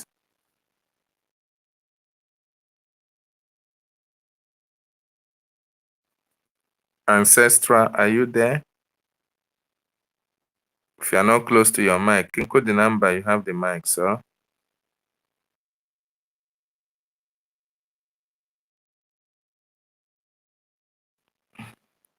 Mazonye Kachukwu, are you Yes, close I'm to here. your device? I am here. Thank you. Thank you so Go much. ahead, go ahead. Health protocol observed. Thank you so much for everyone who has spoken. Yes, I don't know if Mighty Dot, if you're still there here, please. I sent you message via DM. I don't know if you've seen it, but this behind I sent you message. Please kindly check it. Thank you. I want to call attention of our people, government to. There is something Ebuko videos that Hope Uzodinma went to inaugurate or whatever.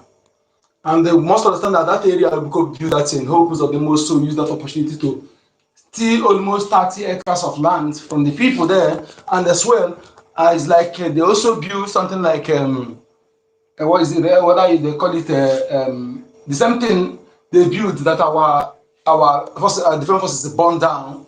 So please, we should look into that area because all these poopy bandits, we don't trust them. Okay, so they should look into that area. There is something we need to want to tell our people. See, we have I asked my Minister of Information this question yesterday, and he quickly answered accurate because some people ask some people a question, they will delay to answer it, but they answer it very immediately because you understand, being that they understand it very well. Who Biafrans are Fulanis who have alternative. Fulani, they have alternative. We don't have alternative. In the sense that if they fail, they tie to the north where they are, which they suppose if they truly want a Fulani country, they would have taken a state there. For example, a state in the north is more than entire Biafra territory. But yet, they continue, that our dots, they want to take it away from us. And people are taking it lightly with them. You know, they will feel our pain. Both the enabler within, they will feel our pain. Because we can no longer express our pain in words. It's gone beyond what we can express in words. It's an action. And can't wait. So, please, my people, there are things that affected us in the past.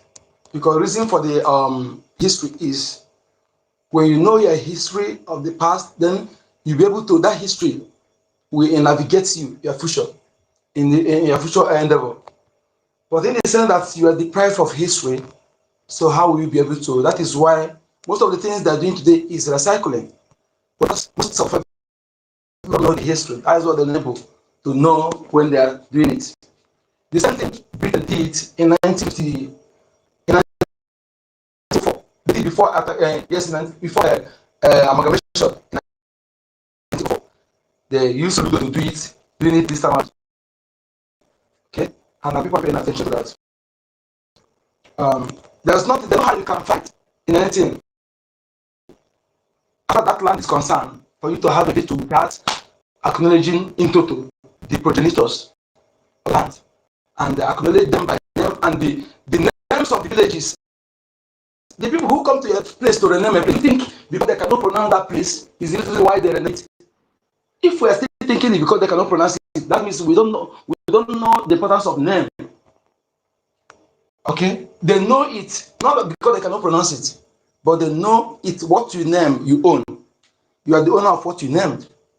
And when we, the progenies of the progenitors, continue validating that distorted name, we are validating the ownership to those people instead of our ancestors.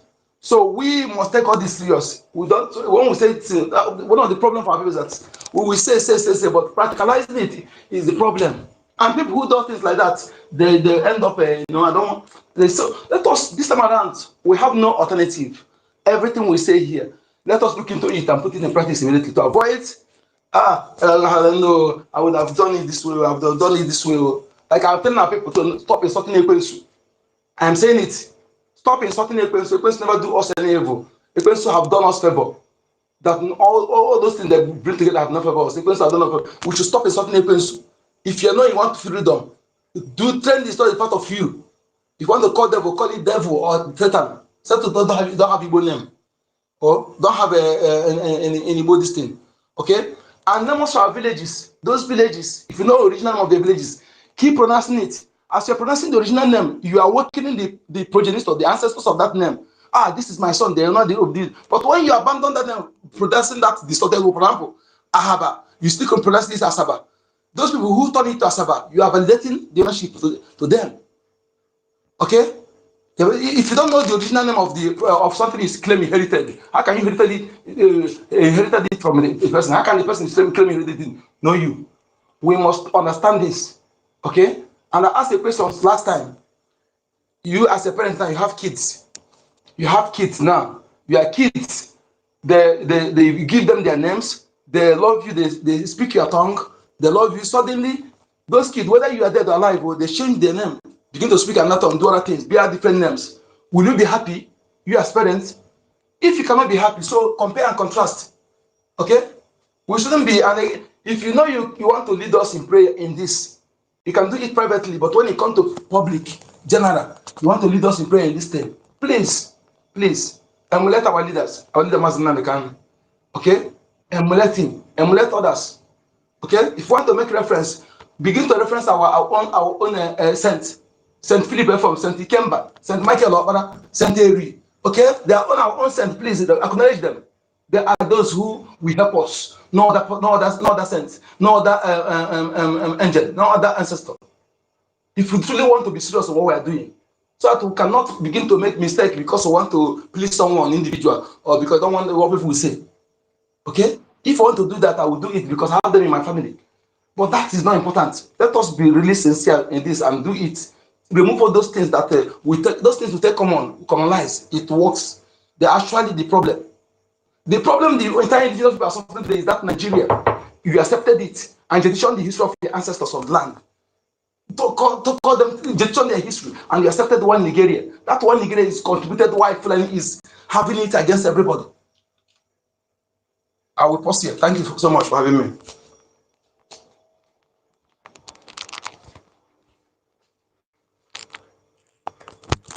Thank you so much, Nkodenamba, for that wonderful submission. Our progenitors will be very, very happy if we fight out these marauders in our land and take them out. The land of our ancestors are in agreement with us. And that is why you can see the positive vibes. You can see the achievement of the Biafran Liberation Army, the Biafran Defense Forces. When Musa said that even when they go up on air, they can't see the men on ground, but the men on ground can see them. That is the work of our ancestors, and they will continue to fall Yakata until there are no more in our land. Thank you, Nkudinamba. Ancestral, are you ready to speak now? Ancestral, are you ready to your device? Are you ready to speak? Ancestral is not yet ready. So, Biafrans, if you have not shared this space, please, I've checked some of our Biafran brothers who are on this space tonight. Most of you have not shared this space, and I wonder why you want the information of this magnitude to go out, but you have not been able to share the information. It's quite unfortunate. This is the little you can do in order to make sure that a lot of people come across this wonderful message that we are sending here. This message is not only for Biafrans, it is for non-Biafrans as well. For the world to listen to our plight, to know what we are actually passing through. Very, very important that they understand that the lives of people are at stake. The indigenous populations in Nigeria are at the mercy of the terrorists. People are being killed indiscriminately. But in Biafra land, it is the only safest place you have in that contraption called Nigeria. And because it is safe, because we are no longer Nigerians. If you embrace one Nigeria means death. It means killings. It means jihad. It means kidnapping. It means a lot of bad things to indigenous populations. So the reason we are a little bit safe in our land is because we are not Nigerians. And that is why for us to be totally free from that contraction, we are appealing to every one of you, Biafrans, to support the Biafran Defense Forces through your funding. Very, very important, because we want total eviction of all these terrorists in our land. We want the women and children to be safe. We want our land to be protected. We want to evict all these terrorists from our land, both terrorists in uniform and terrorists in our various bushes. The police, the customs, the army, all of them are terrorists because they are the ones that are terrorizing our communities. They are the ones that are terrorizing our people. And we cannot fold our hands and watch our people being killed at random. We cannot fold our hands and watch our properties being burned. We cannot fold our hands and watch our farmlands being ravaged, our crops being eaten up by these headers, by these terrorists that come in the form of headers. They go out in our farms looking for our fathers and our mothers who went to the farms in order to hack them down. We cannot tolerate that anymore.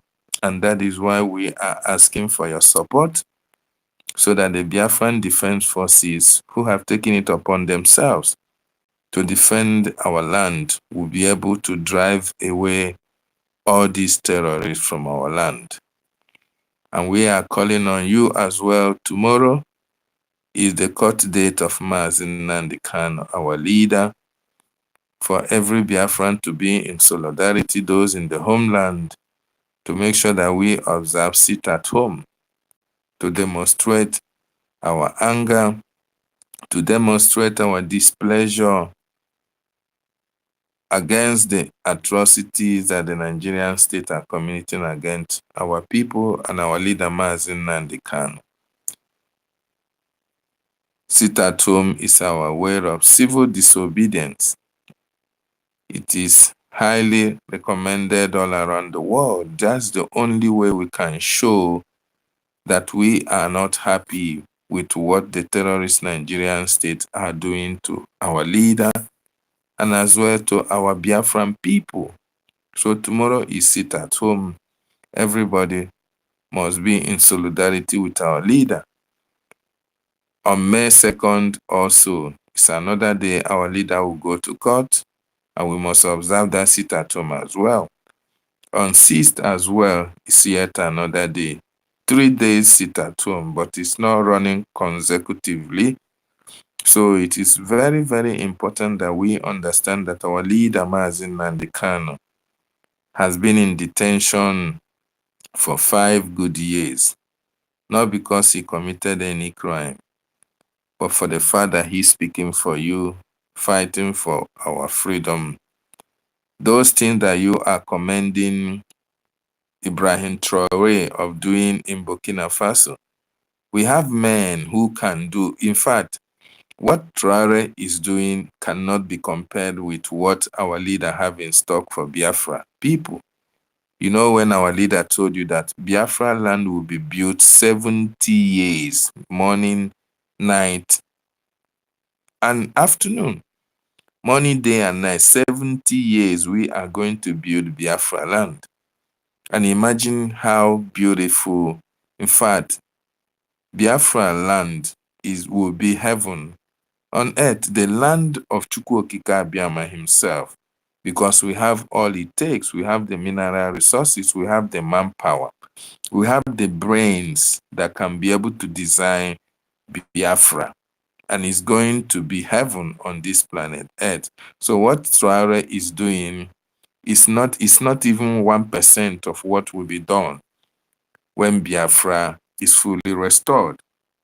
And that is why the West are actually fighting. Nigeria is fighting against the emergence of Biafra. But no matter what they do, Biafra must be restored. Thank you so much for that wonderful submission. Ancestral, are you there? Deputy, do you have anything to add to it, sir? To what you just said? No, no, no. Thank you, my Okay, people. Thank you, Biafrans. Just continue until you okay, round up because I want to do some other things here. So maybe, so I'm going okay. to go down. If you want to hand over the co-host to university so that they can continue. I don't know if somebody is still there. Okay. Past Yeah, midnight. Yeah, yeah. let's say Information minister. in the next 30 minutes they should be rounding up so that because Okay. the media team has been on air since morning, so we should round up in the next 30 minutes. Okay, sir. Yeah, so that everyone can retire. Yes, sir. Thank you, sir.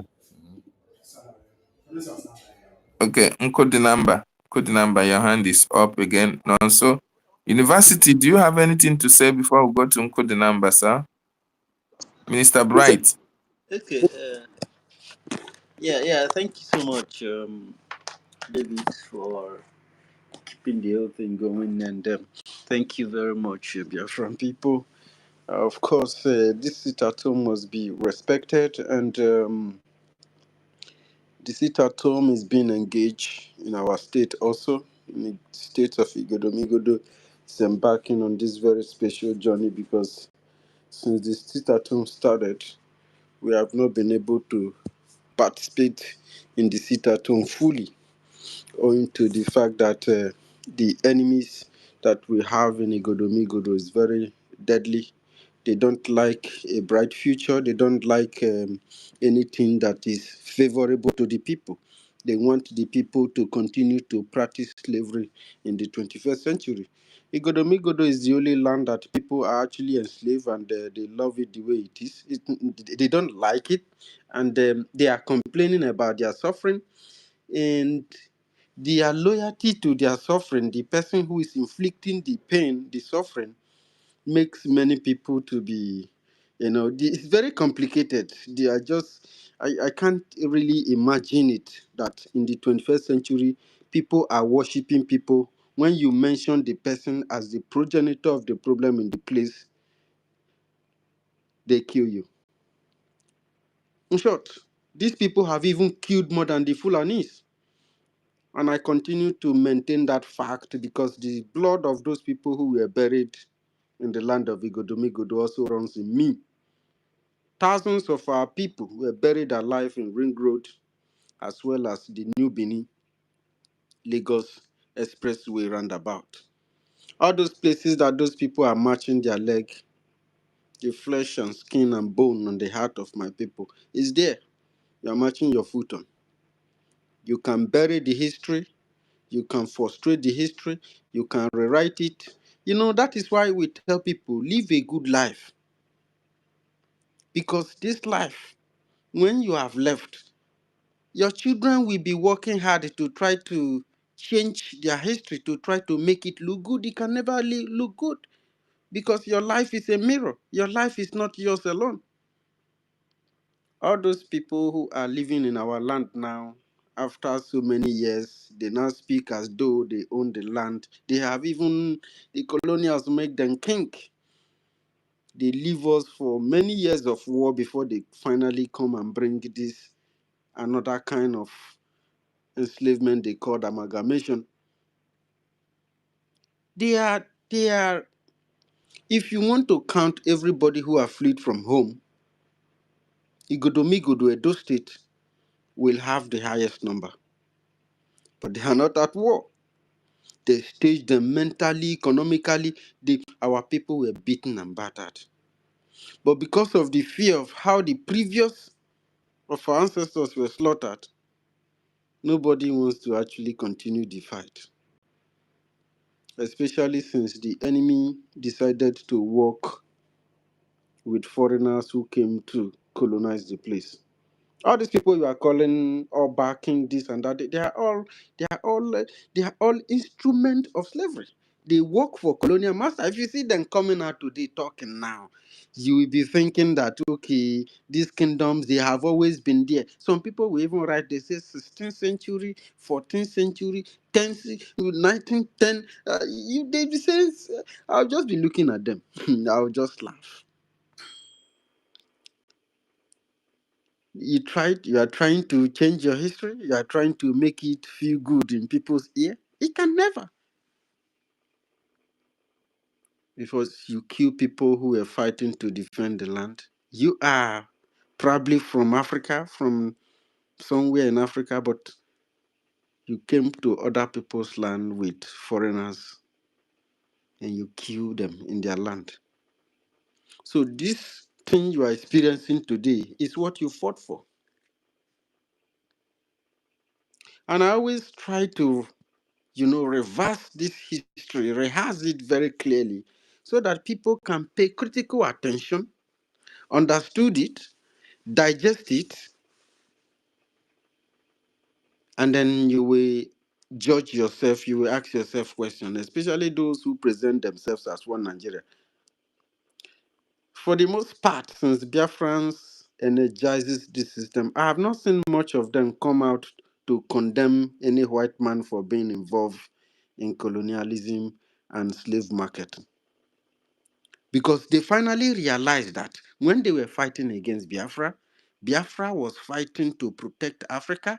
Biafra was fighting the only country that single-handedly created his own land, that revived his own land that was written out of history and tried to defend it.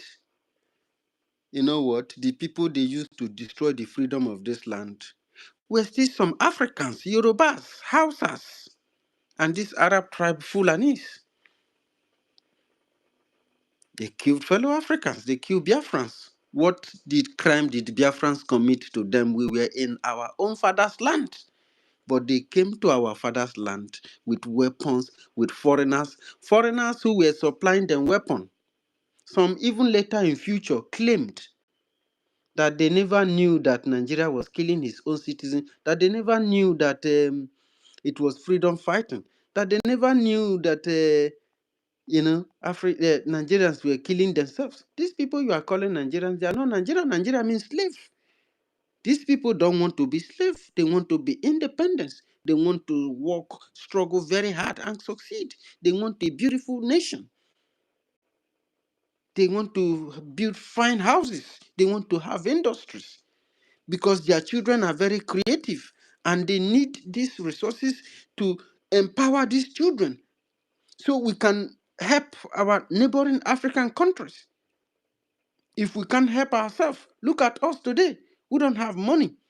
We don't have armament to even protect defend ourselves, let alone defending other African people. And there is war everywhere. Every country that these people created, there are groups who want to separate from it because it is evil. It is an enslavement. And this is very important so that those one Nigerians and those of you who tends to be sitting at the fence and wanting others to die for you, like Jesus Christ, you can use your tongue and count your teeth.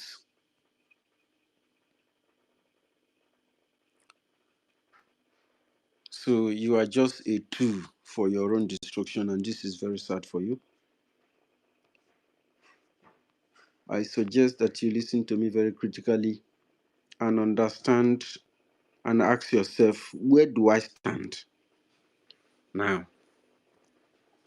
Because if you are a Nigerian and you are praising Ibrahim Traore and you see him as a hero, then you are a hypocrite because you fight against Biafra. You know that you fighting against Biafra, you are fighting against Nigeria. Biafra is the lifeline of Nigeria. Biafra fought for its freedom of its own land, but Nigeria was created by foreign colonial masters who came to exploit the land and force you to be Nigerian. How have you had presumed that another person, parent, will now come and tell you that your father is evil? Let us kill him. And then you kill him, still expecting the same man that then you enabled or that enabled you or that enabled you to enable him to destroy your own father, will he treat you like a son. So if my submission is wrong, pick up the mic and challenge what I said. So you have no need to even say that colonial disease because you are an engineer of it. So if you carry this message out there in the imposed Nigeria, tell them to use their tongue and count their teeth. Tell them to ask themselves questions. If the colonial masters had created Nigeria and Biafrans wants to retain their own identity and wanted to defend it because there was a serious situation going on in the land, welcome, Ozed.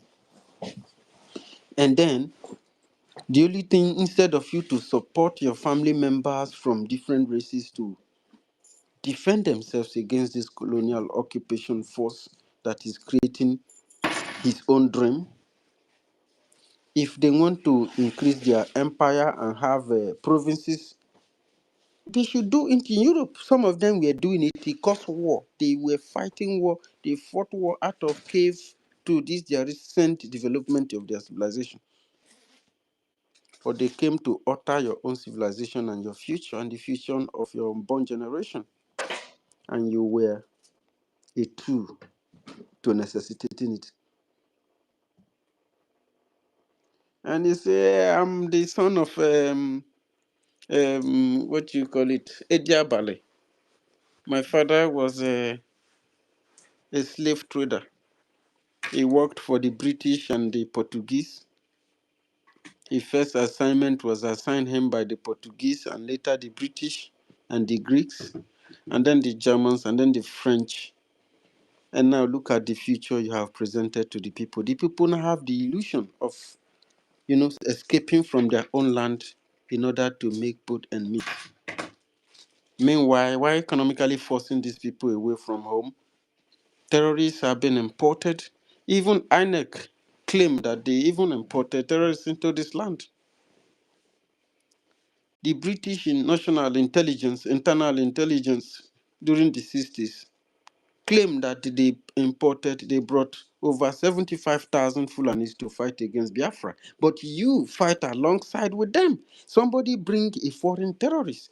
Let me tell you, colonization is terrorism. But if it's done by a colonial master, it is called colonization. If it's done by a group of ordinary people, indigenous people of the land who wants to succeed, who wants to separate from the colonial structure, they call them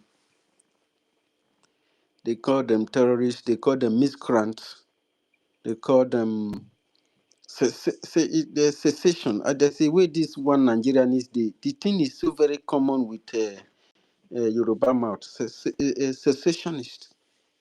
There is nothing like a secessionist. I cannot be a secessionist in my own father's land. It is Nigeria that seed himself inside. I never asked for it. Some people said that we agreed with amalgamation. We never agreed with amalgamation. If we had agreed with amalgamation, we wouldn't have went to war against the system. Because the colonial cannot give you a perfect life. It can only create a terror, a division. He uses division as a weapon. Division is his most fundamental weapon in tearing families and communities apart. If he works so very well, in the next 10 to 20, 100 years, you and your family members will be very far from each other. You'll be cat and rat. You will be dragging lands. And until a society come to this awakening and understand that I'm African, you are an African. We are neighbor, we are close. If we go back in time, we came out from the same stomach. So how far that this is why it is called a country, the land and the people. But those who want to be politically correct and speak good English, they speak it, they say, oh, professional, well, very good. You can be as local, speak your local language and still be more professional than somebody who lives in America for 100 years. It's just a matter of understanding. Understanding the peace, the progress, and the future of our people is the utmost concern. And that has to come with the mind. Once you start decolonizing your mind, the spirit of hatred will begin to leave, because this system, once you are under that Nigerian loop, the hatred will always be there. And it is going to take you 1,000,000 years, except if you have been instructed that the loop, the realm that you are, is a foreign creation. But this person you are trying to consider your enemy is even your brother. If we go many years back, your families, as you grow, they call it the people. You grew up to the nationhood.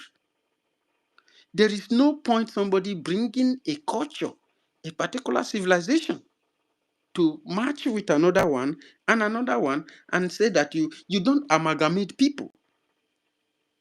This English, you don't rule your people with a foreign language. You will fall into a ditch. It's like being blind and running a race. You amalgamate businesses, you amalgamate organization, firms.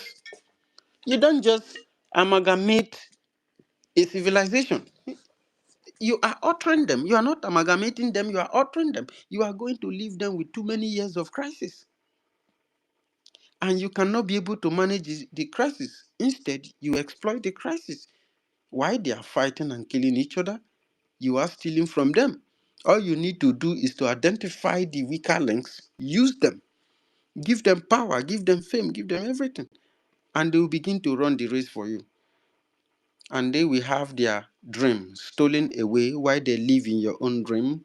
For so many years, they will be running away from home thinking that, because you presume to be more valuable than them, they are lesser human than yours. So they are willing to come to you to work so that they can gain as much value as you, so that they can also be better than their people. Then when they come, they can pray bigmanity on their people, all those kind of like, I'm the king, you are a subject, you are the servant, you are the slave. When you have a king, you have a slave.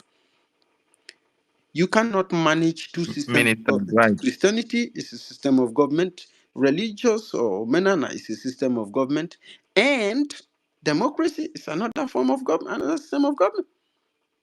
You have this only this. Minister Bright, we have 9 minutes. 9 minutes to round up, please. We are Thank closing by 30 minutes on the thank you. dot. Thank Thank you. you so much. I would rather yield mic now. I know you have a lot to speak. You know, you are so educating when it comes to that. When it comes to putting the nitty gritty of what is needed for our people to understand It why is they must Dr. stand firm David. for their Dr. David freedom. is sad sometimes when our people are not Yes. rising up. Like, this is not like in the 80s when there's no social media, nobody is informed.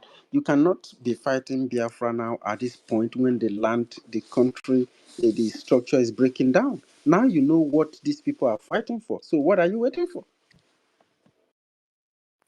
Yeah, you are actually right. And I want to use this opportunity to commend our Igodomi Igodo Biafrans. They demonstrated today, yes, that they have joined the sit at home. I want to commend Biafran Seed, Omorui. Thank you so much. And all the Biafrans from Igodomi Igodo land.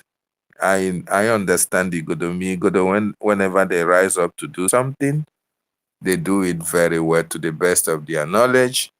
I have been there. I stayed Igodomi Igodo for 7 good years, so I understand when they are really out for something, they will give it their all. So I commend Omorui for that, and he should be here as well speaking, so that it's through this awareness that a lot of people will really understand that Igodomi have risen up to take our destiny into our own hands. It's high time we tell foreigners in our land that their time is up. Their time is up. They need to leave our land. We, the owners of the land, we have to take custody of what belongs to us. The Beninese have taken hold of our communities for a very long time, even changing our Eze system to Ogiso and all the rest of them. And this is not who we are. So I really appreciate Omorui and others and University Bright for creating that awareness, and our people are rising up to the occasion. Thank you so much. Deputy Minister, we have 6 minutes. Do you have anything to say before we can hand the mic to Information Minister?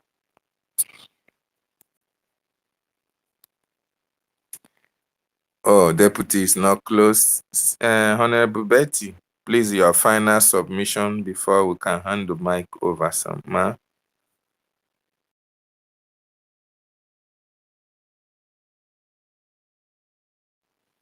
Honorable Betty is not very close to her device as well. So, Nkodi number, I can't approve your request because I don't know today. I can only see people who are requesting, but I can't give them the mic. So I see you on the request list, but I can't approve your request.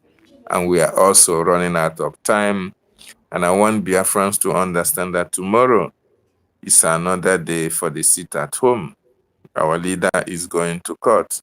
And the only way we can be in solidarity with him is to sit at home, so that the zoo will understand that the person they are holding unjustly is the leader of over 80 million Biafrans. Very, very important they understand that. University, your final words before I give the mic to the Information Minister.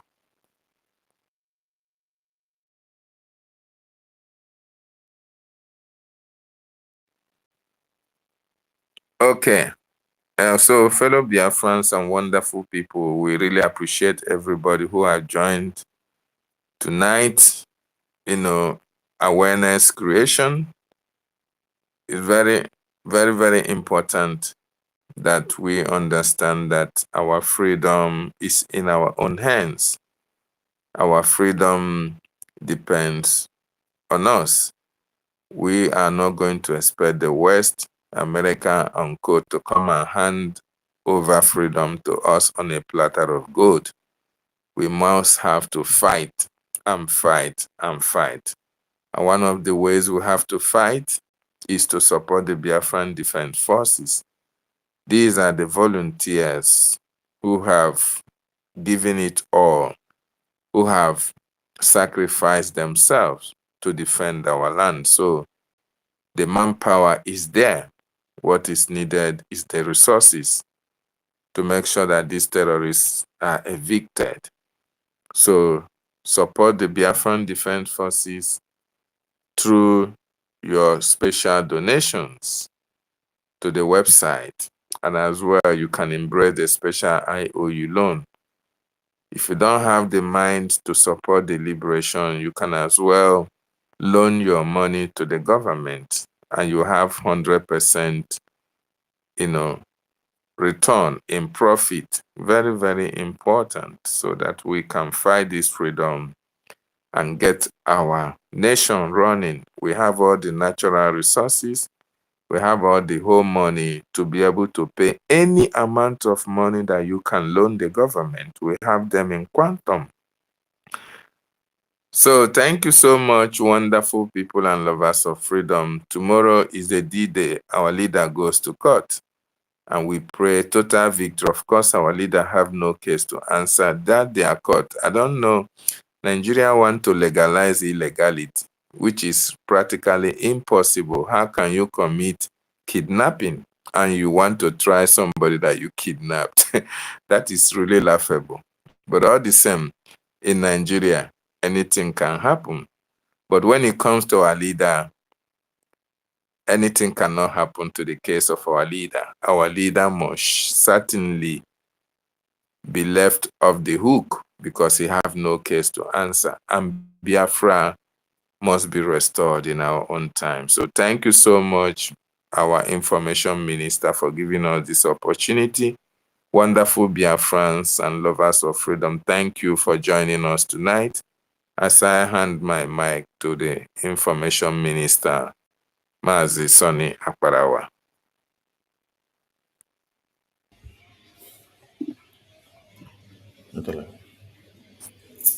Information minister, are you close to your device?